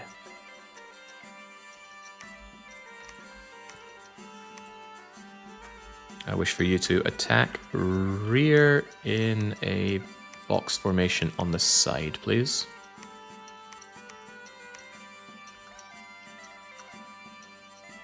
Alright. Could probably actually stand to have a few more. Let's make it a 16 size, 1642. Get over to Old Whalebones. Mermaid Island, you get there in 2 shots. Old Whalebones, you get there in 2 shots as well. Still haven't decided on Sardinia. It's a tough call. I could move you into Sardinia and actually increase the province defense. It costs me about 500. Shoves more barbarians in there. And as somebody said, if Mr. Moreno dies, at least I get rid of his terrible daftness. I have him around to be an excellent leader, and his leadership ability is crushed by that. Why couldn't he be a legendary leader? And I don't have a good replacement for him, do I? That'd be another one of these wardens. Although I can make wardens anywhere, they're not capital specific. I guess that's good to know. Keep the preaching going, even though it doesn't do anything, it keeps you busy over here. Unless I want you over in Sardinia. Vino Paolo, you are site searching in Canada before I move you over to Gates of Madness, Malastair. And Clubber Seal, you're around here. You could actually move some additional units over. Yeah, you can go to Diego Garcia and then reinforce Sardinia. That could work. Just scraping at anything I can get. How much leadership boosts units? So leadership allows you to command more units. So currently, Mr. Moreno is able to command 112 normal units. In addition, 185 undead and 125 magical units. But also, if you have a large amount of people that you can command, you get a bonus to the morale of the units and a larger number of squads that you can command without having a morale deficit. If you try to command too many squads, even if it's the same amount of people, you divide them up into different squads and they take a morale hit. In addition to that, he has Inspirational to boost the morale of those under him. So as you can see, these units here, who already have very good base morale, have a +3 to morale due to the leadership of Mr. Moreno. The problem is, this legendary daftness is crippling his ability to lead loads of units. So by default, he should be able to lead 150 units, and due to his experience, it should be up at like 200, 225, but I think it gets halved absolutely by this. So whilst I would like him to essentially run my entire army for me, he's too stupid to do so. Damn that Mr. Moreno. Anyway, if he goes to Sardinia and dies, it's a big loss, but at least I won't have to look at his stupid face anymore. You're going to go back there, you're going to Divine Bless. Cybercop won't really know what to do. Stay behind units and try not to die. I need you to build that palisade. And I'll try and feed reinforcements in and hope to God that Camdonia don't kill me, take the province, and leave me stuck in a corner with practically no defenses. I mean, I have walls, but what good are walls if I don't have soldiers for them? Which might speak to erecting some benign units. These sword champions are like a slightly worse version of my golden guys. Worse protection, worse skills, but hey, they're warm bodies. But what I'd really like to do is get my magics on the go. With enchantment 5 and construction 5, I should be able to get going with my major plan, but that's still several turns away. Even though we are recruiting mages to the best of our ability. Mage here, mage here, mage here. The goal is to have a front line of my golden soldiers with armies of skeletons helping out there. Oh, that's right, Linfa is also bringing in some reinforcements. It might not be too hopeless if we hold out for 2 turns. But if they come rampaging into Sardinia, we are in a lot of trouble. I'm going to vastly dump on Sardinia. It's a huge loss if I lose it, but they are coming for Sardinia. All right, what's going on? Okay, okay. This is a good sign that we've actually thinned their herd, which is a great term for bipedal bulls here. They're running out of units to throw at me. They got a small contingent of barbarians, a small contingent of bulls, barely any archers. They got another one of these. Steve Burnside is here. Freaking Steve. The damage you've done to Resident Evil will not be forgotten, nor will it be forgiven. I remember this old Paradox worker. I can't recall where I remember his name from. Is this... Oh, yeah, yeah. I used to do these streams for Paradox. The Dev Clash, as you may recall. Good times had by me. Uh-oh, this is a big problem. The centaurs are coming around the flank for my leader. He doesn't like that at all. Those centaurs are scary. Looks like the berserkers are coming around to save him. We need Mr. Moreno not to die. One of his bodyguards is dead. But we're also killing their centaurs. I even melded one of them to the ground. That's good. And the front line is going in our favor. Very surprisingly, the Shamblers are doing some work. Those Bardishes don't hit often, but when they do, they hit hard. Set fire to my men all you want. It will not secure you victory unless you kill my commander, and you're doing a good job at that. Freaking Mr. Moreno. I need to give you a better bodyguard setup. I should have had the guys next to you on hold and attack closest. Right, kill those freaking four-legged freaks. I hope Paradox goes bankrupt with their management. I'm glad you got out. Made cozy stream. Yeah, I got out at the right time, I think. Paradox, red tape and corporate style, kind of all-encompassing. Not to say I didn't enjoy my time there, but this was the right decision for me. I miss doing the streams, though.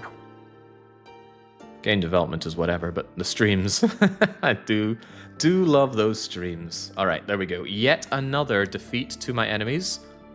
And surely they got to be running dry on resources now. They got other wars to fight. Stop killing me. My righteous followers. Like I said, I don't get to recruit a lot of these per turn, so every loss hurts. All right, also we're fighting down in the bottom. More of these Zots to fight against. I had no idea you worked there. Yeah, I spent 5 years of my life at Paradox and 8 years of my life in Sweden. There we go. So the flying buggers did come down. This is exactly why I ordered my units to wait before they advance. They try to fly, and now that they're gone, all we have to do is take out these animated skeletons. Oh wow, that's quite a few skeletons. So this is a skeleton. In time, this is going to be my strategy. They're very sad. Wait, why is this guy affected by darkness? Well, that's not quite a skeleton. That's a soulless warrior. There's a long dead. They're not affected by darkness. Mediocre skills, mediocre protection, very low hit points, and with a bunch of things that make them problematic and easy to counter, most notably undead. However, there's really no limit to the amount of undead that you have. My goal is eventually, these golden guys form the core, and they are flanked by ungodly numbers of those undead. It's taking me a lot of effort to get that far because I need magic, I need mages, I need an economic powerhouse to get those mages and magic, and I need these guys to live long enough to form that core. Currently I've gone and lost almost my entire army, but at least we didn't lose Sardinia. Strategic importance of Sardinia notwithstanding. Nothing of use in Canada. It's getting warmer. Hey, Riku's fortress is ready, so now we can recruit Another level 2 death mage every turn, and we shall. Napoleon, keep the preaching going in Ryukyu. Although there is a strong argument for moving over to Sardinia after what happened over there. No, I'll keep you over here for now. Might want some replacement priests after everything that happened. Get 2 turns of loads of priests and see if we can get them over to Sardinia. Okay, 1 more freaking month and that palisade will be erected and Sardinia will no longer be instantly lost when it gets attacked. It's a little sad because our province defense will actually get worse when we create the palisade. Province defense is based on the local troops, in this case barbarians, which has helped us a lot. But when you build a defense like a palisade or a fortress, it gets replaced with your unit's troops. And unfortunately the game thinks our best units are these horrible looking sword champions. They do hit twice out of a square and they have much better morale and protection than barbarians. But they're not quite the shock troop that a barbarian is, and their defense skill and attack skill leave a lot to be desired.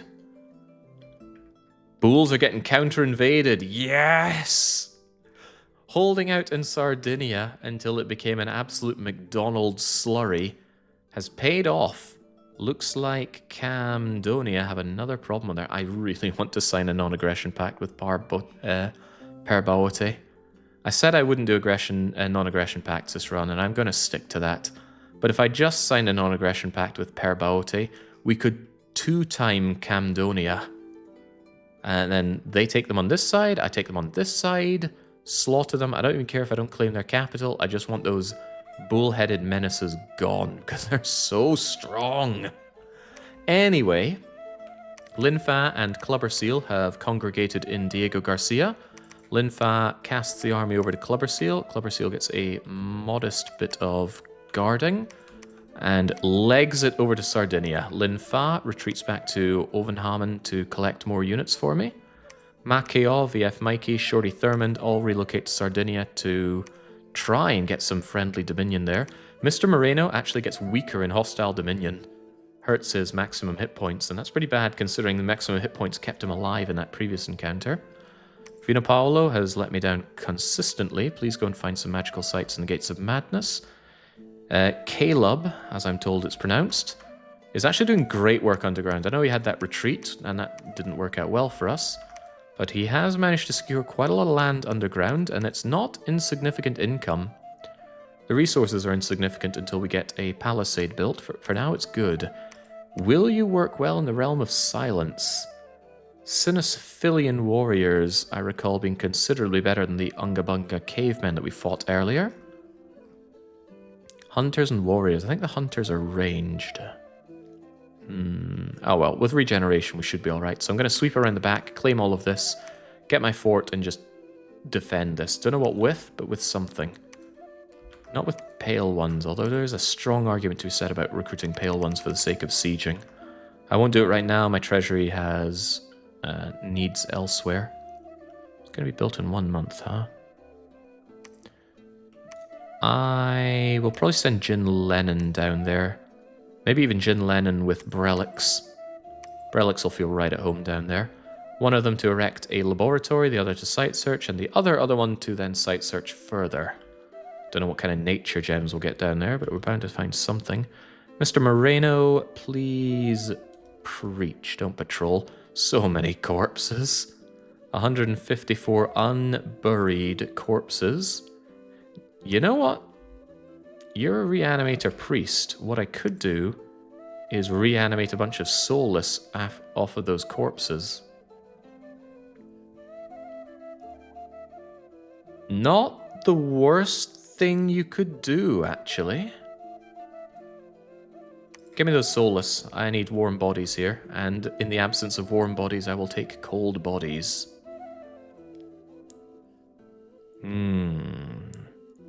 I've been playing a lot of Frostpunk 2 lately, and I keep hearing Stuart in my head. Yeah, I don't like the way they keep whispering it to you. They need a sound setting for voice files like that.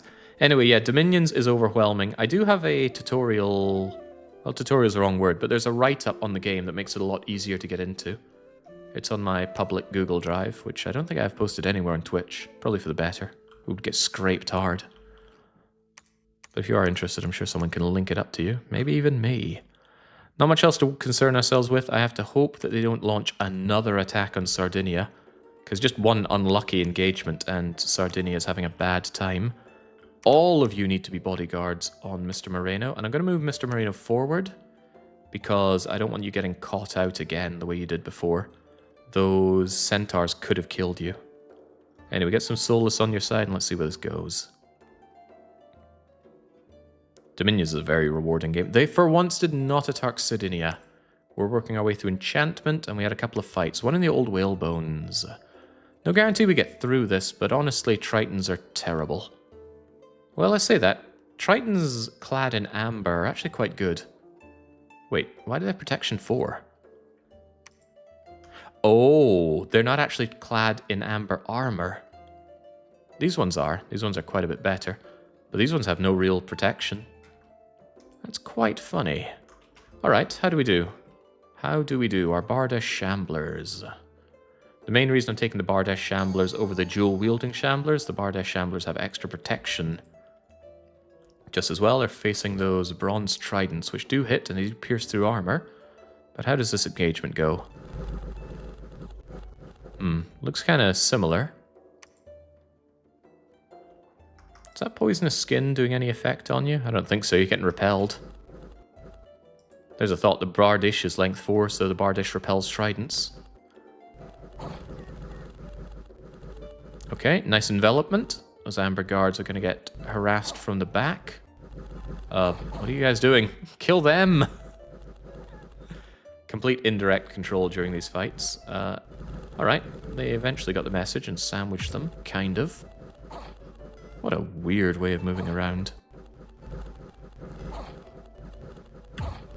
Alright, victory for us. We're chipping away at them more than they're chipping away at us. Is what I'd say, except my freaking commander decided to step foot into the battle and got rewarded with a trident in the body.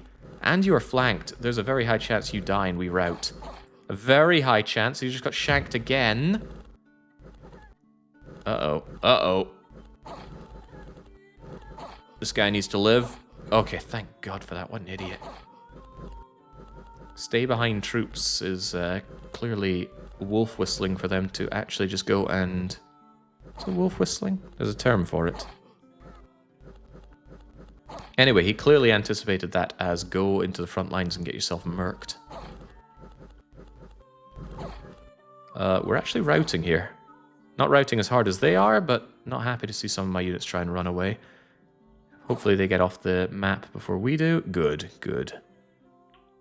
They kind of rally and then don't count as a retreat. Anyway, not a pleasant fight against Tritons, which I earlier said were a joke. But yeah, the fully amber-clad ones, they've got the protection and they've got the skills to be a problem. Still, we win, and the whole point of that was to claim the old whalebones. I'll put down some mediocre units of my own. And whilst I can't build any defenses down there, I don't particularly want anything out of that. I do want Mermaid Island, though. Go to Övanhamn and pick up a few more Shamblers, of which I have some more, and go to Mermaid Island.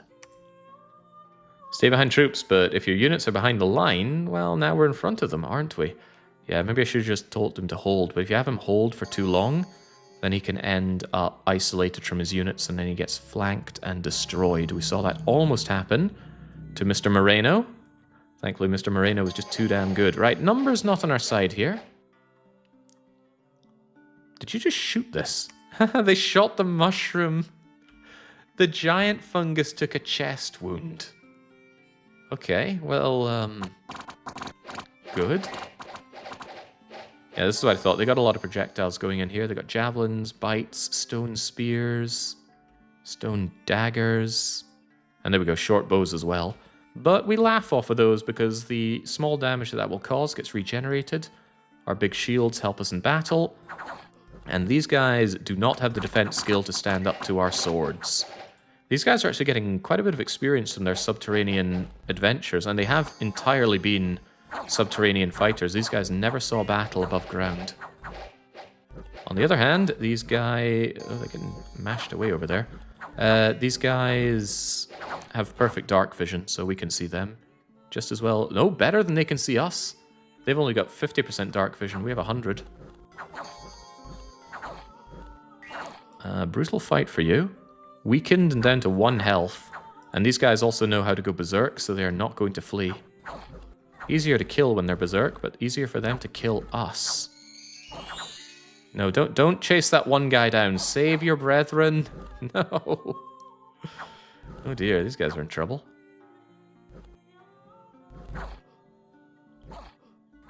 Okay, well they're routed, but we took massive losses for that.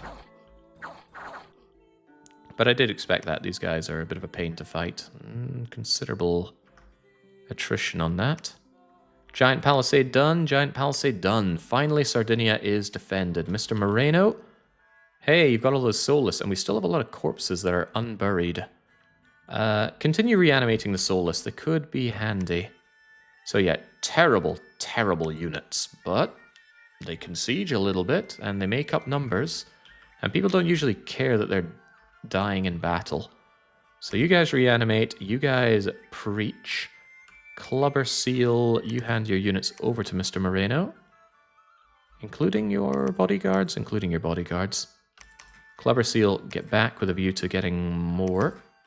Now this is a difficult call. I would like Mr. Moreno to continue to resurrect the corpses, but I don't like the idea of my enemy coming along and killing my my province defense. I put a lot of money into this province defense, and it might not hold if it doesn't have Mr. Moreno there as well. I think what I'll do is I will take the risk unless I see them really mounting up a big attack. Because what do we have here? We've got Pale One Spearmen, Light Infantry. They're not very good units. Although if Slippy Toad, their god, got involved, it might get a little different. So yes, please continue to reanimate some soulless. Long Dead are better, but we get more soulless. And more, as they say, is more. I really want this province as well. There's a lot I want, but we need Cybercop to finish the giant fortress. Greasy Italian over to Sardinia. Fatality over to Sardinia. Lin Fa, collect more units. Bring them to Sardinia. It's all Sardinia all the way down. Actually, M. Bison is better at moving units. M. Bison, you take them over to Sardinia. Caleb, good job on this. Are you willing to go further? I think you would lose if I took you into another fight. I should probably bring you over to the Caves of Mira. And if I don't get you some more units, you're probably going to die down here. I think I can reinforce you with these fairly regular sword champions. Or would you rather have spear champions? 913, 911, 9 protection, 9 protection. I think I'd rather have the heavy sword champions. The attack skill is just really lackluster, though.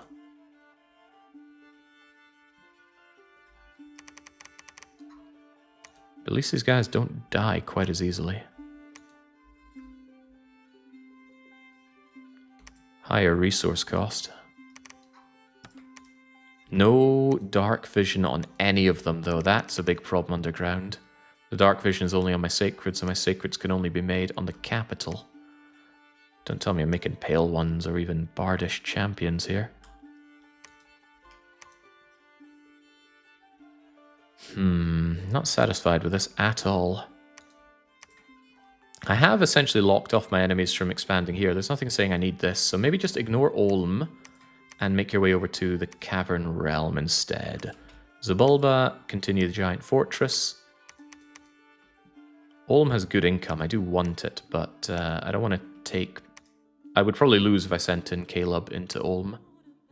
Saw what happened last time. But yeah, take the Cavern Realm, retreat a bit, maybe grab some more units from the capital. Need to keep chugging these guys out wholesale. Okay. Vino Paolo, go and search the Gate of Madness. Linfa, you just wait to move more units around down the line.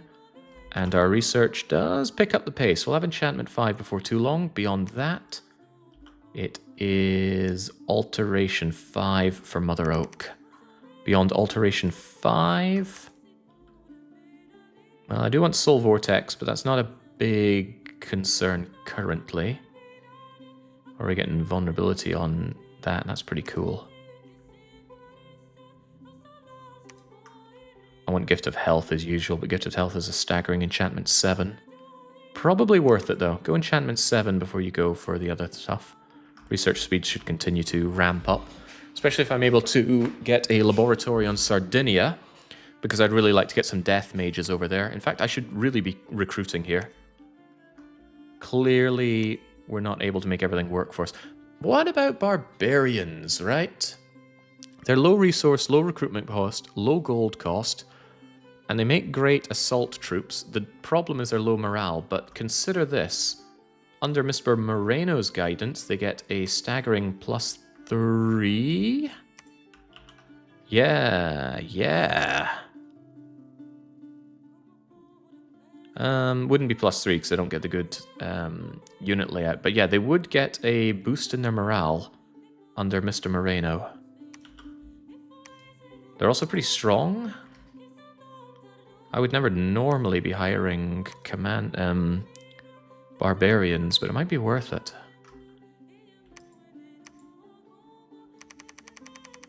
What do we rather have, Maul barbarians or great sword barbarians?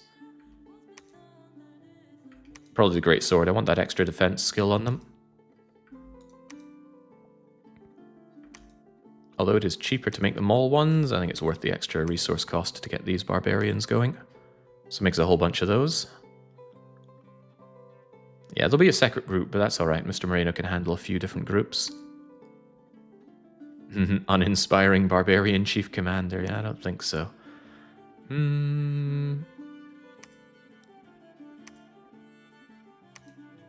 What am I making here? Maybe some adept priors, all things considered. Why can't I afford you? Oh, because you take 2 turns to recruit. Considering the adept prior, because I can reanimate our priest here, which could be useful given all the battles that happen in Sardinia. They are hellishly expensive, though. Twice the cost of a neophyte prior. Upkeep 70 versus upkeep 138. Not thrilled about that.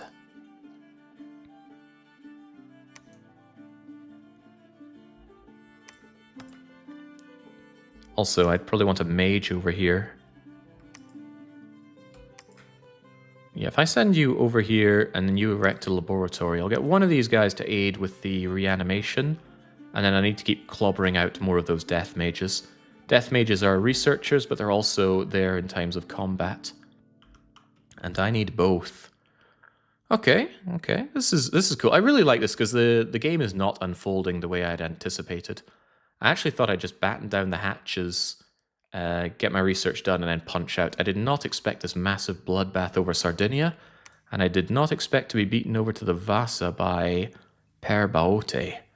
But yeah, they struck out from here, went bunk, bunk, bunk. I hope to God they never declare war upon me. They're still apprehensive, but there's war to be had with Slippy Toad. Slippy Toad is still over there in the Netherlands. He could launch an attack. The god himself could launch the attack on Sardinia. Killing him would be a nice blow against my foes, but... well, you know. Really tempting to strike out and take out Guaralhos. But I think I want a larger army at the ready for that. Okay, anything else I need to concern myself with? You guys are moving out, the old whalebones are mine. We have respectable province defense everywhere except Ryukyu. And Underhome. Alright, Ryukyu, take that. And Underhome, take that. Ew. I'll take it anyway. Copper deposit is mine, after all. The swordsmen here in Yellow Caves are interesting. Are they going to attack me in Underhome? They would. They'd be able to win that as well.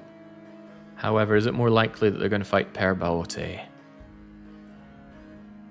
Is it even better for me if they emerge and then start striking out towards Per Baote's capital? They'd fail, but at least they'd keep both of each other busy. Oh well, don't worry about it too much. You guys are not reanimators, are you? Hold on! Hold on! I'm starting to think that Reanimator Priest is not something that you give to units, but it's a national trait. Because even generic priests can Reanimator Priest right now.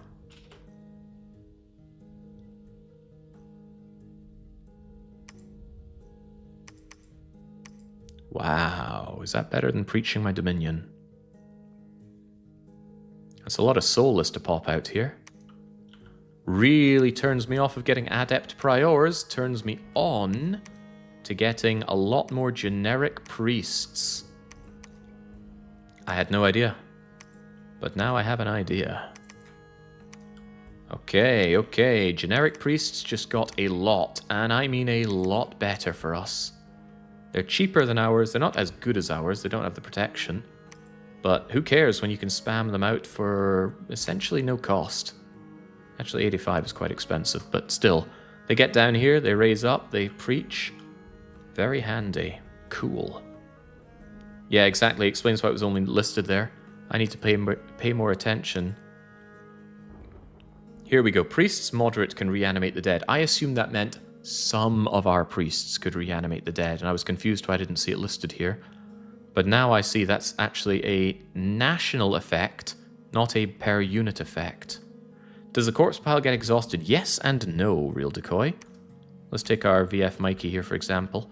There are different kinds of reanimations. There are ghouls. Ghouls are created by infecting living humans. So you kill people in the province, you turn them into ghouls, and you have ghouls to fight. Ghouls are pretty bad.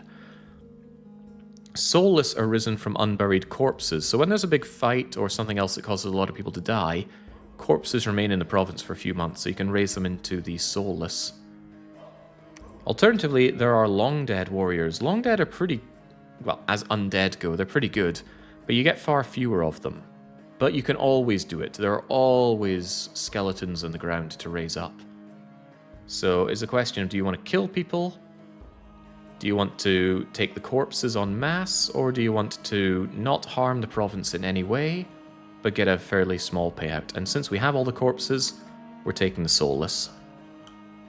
Anything but Airmore.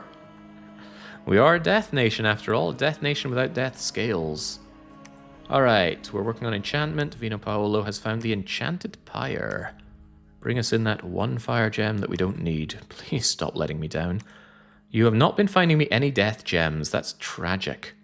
The only death gem we have is from Battlefield, and I need death gems for a lot of things, really. I was hoping to have found a lot more by now.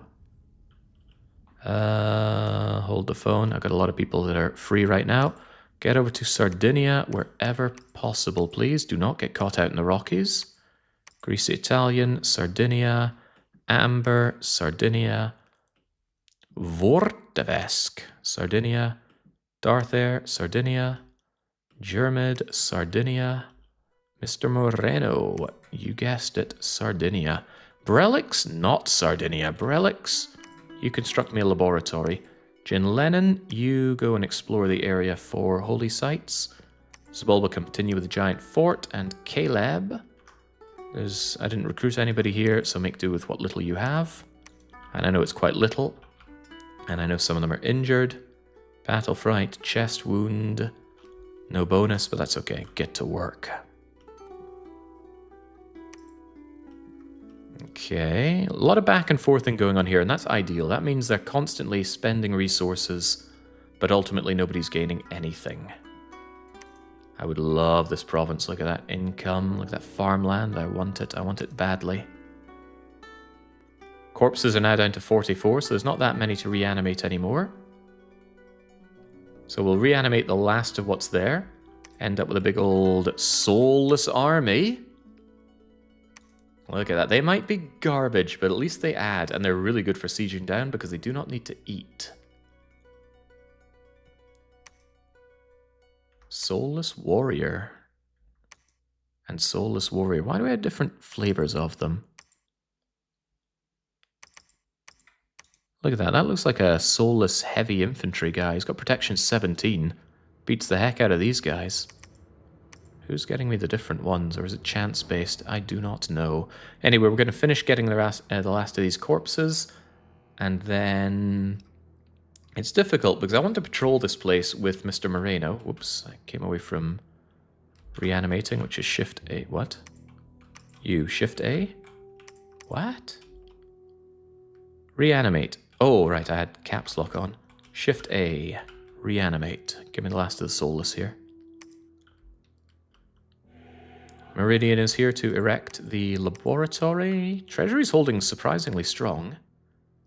Yeah, soulless minotaurs. Sadly, not all races have an undead corpse. Very few of them actually do. Most of them are just humans. I think you can get some Kalins, and you can get some lizard people, but there are no bull people corpses, no Asmeg corpses. It's kind of sad.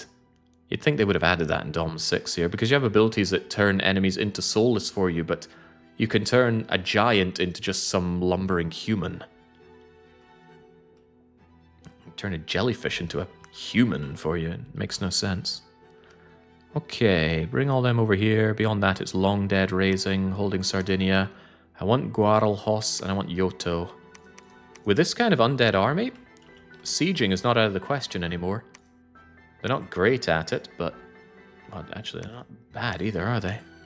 Siege strength. The thing is, they're not very good at siege defense. Siege defense is very hard to get out of free spawn. By and large, if you're a free spawn unit, that is to say you're just conjured out of thin air for free, you normally have siege defense crippled. We're still making those barbarians though, right? Yes, we are.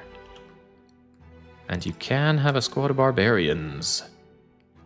This is good. Well, it's getting somewhere. I'm not so sure about good. Working on that giant fort, building the laboratory. Soon these priests will also aid our dominion around here. I do want to crank out more of them, actually. Yeah, they're not free, but they are damn good for what they are. Which is not expensive, not by a long shot. Don't think I want them that far away. What about you guys? Yeah, get me another couple of you. Yosuke, go and gain reinforcements from Övanhamn.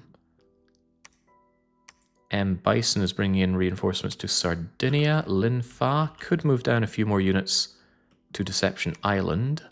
But you're not as good at moving around units, which is a bit of a shame. Grimsby, move those over. Do any of my opponents know astral magic? No. Yes. But it's weak astral. Okay, good. Ludwig. Weak astral. Okay. We shouldn't have to compete over dispels of globals. Nothing worse than sinking like 80 gems into a global that gets dispelled next turn for 40. The global magic economy is definitely in the... it's in the ballpark of the dispeller. It's much cheaper to dispel than put up. But there's an information deficit on the dispeller. So I suppose I haven't explained this from the start. There are global magics that you can put up that have an effect either for your whole nation or for the whole world.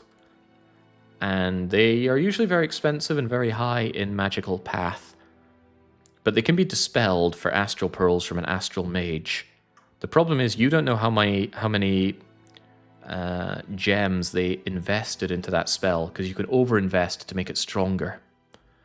So if you fail to dispel it, you've thrown away the dispel, but the dispel is cheaper. Jake's mic is dying and sending out static. Is that true? That doesn't sound right. It's not what my mic is showing here, but sure. Alright, nothing else to worry about, nothing else to move around. Everybody's busy. Let's get to work. Sounds okay to me. Okay, what the hell is Rainy talking about then? Rainy's been around for a while. I doubt they're just pulling my leg here. Maybe your headset is giving out. Right, Cavern Realm. We're continuing to take the fight to the underground. Go, go, go. Yeah, I knew we'd be fine against these things. They come down, they die, and then we just work our way through these crummy long deads and soulless. This is a very sad one. It's a long dead with no protection whatsoever, not even a shield. Just coming along with a rusty old broadsword and dying for it. Wow, 50 damage on him.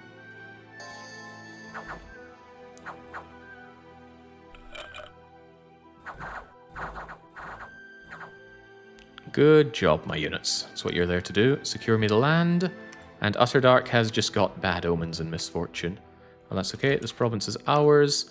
I think I will shy away from these, although I could go for Ulm. It's a little risky, but it completes the circle, and it gets me some much-needed income. Caleb, are you up for the task? Probably not. But the main problem I had, the main reason I had problems last time was because our units split up. So here's my proposition. Send all of them in. Attack closest. Hold an attack closest. And don't split up. You might take this, you might not. Let's hope that you manage to take it. Mira's giant fort is on the way. Hang on, wasn't I meant to be building a laboratory here? Oh, damn. Brelix. Why? Why you letting me down? You were meant to build a laboratory here.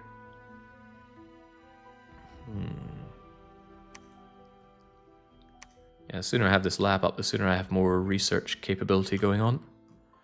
Right, M. Bison, you made it over here. Please deposit your troops to the nearest barracks. Get back and grab more. Mr. Moreno, we've risen all of the corpses here.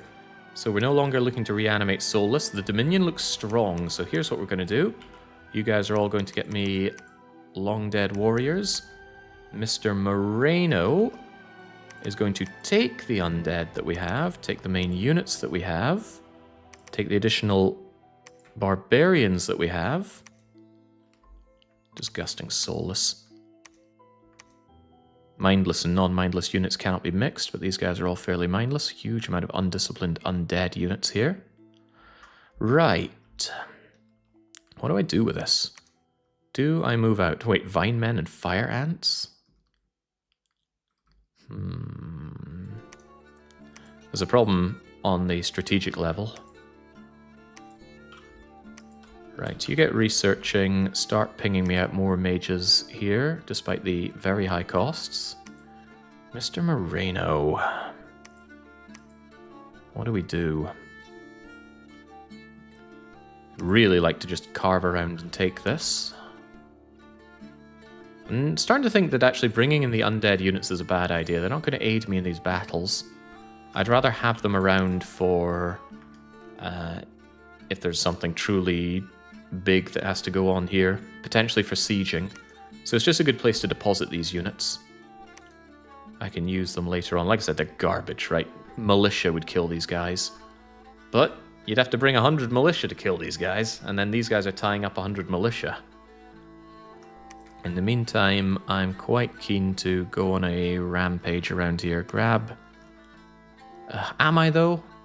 Would it not be better to just take this province and leave these to agitate Bangashawar? Because you actually insulate me against Bangashawar, which for all I know is keeping you very busy. However, look at this. He might be coming to attack me from Water's Edge. I don't know. I'm kind of paralyzed here because of my position. I don't know what he's going to do. And if he's bringing in 270 barbarians, that's going to beat down my not 270 barbarians. Well, they're not barbarians anymore. But I really want this province. Maybe the next load of reinforcements that I bring in could head down over there. See, I got Clubber Seal right here. Clubber Seal could grab these. Clubber Seal probably wouldn't be able to take it, especially not without additional blessings. But if you patrol this...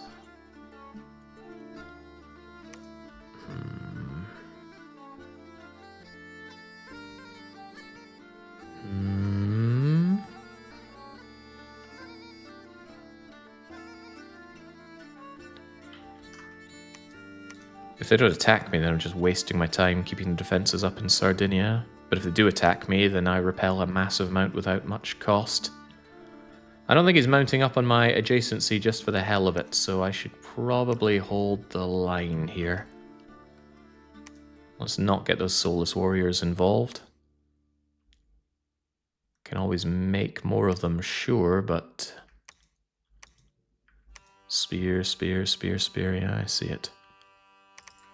Alright, keep you guys out. Have you guys hold an attack, maybe even hold an attack rear. Which actually speaks to me having you guys just on the flank like this.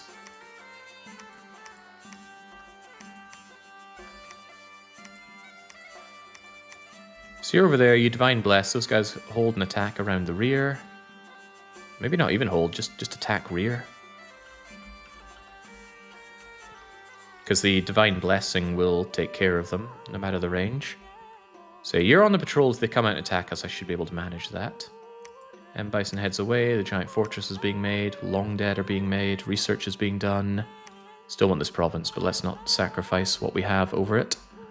And then I have a lot of priests that I want over in Sardinia.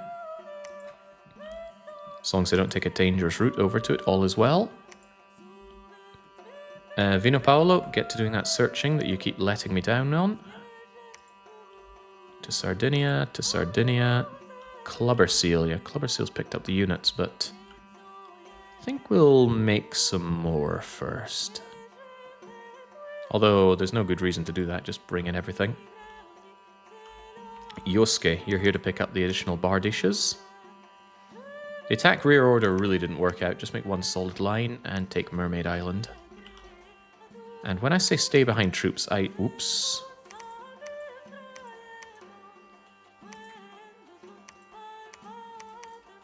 I'm not joking about stay behind units, so hold a few turns before you suicidally move in, please. But yes, go and take Mermaid Island for me. Another priest for Sardinia, and that's our lot. Ooh, I still feel pinned down in this corner, but the more my enemy grinds himself to death on me. Alright, okay, so we actually didn't benefit from holding. I should have gone and taken the province, but I didn't know if he was going to attack or not. We did find the Enchanted Windmill. Shouldn't this be in the Netherlands in 5 years? Population growth, increase in a waste. What a joke. Terrain is a really terrible place for population, but oh well, at least it's something. With that, all of the north is checked out by you, isn't it? In that case, make your way down to Quebec and continue the investigation. Jin Lennon has found nothing. Ulm, on the other hand. Do we win? Looks pretty much the same size as what we fought before. This could go very badly. But hopefully they don't split up this time. Yeah, I want them to just work together like this. That way they cover each other, and these berserking guys become less of a problem. The problem last time was the splitting up. They are taking damage, for sure. These guys get very angry, and angry units actually land hits better. But they also get hit better, so kill them before they become a problem. Whoa, whoa, I did not agree to having lightning magic in this fight. He actually stunned one of my guys. Thankfully, well, he becomes unstunned and he continues to regenerate even while paralyzed. Good job. Is there any way to terraform the terrain? Yes. Heavy death scales and heavy life scales, or growth scales, affect the terrain. Can be good, can be bad, depending on what you want, but you can turn even nice farmlands into forest areas with too much growth. And I think everything turns into wastes if you have death scales. Never tried that. Death scales are generally very bad unless you are a very death-like nation like Airmore. Good fight. I was expecting I might even lose, but actually we won without losses. Prophets of Woe were right. Famine has struck in utter dark. I think we had bad misfortunes there earlier. Rio Grande do Sul gave me a Shambler skin armor. Interesting. I can give that to my site searcher and have him check out the waters. That's useful. And Alexandria has even more misfortune. Who is doing such a thing? Blood magic is cheaper, but I don't think anybody does blood magic. Oh well, to Sardinia we go. Jin Lennon, continue to search down here for me, please. Relics, for the love of God, build me a laboratory. Do something with your hands. Do we fancy taking another fight against these warriors? I think I'll try and seal off the whole corner here. If we die, we die, but if we don't, we end up with a nice bit of power here in the underground. Which is good. We need more power because on the upper side we have actually comparatively few provinces, and that hurts a bit. You guys, could you all just animate Long Dead for me? Although, there's a strong argument that says, don't take the Long Deads. Build up the Dominion, because your Dominion is lacking here. Tough call. They're still over here in the Netherlands. Still don't know if they're coming to attack me or not. It's a tough call. Maybe what I can do is I can have these 3 up here. You preach, the rest of you get me some more skeletons. Otherwise, the other faffing around priests, make your way kindly over to Sardinia. Do I want even more priests? They're really good. Just the ability to animate skeletons can hit a really big death wall later on, especially for sieging. And since I actually have the money and their upkeep is practically nothing, I am loathed not to make a load of priests. As long as it doesn't come at the cost of recruiting other useful units. Particularly mages. Priests are mages, really. Holy magic is an area of magic. But you don't often think of them like that, because they don't research, they don't cast generally aggressive spells. Yeah, there's also a late-game spell to sink a province beneath the sea, and a faction that turns the land they control into swamps. Is that a Cetus thing? Cetus don't mind the swamps, but it will hurt economically, won't it? So tempted to move into Garlhos. I want that province. You ever played King of Dragons Pass? I don't think so. And if it's an old game, it's probably not going to hold a lot of appeal. I play plenty of old games, but they can be really hard to get into when you have modern conveniences on the mind. Hope these guys aren't going to go underground and just cause me grief, but I'm alright with Part01 as long as we stay cool. I'm just trying to hit a critical mass here so that I can ravage Camdonia. After all, they should be worried. Their capital is right here, and I am here. It would be a different story if, say, they were sieging me down in Diego Garcia, and that's 2 provinces away from my capital, but through investing in Sardinia, we've put the pressure on them. Granted, Sardinia barely held. I'm going to have to rewatch that fight later on and try and understand how it went past. Middle-aged Cetus, and yes, really hurts your population. But doesn't the Cetus miasma actually increase their income, so it kind of balances out nicely? That's what I recall. M. Bison's heading back for units. Clubber Seal is off to deposit units in Sardinia. Yeah, if I didn't have 290 units on my border here, I would go and secure Guaralhos. But they are here, and their god is here, so I'm not willing to give this up without at least attempting a defense of it. What do you think, Mr. Moreno? Do you want those barbarians with you on the patrol? Could actually really come in handy. I want these guys, certainly. Oh, I can't give them attack rear orders, but I can just shove them on the flank. They will still get involved, and sure, they'll die, but at least they've got +2 morale now. Barbarians with 12 morale are just so much better than barbarians with 8 or 9 or even 10 morale. The undead, however, I'll keep back. Keep animating them and carry on.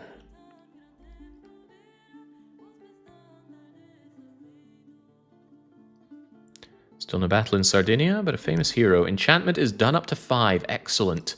Get that alteration on the go, and our plan will start to work together. Part01 has Tucker the Bana, the Sergeant, becoming the new prophet, so they must have lost one in a battle with our foes, the Bulls. And we're having battles going on. Excellent. Slightly more of them this time. Well, come on, you didn't take any losses last time. Oh, but they're bringing in the Skellies, and I didn't give you any... I didn't give you any bodyguards, so actually if some skeletons came around and shanked you, you could be in a dire situation. But one of the nice things about this race of Asmegs is even our priests and our mages are well equipped. They have shields and armor and whatnot. For a lot of nations, their holy men and their mages, at best, they're wearing robes. At worst, they're wearing nothing. Alright, good fight. And good night. Excellent. Expertly done. So much better when we don't split up our forces against those Cynophilians. And what about the waters? Shamblers should never be a problem. They are naked. They are poor at what they do. They do attack twice, but The bar dishes should skewer these guys, and we're all going to be having sushi tonight. Would it be sushi if you ate one of these things? They look vaguely humanoid.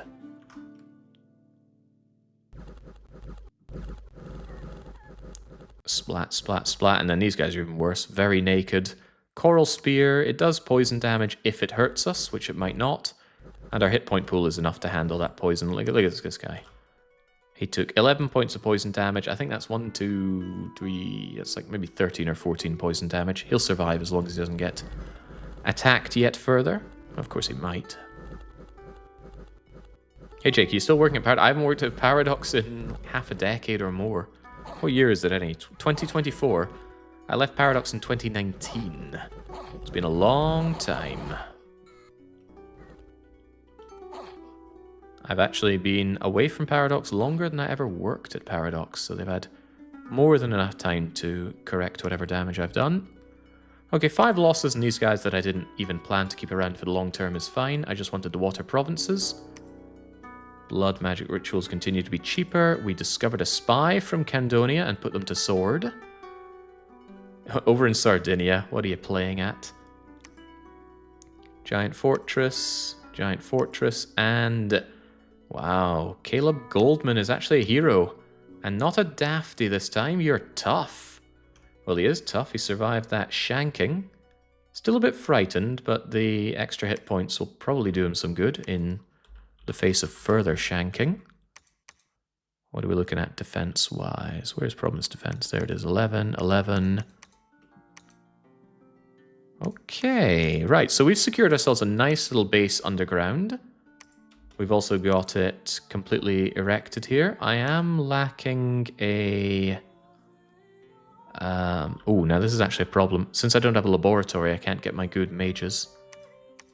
However, Caleb Goldman just happens to be a level 2 reanimator priest. So he will solve this problem for me. You research, get me a few researching thralls while we're at it. A couple of neophytes should see us through. 1 neophyte, 2 neophyte, 3 neophytes, and then get work on the neophyte priors. I'm still torn about whether or not I want actual units down here. And they're not particularly good at siege defense. Could be that the Shamblers are the better ones to have around there. Or here, rather. Darkness doesn't affect them that much. Thinking about it, these are the guys with the darkness impacting them. Might not be all that bad to have some sword champions, because they will hold. They'll occasionally hit, and they'll occasionally defend. Just not sure I really want or need their bulk down here. I'd rather have my sacreds down to just secure the underground. All things considered, we have the advantage in the underground. Other races don't have the dark vision that we have. And we already control a majority of the underground. There weren't any scouts around here, were they? I really would like some scouts. Oh, hello. Random astral death or nature mage. I lack general access to nature mages. I think I'm desperate enough to erect the infrastructure to get you. You're sacred, so I need a temple. You're a mage, so I need a lab. Actually, do you need a lab? Lab and temple, yeah, so I don't think I'm willing to do that. You're a death mage. And you are stealthy, but again, you'd need a laboratory. I'm looking for just a regular old stealthy individual down here.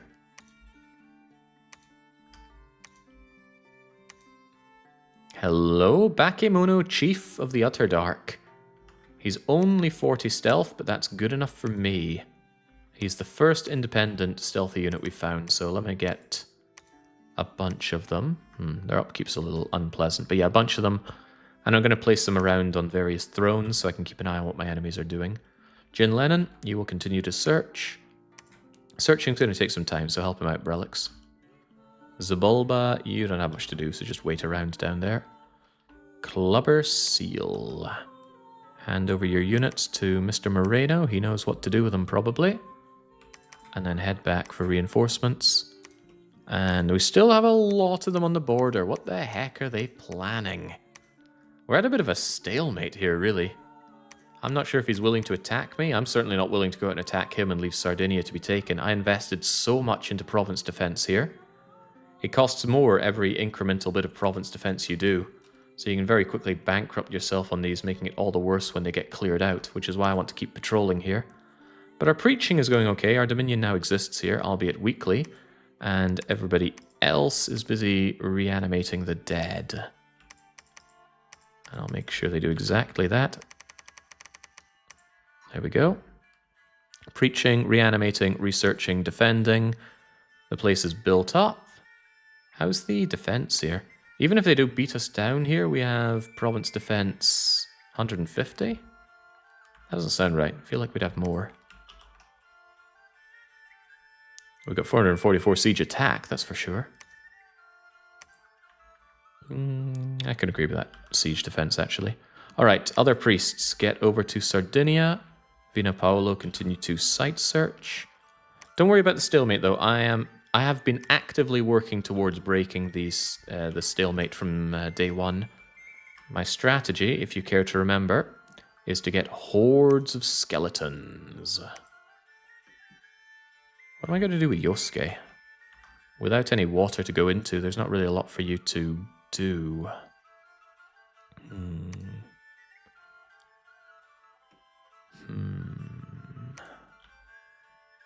Starting to wonder if I want another one of my collars of steam. They're very expensive, but they will aid the site searching significantly, and I can shove them over to Mermaid Island with a shambler thingamajigger. But I just need research done. Faster I get my research goals met, the better. So close. How are we looking at this? Alteration level 5, Mother Oak. We already have construction 5, but I need someone to rise up to the case. Oh, please tell me this is a level 2 thing to build. Good, good. The Skull Staff is a death magic booster that only needs level 2. It costs a lot of death gems. It might be considered a bit of a waste. If I could get Well of Misery up first, that would be better, but I often forget about Well of Misery. It's an expensive thing to go for. Is it enchantment? Or is it alteration? It's not an evocation. Not a construction. Conjuration? Oh yeah, Conjuration 8, that's not happening anytime soon, and I certainly don't have Death 6 access. Well of Misery is amazing, though. Worldwide growth, 21 death gems, growth scale massively in the province that it was cast. It's so, so good. But obviously asks a lot to get it. Break the stalemate by hiding behind thousands of skeletons. Actually, I break the stalemate by attacking with thousands of skeletons. That is the plan. Did I want Alteration 5 or Alteration 6? I thought I wanted Alteration 6. Why am I looking at Enchantment 7? Is that Gift of Health? It is exactly that. Well, the research speed is going up for us, so the situation in a stalemate actually benefits us to a degree. To a degree. Yosuke, what are you going to do here? I might actually just leave you in Mermaid Island. It should discourage Per Boy from going on the offense here. And there's not that much for you to do, is there? You're not going to be useful on dry land with these guys. I guess they're not terrible on dry land. Just keep you around. I don't want these guys thinking, oh, their water is weak, let's declare war and go into their water, and then everywhere else from there. And I certainly don't want to invest in provincial defenses in Alexandria and Canada. So no, we continue to throw everything into... the increasingly buckling supply usage of Sardinia. Hold on, I do have nature mages. What was I thinking? Right, you guys. I will probably need or want a few bags of wine. Just forge me a few bags of wine, please. Keep Sardinia flowing as we continue to move more units into it. The undead don't eat, but the others certainly do. Cybercop, there's not a lot for you to do in Sardinia, so just wait. And the rest of you, just keep on moving over. M. Bison. What does the M mean in M. Bison? I'm tempted, given that we have a bit of a stalemate situation here, to move M. Bison's units down here, meet them up with Caleb, and then attack into Yellow Caves and Umbra, and even Cold Hollows, and just kick Camdonia out of the underworld. There's actually a good reason for us to take Lightless Cavern, all things considered. And do I recall well, do I have access to a Holy 3 on demand? Yeah, buggery, that'd be too much to ask. A Holy 3 would allow me to take the underground without breaking this. However, Grimsby can take it. Depending on what the throne is down there, it might be worth tearing Grimsby away from his research duties, having him head over to the Lightless Lantern and claim it. A Lightless Cavern, rather. We can take on cavemen. Alright, that's what we're going to do. Break the stalemate however possible. So, M. Bison, you are heading down. That's fine. Yeah, you'll meet up with them, grab the units that you can. These guys have dark vision. It's not unthinkable to have these shamblers help out underground as well, but their skills are still damn poor. Actually, that's a thought. Stop making shamblers. We don't need any more. Yeah, I'm being won over by the idea of sending my shamblers underground.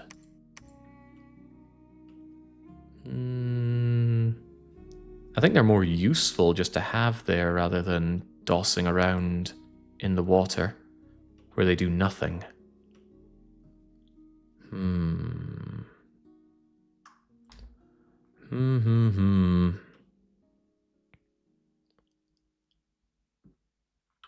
Tough, but I think we'll just have you wait here for now. Otherwise, more for Sardinia. Actually, some underground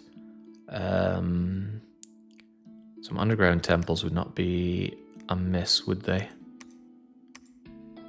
You guys get down there. What's the strategy with this nation, says Mixed Fruit and Veg? Well, the strategy must evolve with the situation, but it comes down to this. These are my sacred units. They're really good forming a defensive core, and they regenerate when they're blessed. So the idea is these guys essentially hold a line, they occasionally kill, but the real killing power comes from my Mages of the Steam Shield. They are death too, meaning they can cast hordes of skeletons.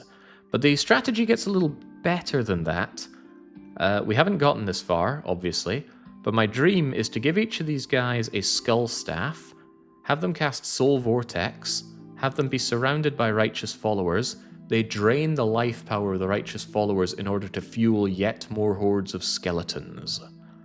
But that needs access to the skull staffs, Soul Vortex, some spare units to give them, and of course the mages themselves. We already have the mages. The mages are currently on the research duty to get us that far. But that is the plan. If I have that operational, I can certainly go on the offense. Currently, it's about holding down until I get that far. The problem is, my enemies have, the whole rest of this map that's a lot more than what I control, and they can liquidate the resources of that into an affront against me. So we'll see how that goes. Yeah, Dividing Poppy. The names were shifted around in Street Fighter because they did not want to infringe on Mike Tyson there. So M. Bison, as we know him, is actually Vega in Japan. Yeah, I don't know how Vega got shifted around with all of that. Right, alteration done. Agent Hunk claims lower throne for Slippy Toad. What was the lower throne? I know it's good. We found something good. A sky split. Oh, damn, I thought that was... Since it was oak, I thought it would be nature, but no, it's not. Air gems that we don't particularly need. Jin Lennon has found us nothing. More blood rituals are cheap, and filthy mermen have been killed. Good. Vino Paolo, go and investigate Ryukyu for more things. Istar, Sardinia, Acronymus, Sardinia, Don Gero, the Underground. Wolstas, Sardinia, Sneaky Whistler. Wait, why are you even free? All right, I made you guys make me a few supply items, and I will distribute those. Mr. Moreno, you're likely to live. You get it. Otherwise, you guys are likely just to hang around here. People come to my researchers and demand wine off of them, but there we go. That means my supply usage is taken care of for a while yet.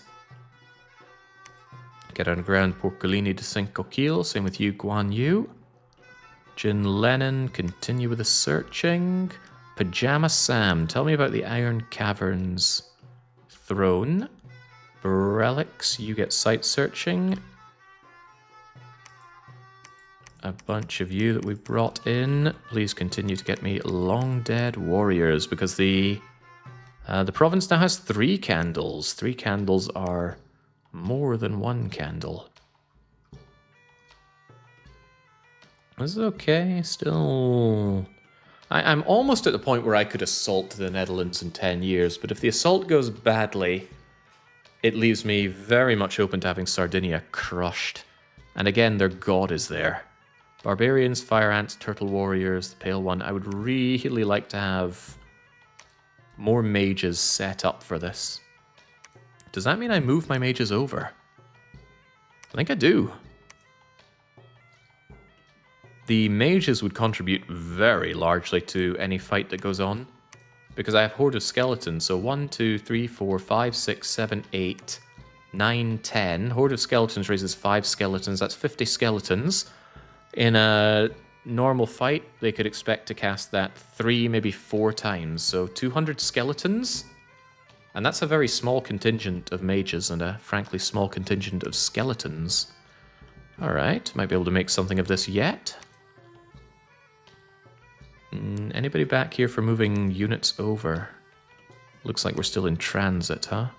Clubber Seal's on the way back, and M. Bison is on his way down. That's okay then. As long as everybody's busy and everybody knows their role, and the research continues to work away for Alteration 5. Get me that Mother Oak, man.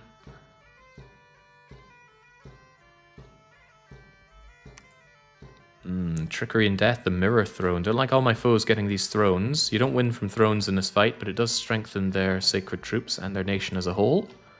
And the Farm of Plenty has been found, but it's no gems. I want nature gems. Nice try, Brelix. I suppose it was just a try. Dominion down in Ryukyu. Oh no, how can this be? Alright, so I brought over a whole bunch more of these guys. All of you get to researching for now.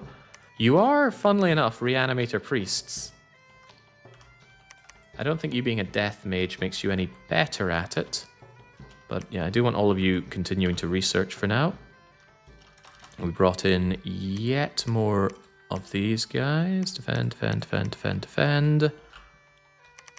Reanimate Long Dead Warriors for me. Vino Paolo, get searching. While you're there, go and put on this Shambler skin armor. Then you can breathe in water and go and check the waters for things as well. Does impact on your defensiveness. The Shambler armor is worse than your mail stuff, but I don't think it'll be a big problem for you and what you're doing. Cool Spotter, Sardinia, Grabby Fall Guy, Sardinia, Vino Paolo II, Sardinia, Fox McCloud, Sardinia, Bado, Charance, Clubber Seal. Clubber Seal is back. Clubber Seal brings more units forward. Guan Yu, I think we have enough people going underground. Sardinia with you. Neptune, Sardinia. Jin Lennon. Search the Utter Dark. Kickle Cubicle. I want you guys up top. However, what's going on in here? Can you get through to Mystery Lake? Do I want you through to Mystery Lake? Couldn't hurt too much. Right, M. Bison, you're back here with Caleb. Hand all those units over to Caleb. And then send yourself back up to the capital. Caleb, you came down here to construct a temple. Once you have that temple, you're going Yellow Caves, Umbra, Lightless Lantern, Lightless Cavern. Pave the way for our god Grimsby to take it. Actually, it's sod the temple. That's why I have Jane Pevelin here. Get over to Yellow Caves with your units. Hold and tack, that's fine. It would be finer if I had the wounded of you act as bodyguards. There are a lot of wounded here. Do any of you have Battle Fright? Battle Fright. Mute doesn't matter for regular units. Battle Fright. Chest Wound. Weakened, Never Healing Wound. And Chest Wound. You guys serve as bodyguards. You can only have up to 5 bodyguards. I think there's something that gives you more, but I don't know. Anyway, get over there. Jane Penville, you build the temple. I'm doing surprisingly okay on my income here.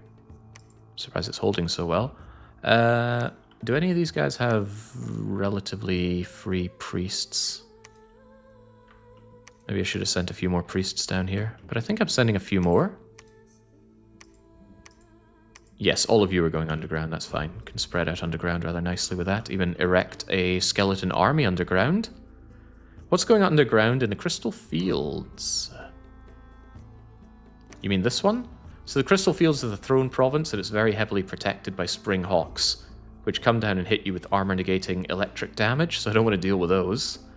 I don't know what an Icarid is. For Unfrozen Warriors, sounds like cold, chilly guys. Unfrozens and Griffins. Sounds like a pretty cold place. If I had to guess, it's going to be a level 2 throne. Probably the Silver Throne. Could be wrong. I think you can always infer which throne it is from the enemies there. But I'm having trouble figuring that out. Anyway, largely the underground is mine, and I am very happy to have the extra income. Very happy to see the massive garrison that I have over here as well. Starting to think that I could really do with another one of these leaders over here. In fact, I will. I'm going to have you instead of another one of our dafty friends, because you will be able to lead a lot more units with good leadership boost.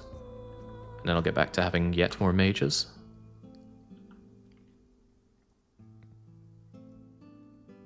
The Sardinia strategy looks more and more like a stake driven through a vampire world's heart. One may only need a good thump on the end of the stake. Uh-oh, right. Days of no fighting is over. Vino Paolo found ourselves a magma pit. That'll be some fire gems coming out of there. Jin Lennon found nothing. Underhome. So I was actually moving on here through my own land, but you decided to attack me. I'm really glad we moved out with Jin Lennon rather than holding off on the temple then. So my province defense are cavemen. Cavemen are terrible. Look at this guy. He does a lot of damage, but with attack 9, is he going to land that hit? His dark vision isn't even perfect, even though he lives in caves. He has no real protection. He's just a terrible unit. And usually if you get terrible units, you expect to get a lot of them in province defense for your money, but cavemen, I sunk 11 on this and I got 4 of them. That's bad. So yeah, these mercenary swordsmen are going to eradicate my my cavemen. Interestingly enough, the cavemen are ignoring them and going for the commander. This could actually, unthinkably, have the cavemen win here. Well, you just crushed the swordsman. So this is a fun thing. You have a shield, and the shield adds a parry to your defense skill.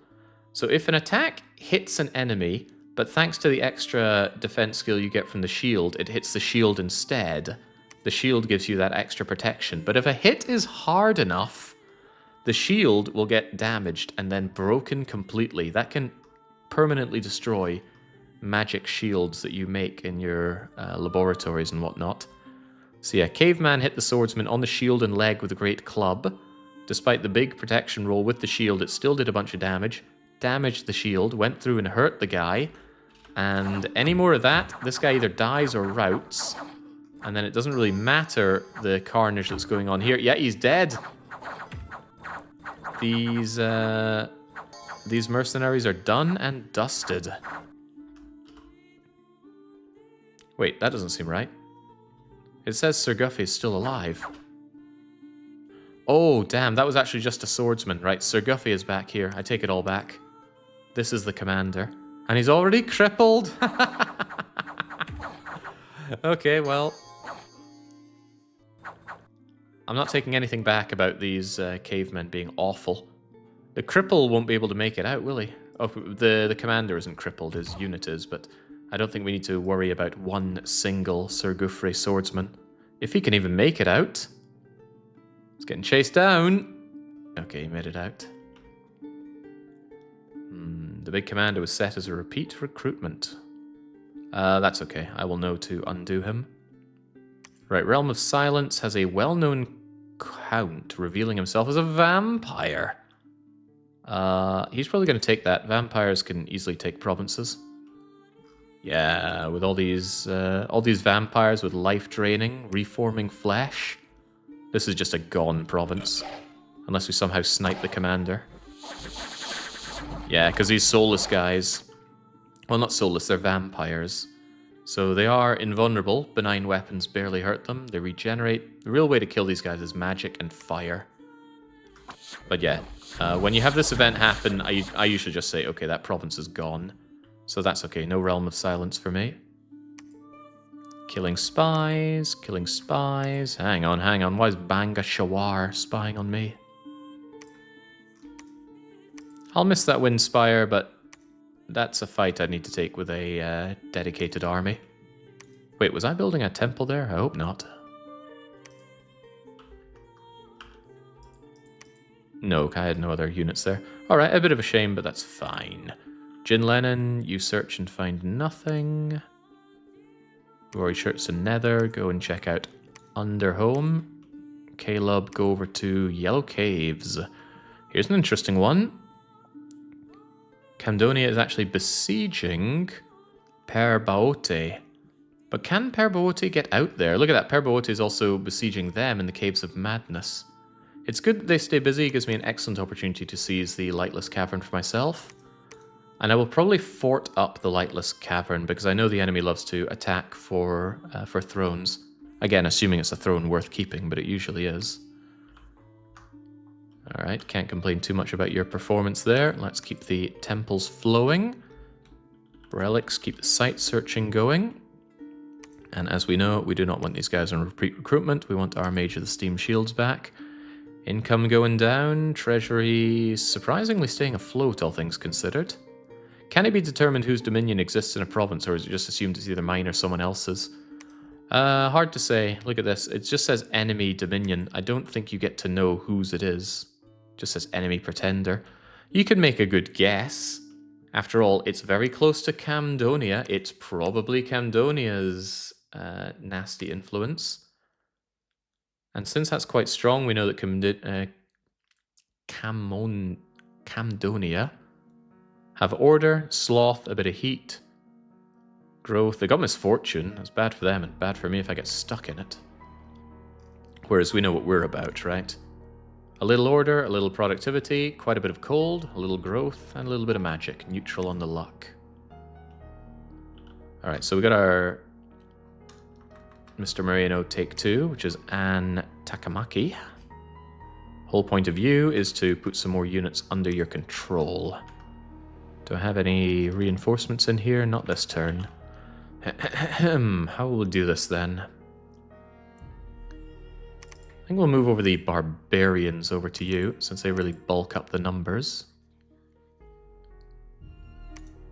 There's not much for you to do, is there? So, just hang back and don't get yourself killed, please. Hold, hold, hold, hold, hold. Stay behind troops. The barbarians do whatever from the top. And a huge number of undead. You can certainly command the undead. There is an argument for you just to have them there. We do like bulk after all.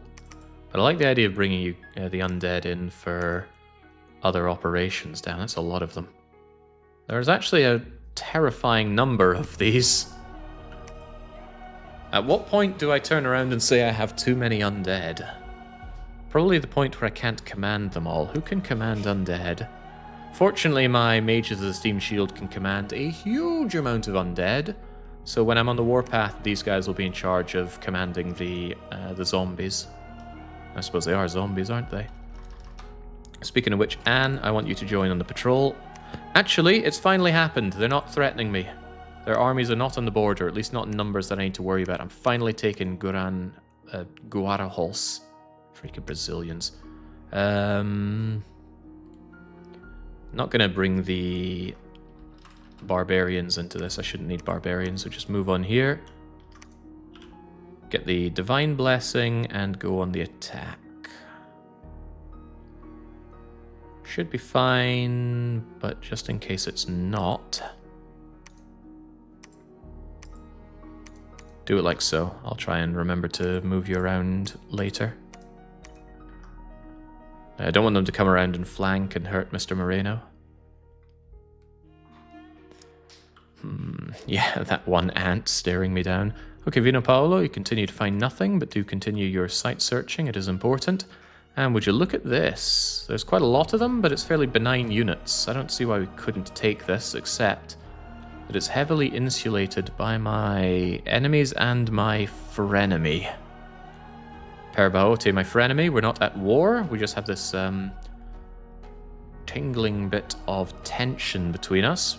Because if it weren't for Camdonia being a target of both of us, we'd probably be killing each other. Say nothing of what's happening with the weird guys to my south. Could end up that Perbaote ends up being one of my bigger issues around here. Anyway, Nick freaking Brick, could you head out to Rusty Bucket Bay, please? Tell me what's going on over there. As for you guys, I think I'm okay with you guys just reanimating long dead warriors here forevermore so that I've got an underground army to throw around. And now that I can, I'm going to have the Mage of Steam Shields down here, because the Mage of Steam Shield will be able to use these reanimated long dead in any underground battles that we're going to have. So we're actually making something of this.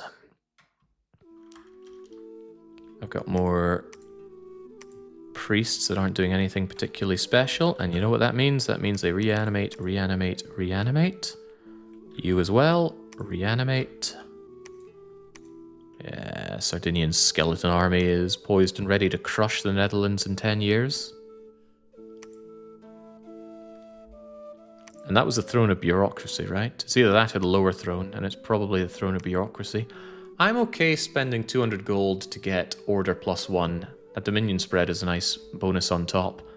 But I think if I go on this offense, we go all out. We march on Netherlands, but we go for the jugular and try and take Camdonia. Which is all the more reason I want my horde of skeleton mages at the ready for this war march. Making more. I want to move over the ones that I do have. Does that mean I want to take all of these guys over? It impacts on research, and they're not very good at moving around on all of this. I'm not happy with the few that I have currently. Uncle Lubeck and co. Get down to Sardinia. I want to be ready for big fights like that. How are we doing on that research, though? Netherlands in 10 years, sworn by zombies and skeletons. What a threat. What an improvement.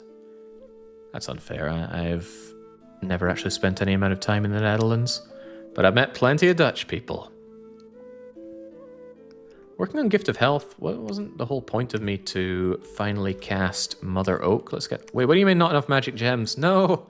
I spent them on bottles of wine. And for some reason, despite searching high and low for nature, we have not found nature sites. Sparkling fields, brass thrones, we found that magma pit. Forest of Delights is giving us 2. That's doing 2/3 of the nature gemming. Anyway, I still need them. The sooner I get Mother Earth up, the better. So we're going to alchemize a nature gem. Settlers of Catan style. We get it out of our astral pearls, of which we have quite a lot. I've actually amassed quite a lot of gems. The early site searching has paid off, just not in the branches we were hoping for. Point is, Mother Oak goes up. Bang. That's a lot of nature gems to get every month, so we'll be able to pull out those bottles of wine down the line, but more importantly, we save up towards Gift of Health. Man, just thinking about the amount of undead I'm going to be able to throw at my foes makes me very happy. How many of you are there anyway? 1, 2, 3, 4, 5, 6, 7, 8, 9, 10, 11, 12. That's a lot of skeletons to throw into a fight. Should I make them some skeleton things? No, I think I'm all right with that. There is a limit to the amount of skeletons they're going to be able to pour out until I augment them with soul vortex, fatigue batteries, and skull staffs. But I think we have to make do with what little we have right now. Plus, part of their job is to move an ungodly amount of skeletons into the Netherlands. And a nice, real nice bonus is that these guys don't die to a stray arrow. They've got good defense skill, a big golden shield, decent protection for a mage, and 20 hit points. These guys will be fine. poor Netherlands in 10 years. But yeah, I am poised and pretty freaking ready to go on the warpath. It's just a question of when do we go on the warpath. We're certainly going to take Guarelhos, and then we're going to move back. Can I get additional units down here in time for that? Clubber Seal is already on the way with reinforcements. And there aren't a significant number of units to bring in anyway. Lin Fa were not so useless at moving troops around. M. Bison just brought their units down south. Ah, M. Bison is on their way to pick up some more units to bring in for reinforcements. Alright then, let's get ready to fight.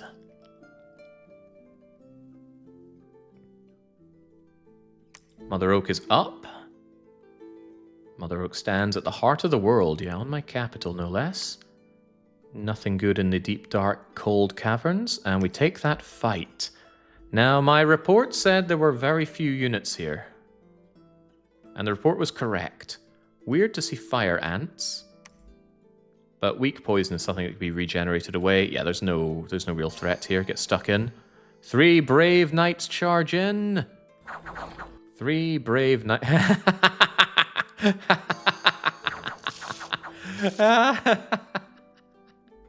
That warhorse was not committed to the cause. Just flung its rider off and turned around.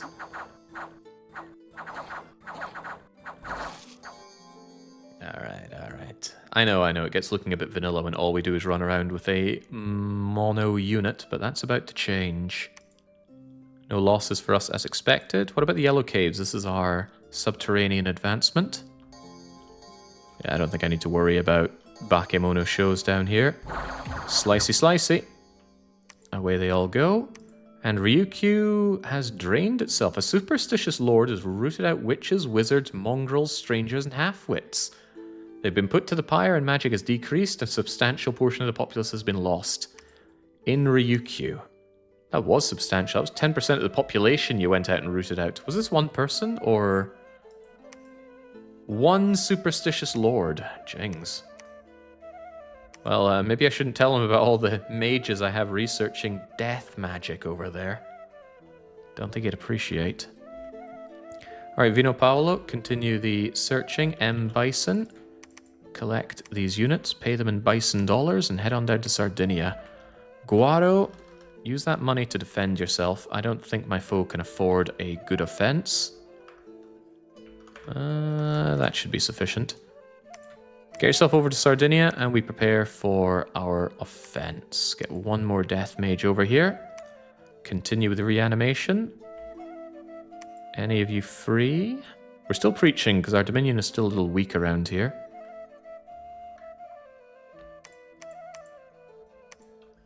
All of you, get me those long dead warriors.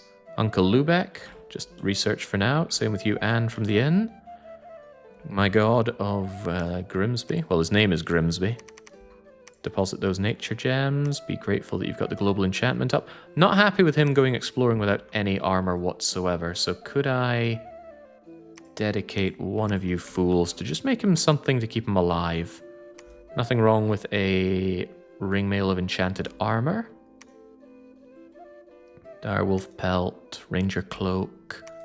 Shroud of the Battle Saint's a poor choice. He's going to be moving around inside his own dominion anyway. Also, it can't be taken off. Could be a liability. Couldn't I get him a fire thing? We've got some fire mages down here. Could get you a flame plate for 16 defense. Map movement penalty is unpleasant, though. Nah, he'll be regenerating. Alright, just take Sneely Whistle Watsits and make us a ringmail armor. And then, once we have the underground and that throne secured, Grimsby will don his armor and head on over. That Maul just kills anything he touches, so I don't feel the need to give him any more fancy crap. Is that true, though? Maul is two-handed, right? Yeah, so if I give him a shield, he wouldn't be able to use the Maul anymore. Vine shields are nice. Although, a bit beyond what I can afford. Anything else worth your time? Worth noting we have the Horn of... not the Horn of Valor.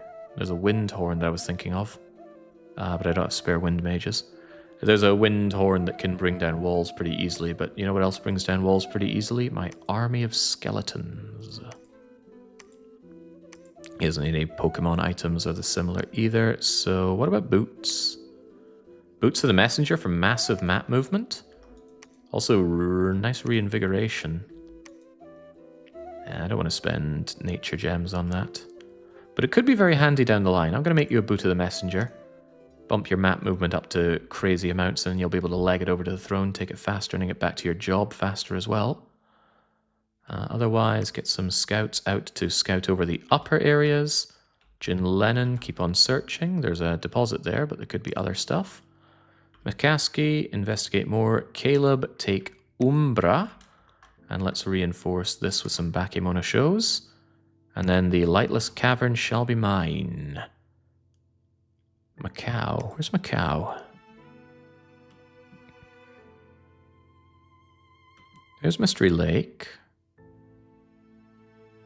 Where's Macau? Oh, there's Macau. That could be a problem. Because I might have cut off Perbaote, and they might really want that. They're still apprehensive around me. Of course, they're always going to be. But unless you have access to Rusty Bucket Bay... Oh, you do? Okay, alright. They still go through Rusty Bucket Bay. That's no big deal. Still not happy with kind of inviting them over here, so let's invest in quite a bit of defense on the Yellow Caves. Umbra, Lightless, and we move on. Brelix has found nothing as usual. Go and check out the Cavern Realm. Clubber Seal, well, don't deposit those. Actually, don't. They're easy to spot here. And... there's a temptation to keep you around just in case I run low on commanders. Maybe one of them gets shot every now and then. But nah, go back regardless. Pick up more units to come back with. Okay, you guys come back to Sardinia and we go on the warpath. Are there any mods to help with logistics and ferrying troops? It seems like such a chore. No, ferrying troops is just a chore. But you can play as units where that's not a consideration. For example, if you play as nations with very big, expensive giants, then you don't have a lot of giants to ferry around. But no, the logistics can be a pain, especially certain things like moving around blood slaves or specific items. Yeah, I can see why that's a pain. I found it a pain as well until it just became kind of second nature. Then I cared a lot less. I feel a little bit like I still want one more bottle of wine, so I'm going to make one more. We don't have earth access to make dwarven hammers to make creating goods cheaper, so woe is us in that regard. Enchantment 6 is well on the way. We'll have it next month, but does Enchantment 6 get me anything I'm keen on? Foul Vapors is actually really good at my god. Could get my god involved with this to really crank things up in a fight. Otherwise, anything of note. We have a little bit of fire access, but Heat from Hell's not what we're looking for. Grip of Winter is more our thing. Frost Clouds for my cold-resistant skeleton army would be pretty good, and my god can cast this. Frost Dome, Rigor Mortis is cool, especially when you have loads of undead. 10 armor negating fatigue damage on everyone, including your friendlies. But the undead are immune. Great way to fatigue out your foes. I love these big combination battlefield spells.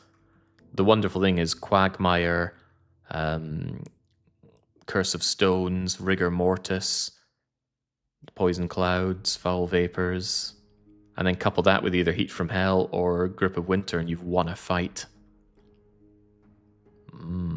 Where's that Curse of Stones anyway? I thought it was an earth thing. Perhaps it's not around here. Anyway, of little concern, we continue on with the enchantment, and then beyond enchantment.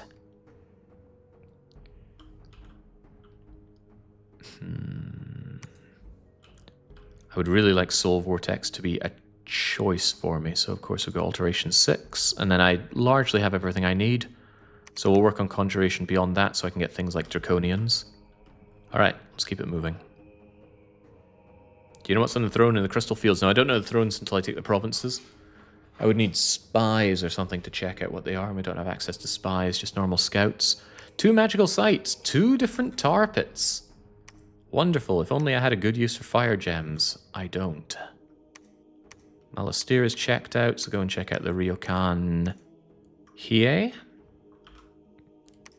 Nothing found underground. Yellow caves fight. Oh boy. Without a declaration of war, we did get attacked by the water people. That's a problem for me. How did you set a... Okay, it's a mushroom. I thought, how did you set a stone on fire? This is bad. So my brilliant idea to go and strangle one of the AIs to death has just been murked by a big... Oh god, he's got summer lions. Ethereal, magical, heat-auraing, fire-resistant lions. My little Bakemono shows don't stand a chance as ethereal go. Ah!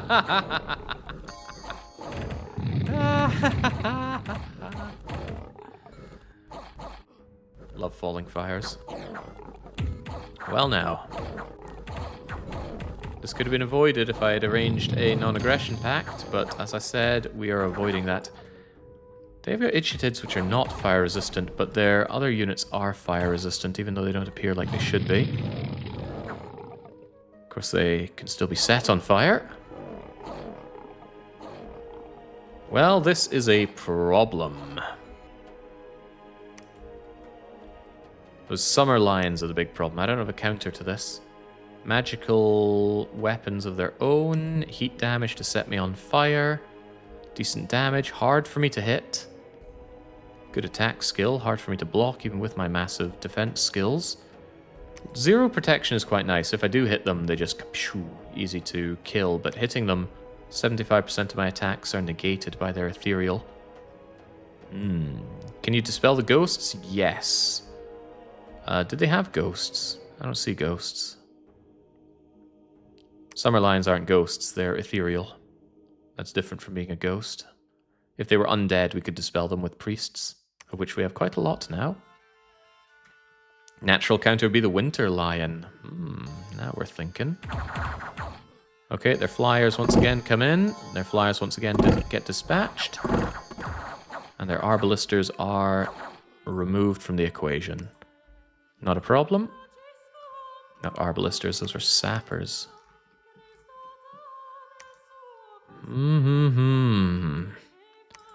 Okay, Goldman. You and your army I do not think can handle the yellow caves. Of course they took the caverns of glowing moss as well. What's going to happen? Are they going to attack me in Umbra? Or are they going to ravage me? In which case, Jin Lennon, get out of there. Brelix, you're a bit more expendable. You go searching. I could add a bit of province defense here and hold out. With the hopes that they either kill themselves in the crystal fields, and that would kill them, no doubt. I don't have that Bakemono show going spare, do I? You, Paperboy, can you get over there? Not in one shot. But you could if I gave you these boots. That said, if they end up in crystal fields, I think I'll know that they're in the crystal fields, so don't bother with that. Just asking to lose your boots, aren't you? I wonder about that. Where's my other Bakemono show? Don't think I made more of them. Make me a few more. I do want you over there. I want to know if they end up in the crystal fields if they fight.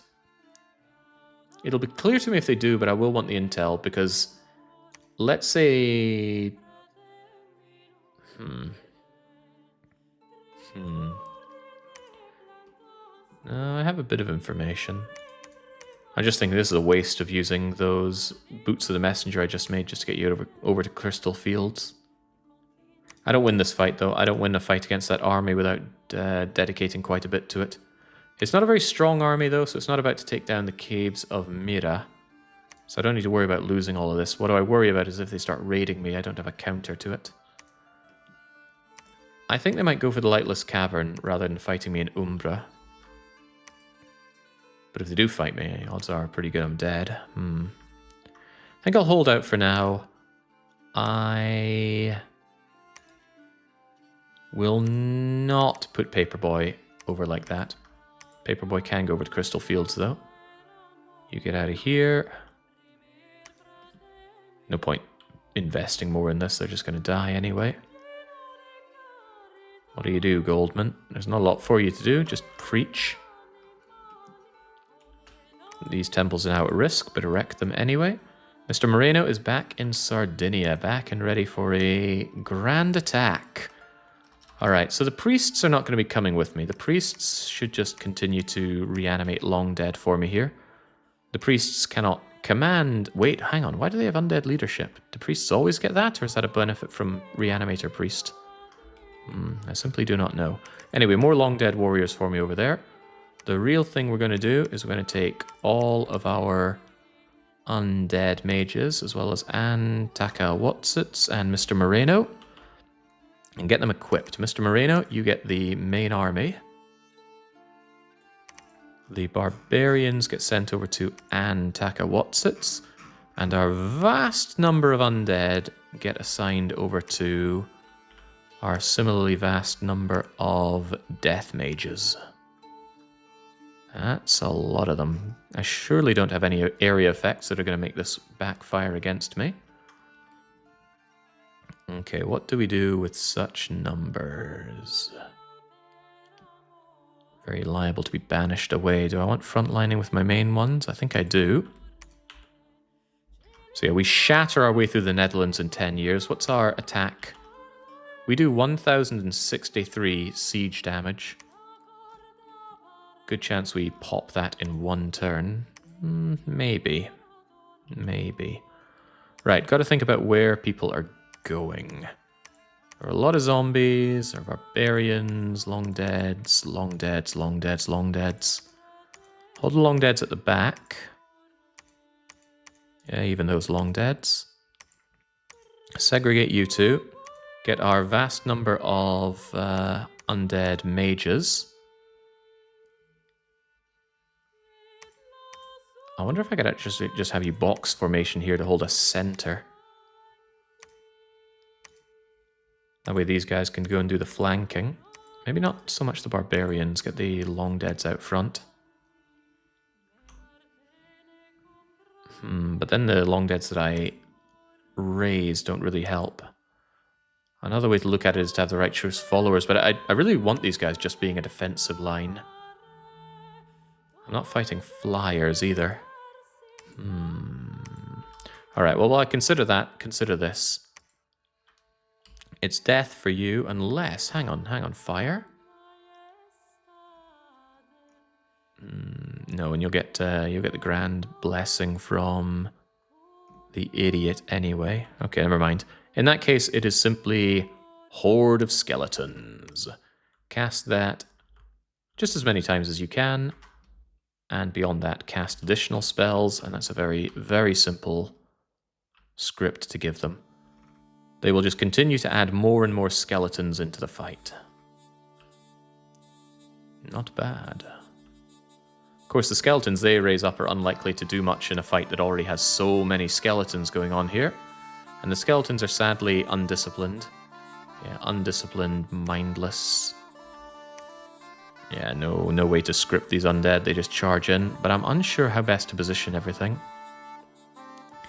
Because these guys, they make the skeletons, but skeletons don't really get involved, do they? What if you guys were actually frontliners? A little dangerous for you, but it gets the skeletons out here faster. And then the righteous followers can kind of fill gaps where others die. Then I lose a lot of my siege force for no great gain, and I'm not happy about that either. Maybe you guys just go out for a attack rear option. Yeah, you know what, if I move you guys up here with exactly that in mind, could well work out. Ka-chunk, ka-chunk, ka-chunk. Look, you can never have too many skeletons. Sure, they're undisciplined, but does that really matter when you outnumber the enemy 100 to 1? It can matter. Priests can really do a number on you.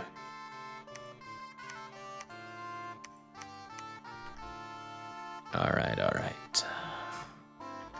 I think I can satisfy myself with that. The enemy don't use undead, so I don't need my own priests helping out, and we already have Divine Blessing. We don't need individual additional blessings. Kickle Cubicle is hanging around Mystery Lake, wondering why they're even there. Besaid has already been taken. Go and check if Lochkel is still available. Nick freaking Brick. Check out Timbuktu. Sneely, get back to researching. Urkran, get back to researching. Dirkran, research. Everyone's got their orders. I don't want to send my god underground now that the underground is contested, or rather, now that I'm at war with Part01. Alright, very good. Now, I was actually planning on stopping right now, saying we'll get into the big war in the next session, because I'm kind of tired and want to eat and all that, and since this is a fight to the death where everybody needs to die, this is certainly going to take quite a bit longer. This will conclude tomorrow, but come on, we gotta see how the fighting goes. I don't think there's a lot to fight here, but I want to think that we're going to go in and just ruin their day. Sardinia's Dominion strength dissolved last turn. It's always the risk, isn't it? Found nothing underground. Let's have a look at our combat strength now. Barbarians, long dead, soulless, giant blurry giants. Guys to fight the back, giant trees. Size 10 unit. I think we'll be able to handle them. I think so. This is just their province defense, what they get from what they place on a fort. It's actually pretty good, but there are a lot of them. Oh, right, yes, so the skeletons. It's probably hard to tell, but we added more skeletons into our amount of skeletons. But the ones that we rise up, they do banish them away. The ones that we bring up, they will not persist beyond the fight, so I'd actually rather they die. But yeah, look at that. The skeletons are garbage. No protection, low skills, fighting with a crummy spear. But you can't fight that many skeletons! You can't. There are 100 different ways to fight this many skeletons, but these guys don't know how. They trample some skeletons only to find more and more skeletons. Followed by more and more skeletons. Followed by more and more skeletons. Of course, one of the issues is raising skeletons is extremely tiring. These guys really tucker out, but then they just raise more skeletons.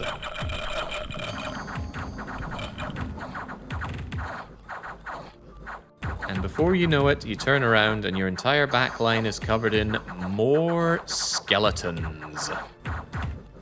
There's nowhere, literally nowhere for you to run to.